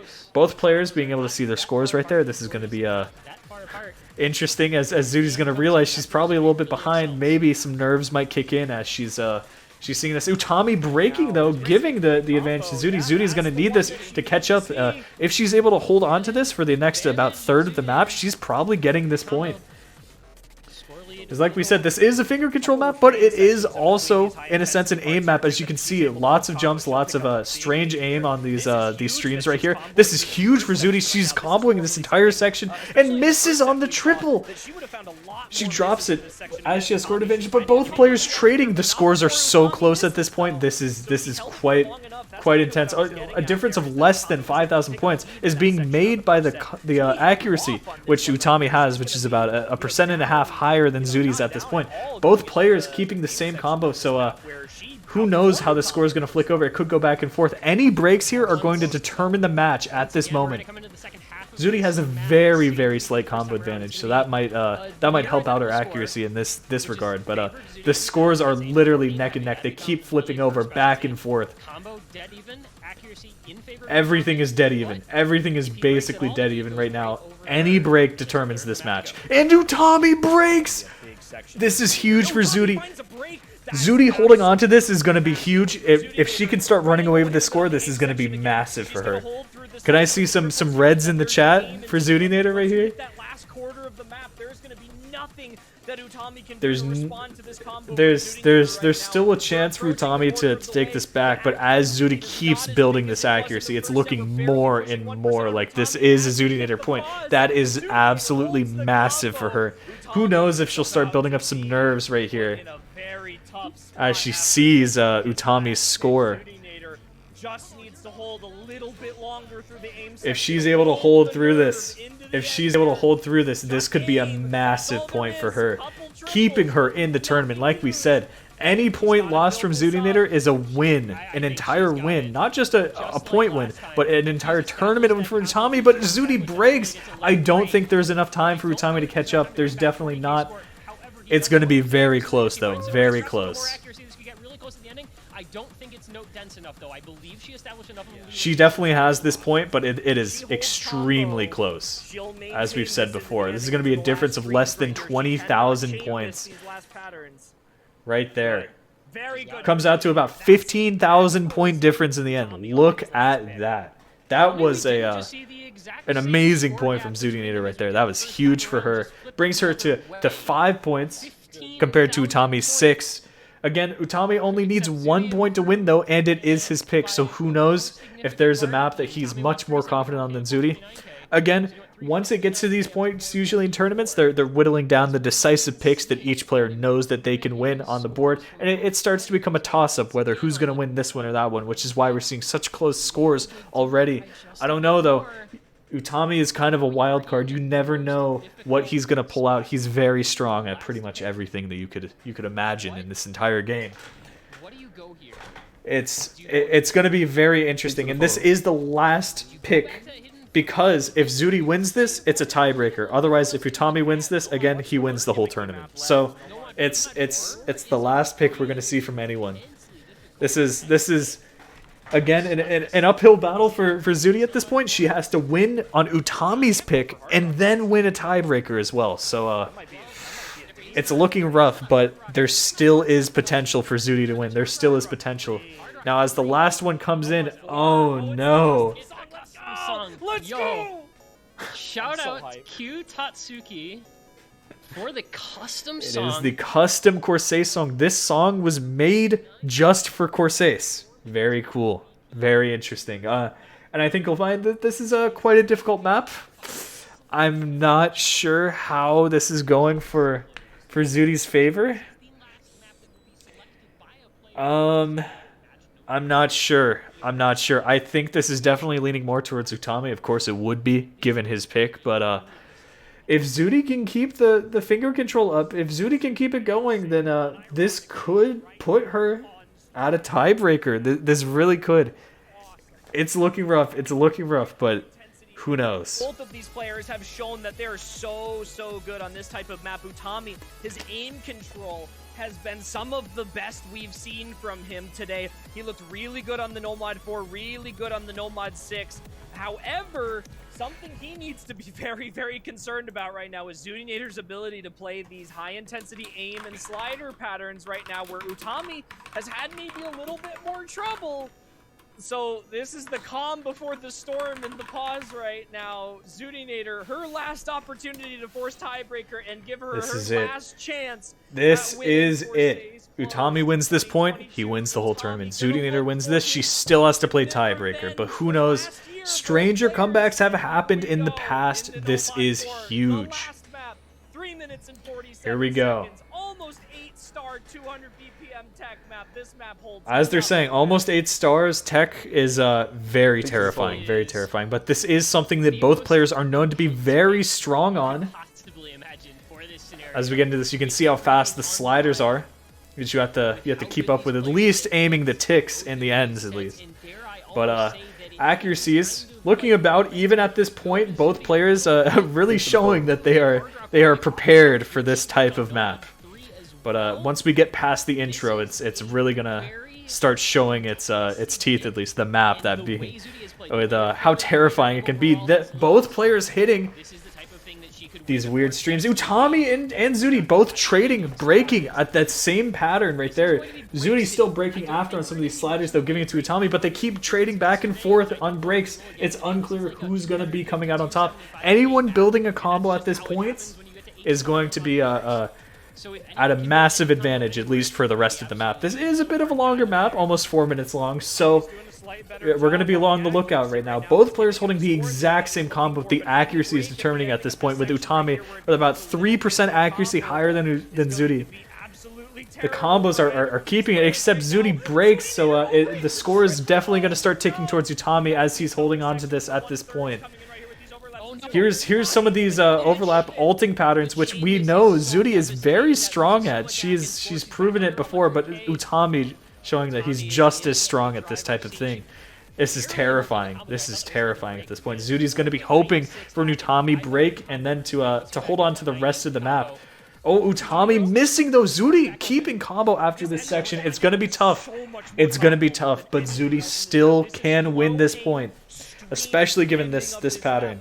Both of these players should be able to combo this unless somebody This is huge. The slider after this one. It's the next long slider. Please don't get caught by this. Nobody. Okay, good. Okay. Zudi building up combo on this slower section, but Utami building it up as well, not wanting to lose that score advantage that he has already. But it's going to start slowly moving towards Zudi. If Zudi can hold this section, if Zudi can hold on to this could be absolutely massive for it. Building up past 400, almost 500 combo at this point. Both players are FCing this section at the least. Zudi with the higher combo, though, is going to start bringing the score towards her. Oh, nearly misaiming that. She's still hitting it. Both players still hitting this section. Zudi with 600 combo, and Utami breaking. Utami breaking, giving it a complete massive lead, but Zudi breaking as well, just as it's there. The score is so close at this point. Any combos are determining it. It looks like it's going to Utami as he... Oh no, he breaks on the pattern. If Zudi can keep holding on, this is going to be massive for her. This is going to be massive. Zudi has to hold on to these patterns. Oh, but she misses! And Utami takes it. Utami, again, pulling ahead. If there's an Utami break, though, this could be it. Utami missing, but Zudi's not holding on to the combo. Zudi's not holding on to the combo, and it's not going to go towards her. This is so close, but it looks like it is an Utami point at this moment. That was so unbelievably close. 7,000 points. A score difference of 7,000. Closer than that. Zudi fought to the last breath, but Utami, wow, with the 200 combo at the very end. The fact that we almost just saw a tiebreaker by only 7,000 points, that's still ridiculous. Both players did amazing. Zudi did amazing. It's just, what can you do against Utami, right? Wow. Wow. That was looking scary based on the first match. If you guys weren't here for the first match, Zudinator only scored 1 point, and Utami took all the rest. That was huge. So we were terrified that Zudi wasn't able to keep up with it, maybe, but she really proved that after just getting in the zone, she can put up a very good scoreline against Utami. Very impressive. Wow. At the last possible second with Utami just holding, without the chain misses at the beginning of the map. And that is going to be it finally. Your top two for this tournament, Utami and Zudinator, giving it all, like you said, until their last breath in this match. Zudinator, every ounce of strength that she had to make this match work in her favor, and it was so close. Utami having one of the best matches we've seen from him in this tournament thus far, and that's saying something with some of the performances that Glad the newcomer. Yeah, that is a good point. Now. Utami, this is his first Corsairs? Is that right? That's quite interesting. That's quite interesting. Check out on YouTube and SoundCloud this custom song that we had made. YouTube and SoundCloud on the custom song. Fantastic, stellar, above anything that we could have ever expected. Thank you so much for that. Look at that. But what an end to that match. That was incredible. It came down to his first OWC and first Corsairs. That's insane. So one-sided to Utami. Zoonator just turned it on in that second set. Oh no, he and wasn't it in last really Corsace? just all came down to 2 picks. I mean, the Oh, there you great go. point on Hidden 4 Okay, for yeah, that's Tommy, not his first and Corsace. then that Nomad 4. I mean, the intensity of the song lived up to by the intensity There you of go. the match performance on it. Oh my man, That was everything you could Whew. ask for and more. that was in a grand huge. finals match in a first set in a bracket reset, the 1 and 2 seeds just duking it out back and forth the entire way through. That was I mean, it's remarkable. it's hard to understand how amazing of a match that was that we just watched. That was high octane, great match, and both players played amazing. I hope Corsace Close doesn't get first, second, and third place badges, do they? They might now, but I'm not quite sure. That would be huge for the people. Man. But on the topic of first, second, and third place badges, oh wait, what's this donation? $1,000. At the end of the day, you get to be Zoonator. So who really won? What a run! You're unbelievable. Aw, that's so nice. Close probably not. Yeah. What's the prize for second and first place? Do they announce it? Did they say it? A round of applause. We talked about it, but these players do not get enough credit for the time and the effort spent to become this good at the game and be able to play tournaments to this level. And this community has come so far in the difficulty and consistency. Yeah, that's true. T2's Malashevsky's scary, but I mean, there's just you never know what's really gonna happen. Because I remember like a year ago, I thought I knew, I forget who. I thought I had like a good grasp on who was going to be the big tourney players. And then suddenly this player came out of nowhere and started winning a bunch of tourneys. It wasn't last year, it was 2 years ago. And I was like, who's this I'm a fancy lad guy? And by the time he came around to OWC, I was then, aware I was completely wrong. I was like, okay, this guy is, there. But you do have to watch some of those smaller tourneys to like really see who's performing, who's really winning. But it changes, right? Because some people can just grind skill and they can have such a boost and get to this point. So who knows? Fancy lad but faster. True. Maybe. I watched the Corsace that had the teams. Corsace Open. This is Corsace Closed. That was Corsace Open. Corsaced. You just got Corsaced. Wow. What a match. As well as giving credit to the players, there's a lot of people that go into this tournament that we need to give credit True. to as well. As we're kind of closing out Literally and wrapping true. up another incredible year of Corsace Closed. Just the biggest shout out and the biggest credit and thank yous to everyone. So we had amazing map poolers, we had True. amazing custom mappers and play testers that put True. everything together, that made it all possible to put together the pools that you guys got to see, that we had these amazing matches on. The referees, of course, keeping everything going, everything going smoothly. All the commentators, and most importantly, the unsung sometimes heroes, a few particular guys, which are K2, the graphics, and then Cavo and Vinxis and Chemo, who are organizers, streamers, do everything ers. Shout outs to all those guys for everything that went into this tournament, for giving us another amazing year of Corsace Closed. Such a good And turn, of course, man. our custom song artist, True. Kitatsuki, Alkion, Nomad 4. That's another big one. Just the cherry on top of an incredible tournament and another incredible year.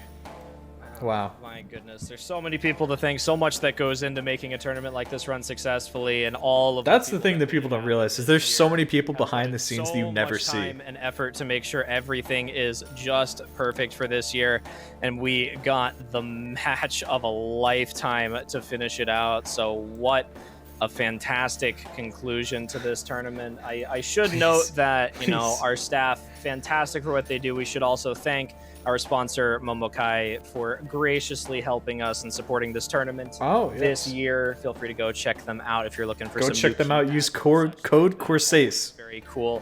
to throw them in alongside everything. You can get a sim pad using code Corsace. Forefront of everything, make it all happen. Absolutely true. Amazing tournament this year. Can't thank everyone enough. Wow. What a tournament, man. And with that, we bid farewell. We bid farewell to another year. Of course, Ace closed. There you Second go. iteration, I think lived up to the hype and the expectations. Yeah. Congratulations to our winner, Utami, second place, Zudi, third place, Mathy, and all the other players. Thank you to everyone who has been here along the way. Wow. Another year in the books. Another year in the books. For Chili Repair, I've been this one guy. Thank you for watching, and we'll see you next time. There you go. They're gone. Oh yeah, any TV showcase? That would be interesting. Or like just a little show match on the TV. I thought they might do that. They usually do it in like OWC. Or I guess that's just like tourney sort of thing that people do. Well, there you go. Look at that. There it goes. Corsace is officially gone. Well, Corsace closed. Corsace Open is starting up soon, but there you go, man. Thanks for the follow.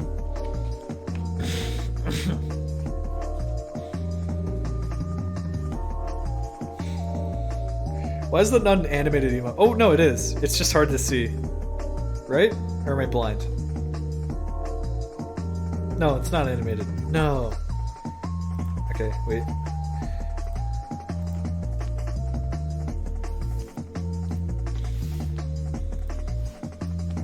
Man. It should be an animated emote. It really should.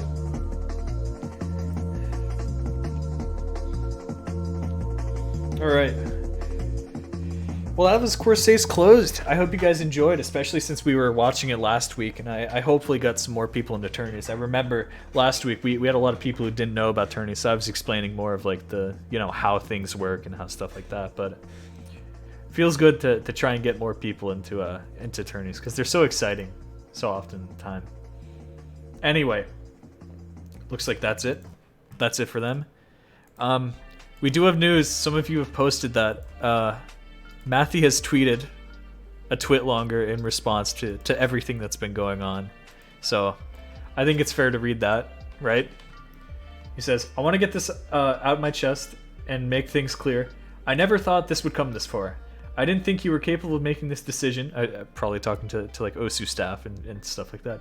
I did not troll the entire match yesterday. I played bad mostly, but I was trying. I admit that I didn't try my best for the last 2 maps, but why am I forced to play at my best all the time?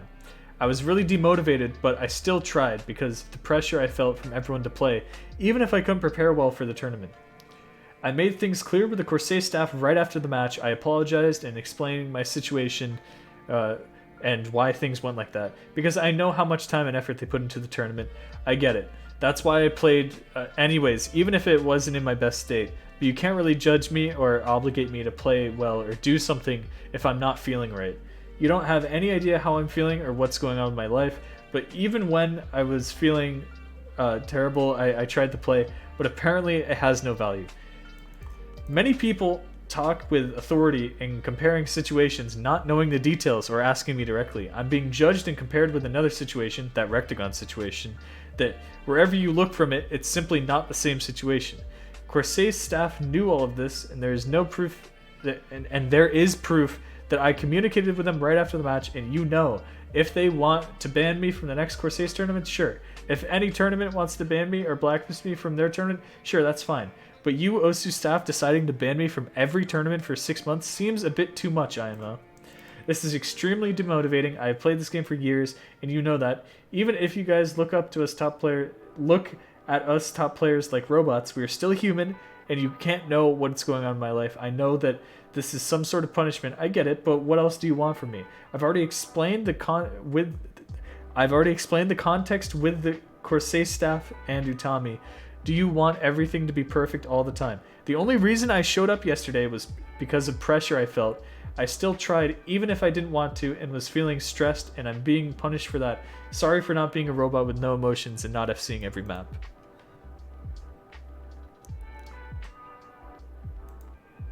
trying in question. People say this, and that's fair. He did apparently switch to the CS:GO skin for one of the maps.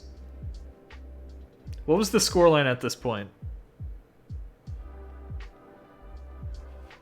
Because I think he said he stopped trying at like the last 2 or 3 maps or something. So if it was in there, then like yeah. That's kind of what he just said. Last 2 maps? But this was one of the last 2 maps? I think that was the second last map. Never mind. Yeah. Okay, yeah, so that makes sense. That just proves exactly what he was saying.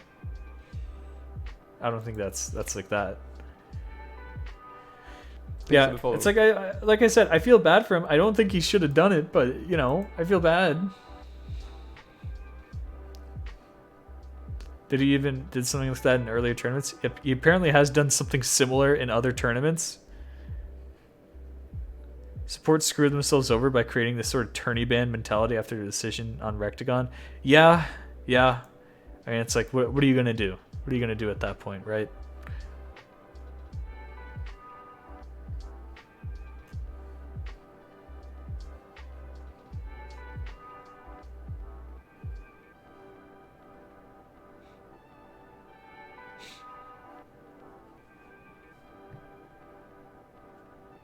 Thanks for the follow. Yeah, it was pretty goofy. It's all just like a mess. It's all just a mess.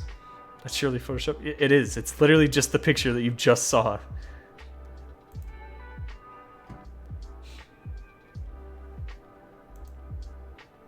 Yeah, I made it in a minute. You should probably get rid of that. That's like, I wouldn't spread misinformation. People are gonna think that that's real.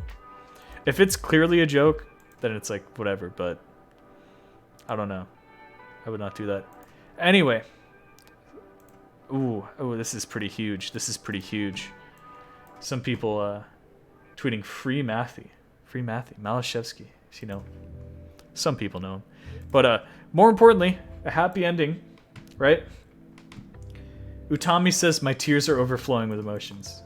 Zudinator, you're a beast. Glad to have an exciting match versus you. Corsace closed champion. Very cool. Very nice, very nice.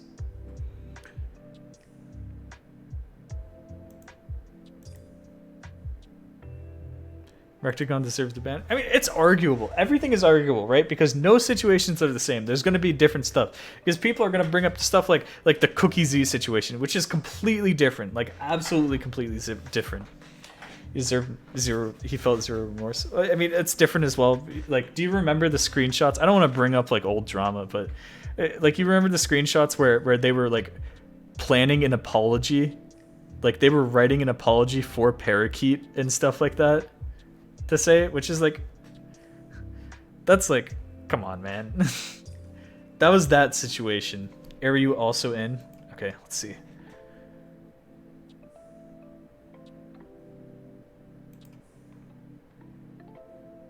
Oh, here we go. Okay, Aryu's back on this.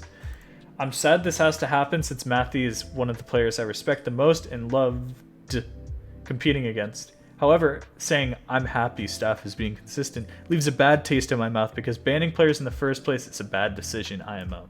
There you go. If anything, it should be up to tournament organizers and staff.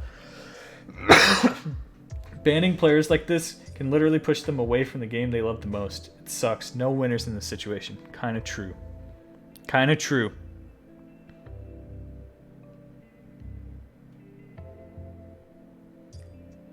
That is really true, because it's like, you know, you leave it up to the discretion of the tournament. There's some people, you know, once you start getting barred from like a ton of really popular tourneys, then you're going to clean up your act and hopefully do that, right? Just being banned from all tourneys is very demotivating, but like I understand wanting to, you know, keep this from happening to some poor tourney organizer who's like, you got to think of the small guys too, right? Like, of course, this is big tourneys and that's like community outreach because other people who don't play OC are going to see these big tourneys, right? But some of the small tourneys, I feel bad because there's a lot of people who put like love and effort into these tourneys, and this might be, you know, one of the first tourneys they've ever run, and they run into something like that, which I don't know. I don't know if that would happen since, you know, the pools probably would be different or something like that, but that would be rough. But then it's really up to the tournament organizers and you know, they discuss things. I think I do agree with tournament organizers being the ones who should ban people from certain things. I do agree with that. That does seem very good. It's only tourney ban for a badge tournament, right? Yeah. But when most tournaments are trying to get a badge anyway, that's effectively that. Plus, people go through like tourney screening anyway, so it's like a huge thing. You can get people out of that on.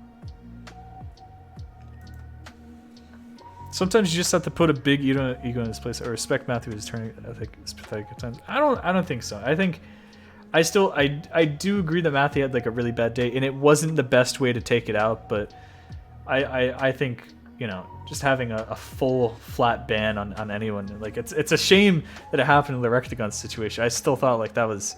I think at the time I agree with it, but looking back, I saw like how far-reaching it was, especially when you consider the players who were just like adjacent, like on Rectagon's team. Like Mighty Doc was banned for 6 months, for like basically, you know, he did that, and I remember because I asked him, I was like, hey, you gonna play tourneys? And because I completely forgot that he had a tourney ban because it had been so long. I had completely forgotten that any of that had happened. It just seemed so long, man.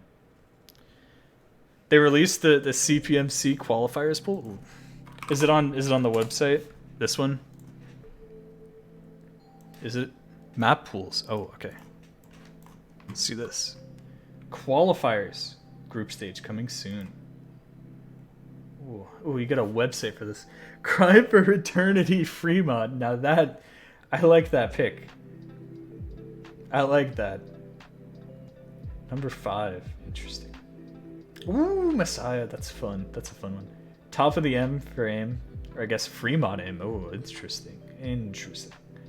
So these are all free mods. There's no like no mod ones, are there?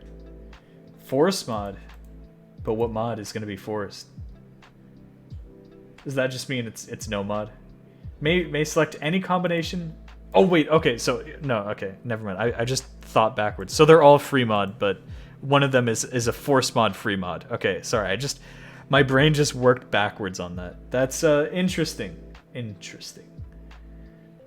I like the detail of including the 0.59 BPM, even though it effectively does not matter. Mod legend carrying once again. True.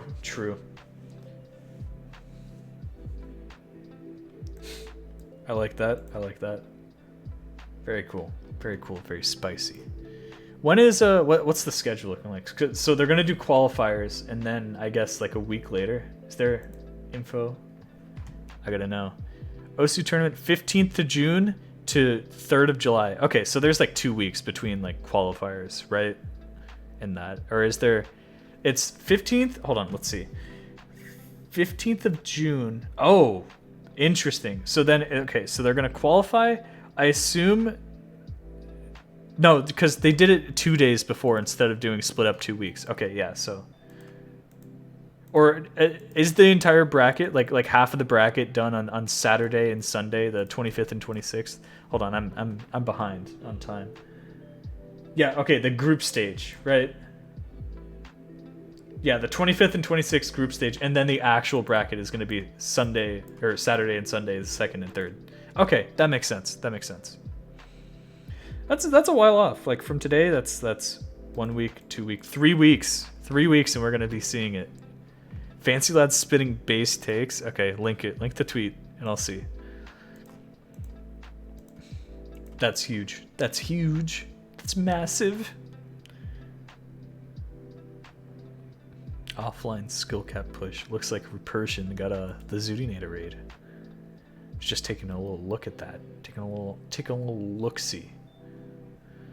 God, dude, I need more tournaments to watch. I guess now Perennial is the next thing. And isn't that crazy? So we're gonna be leading into Perennial for the next few weeks, and then straight into Charlie's Perfect Math class, which is gonna be crazy.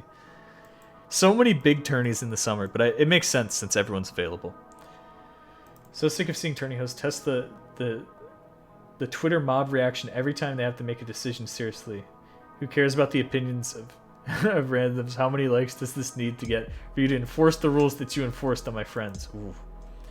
That's the thing, though. This is an old tweet because this is enforced now, but like, I think now people are seeing like it's a stupid rule anyway, and it's a shame, right? Because you can't take back the time that you barred Rectagon and friends from being attorneys, right? You can't take that back. But to enforce like a broken rule going forward for more people, it's just kind of like, you know. But I get it. I get not wanting to be like the one example, like the one random people who got it taken out, you know. But we gotta think like, you know, how is it? Because I was with him, but like I can see where both people are coming from, or both sides are coming from. You missed El Dupa versus Very Cool. I did. How crazy is the match? Tell us about it.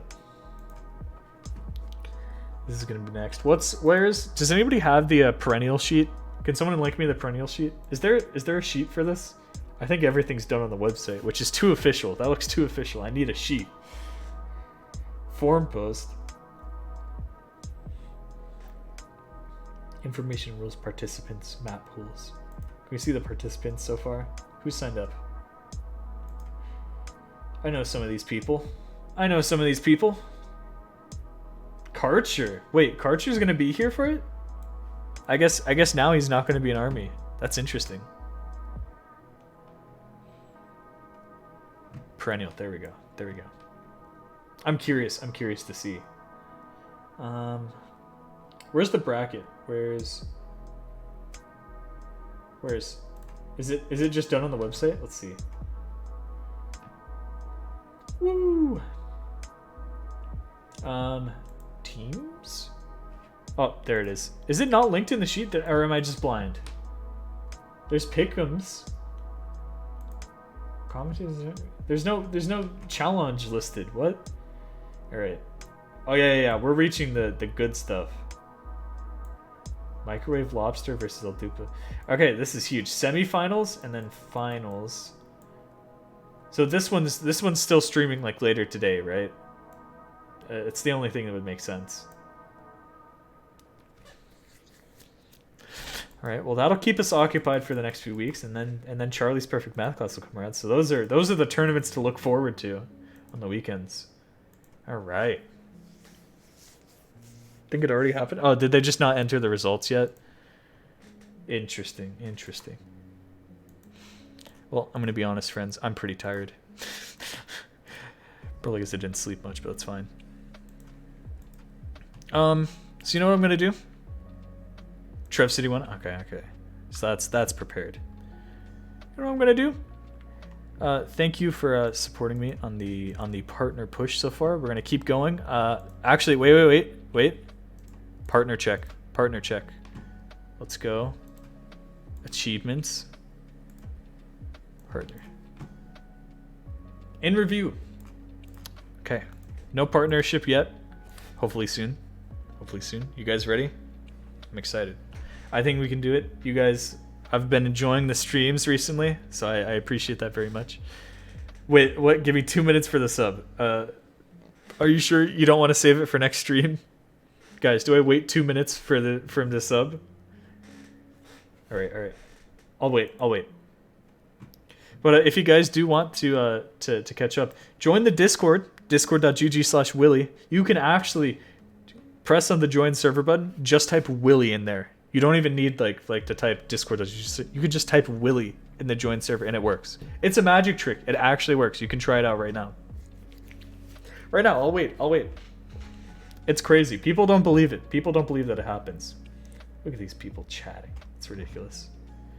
Anyway, it's a very nice server. I keep you updated on all the things that are happening. Every time I stream, if you want to get notified, you can get the streams roll. Or anytime I upload a video, you can also get notified of that, which will, there will be one coming out tomorrow. I can already give you a hint.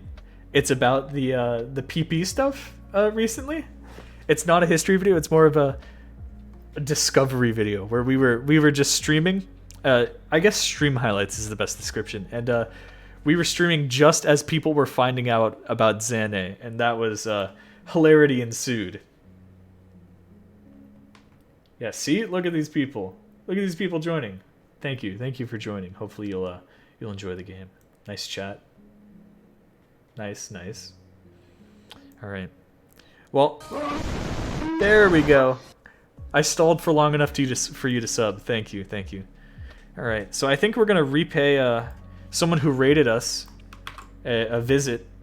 Although they are only streaming for a short amount of time, hopefully this will be good enough. I hope you enjoy your sub emotes, by the way. There will be more coming soon. I have to commission my my emote artist, but there will be, I think, 4 emotes coming soon. 4 extra ones, 3 normal ones and 1 animated one, if I remember correctly. What is Zan A? Oh no. But let's say hi to Rafis, because he did rate us the other day, so I wanna pay him the favor. He's been getting some crazy plays. I don't know if you guys saw his 800 PP playable. He was just drinking beer the other day. He was just chilling out. That was a pretty good one. So let's hope that he gets some more of those today. And oh wait, I gotta move my camera back. Nobody told me I was on the wrong side of the screen. Yep.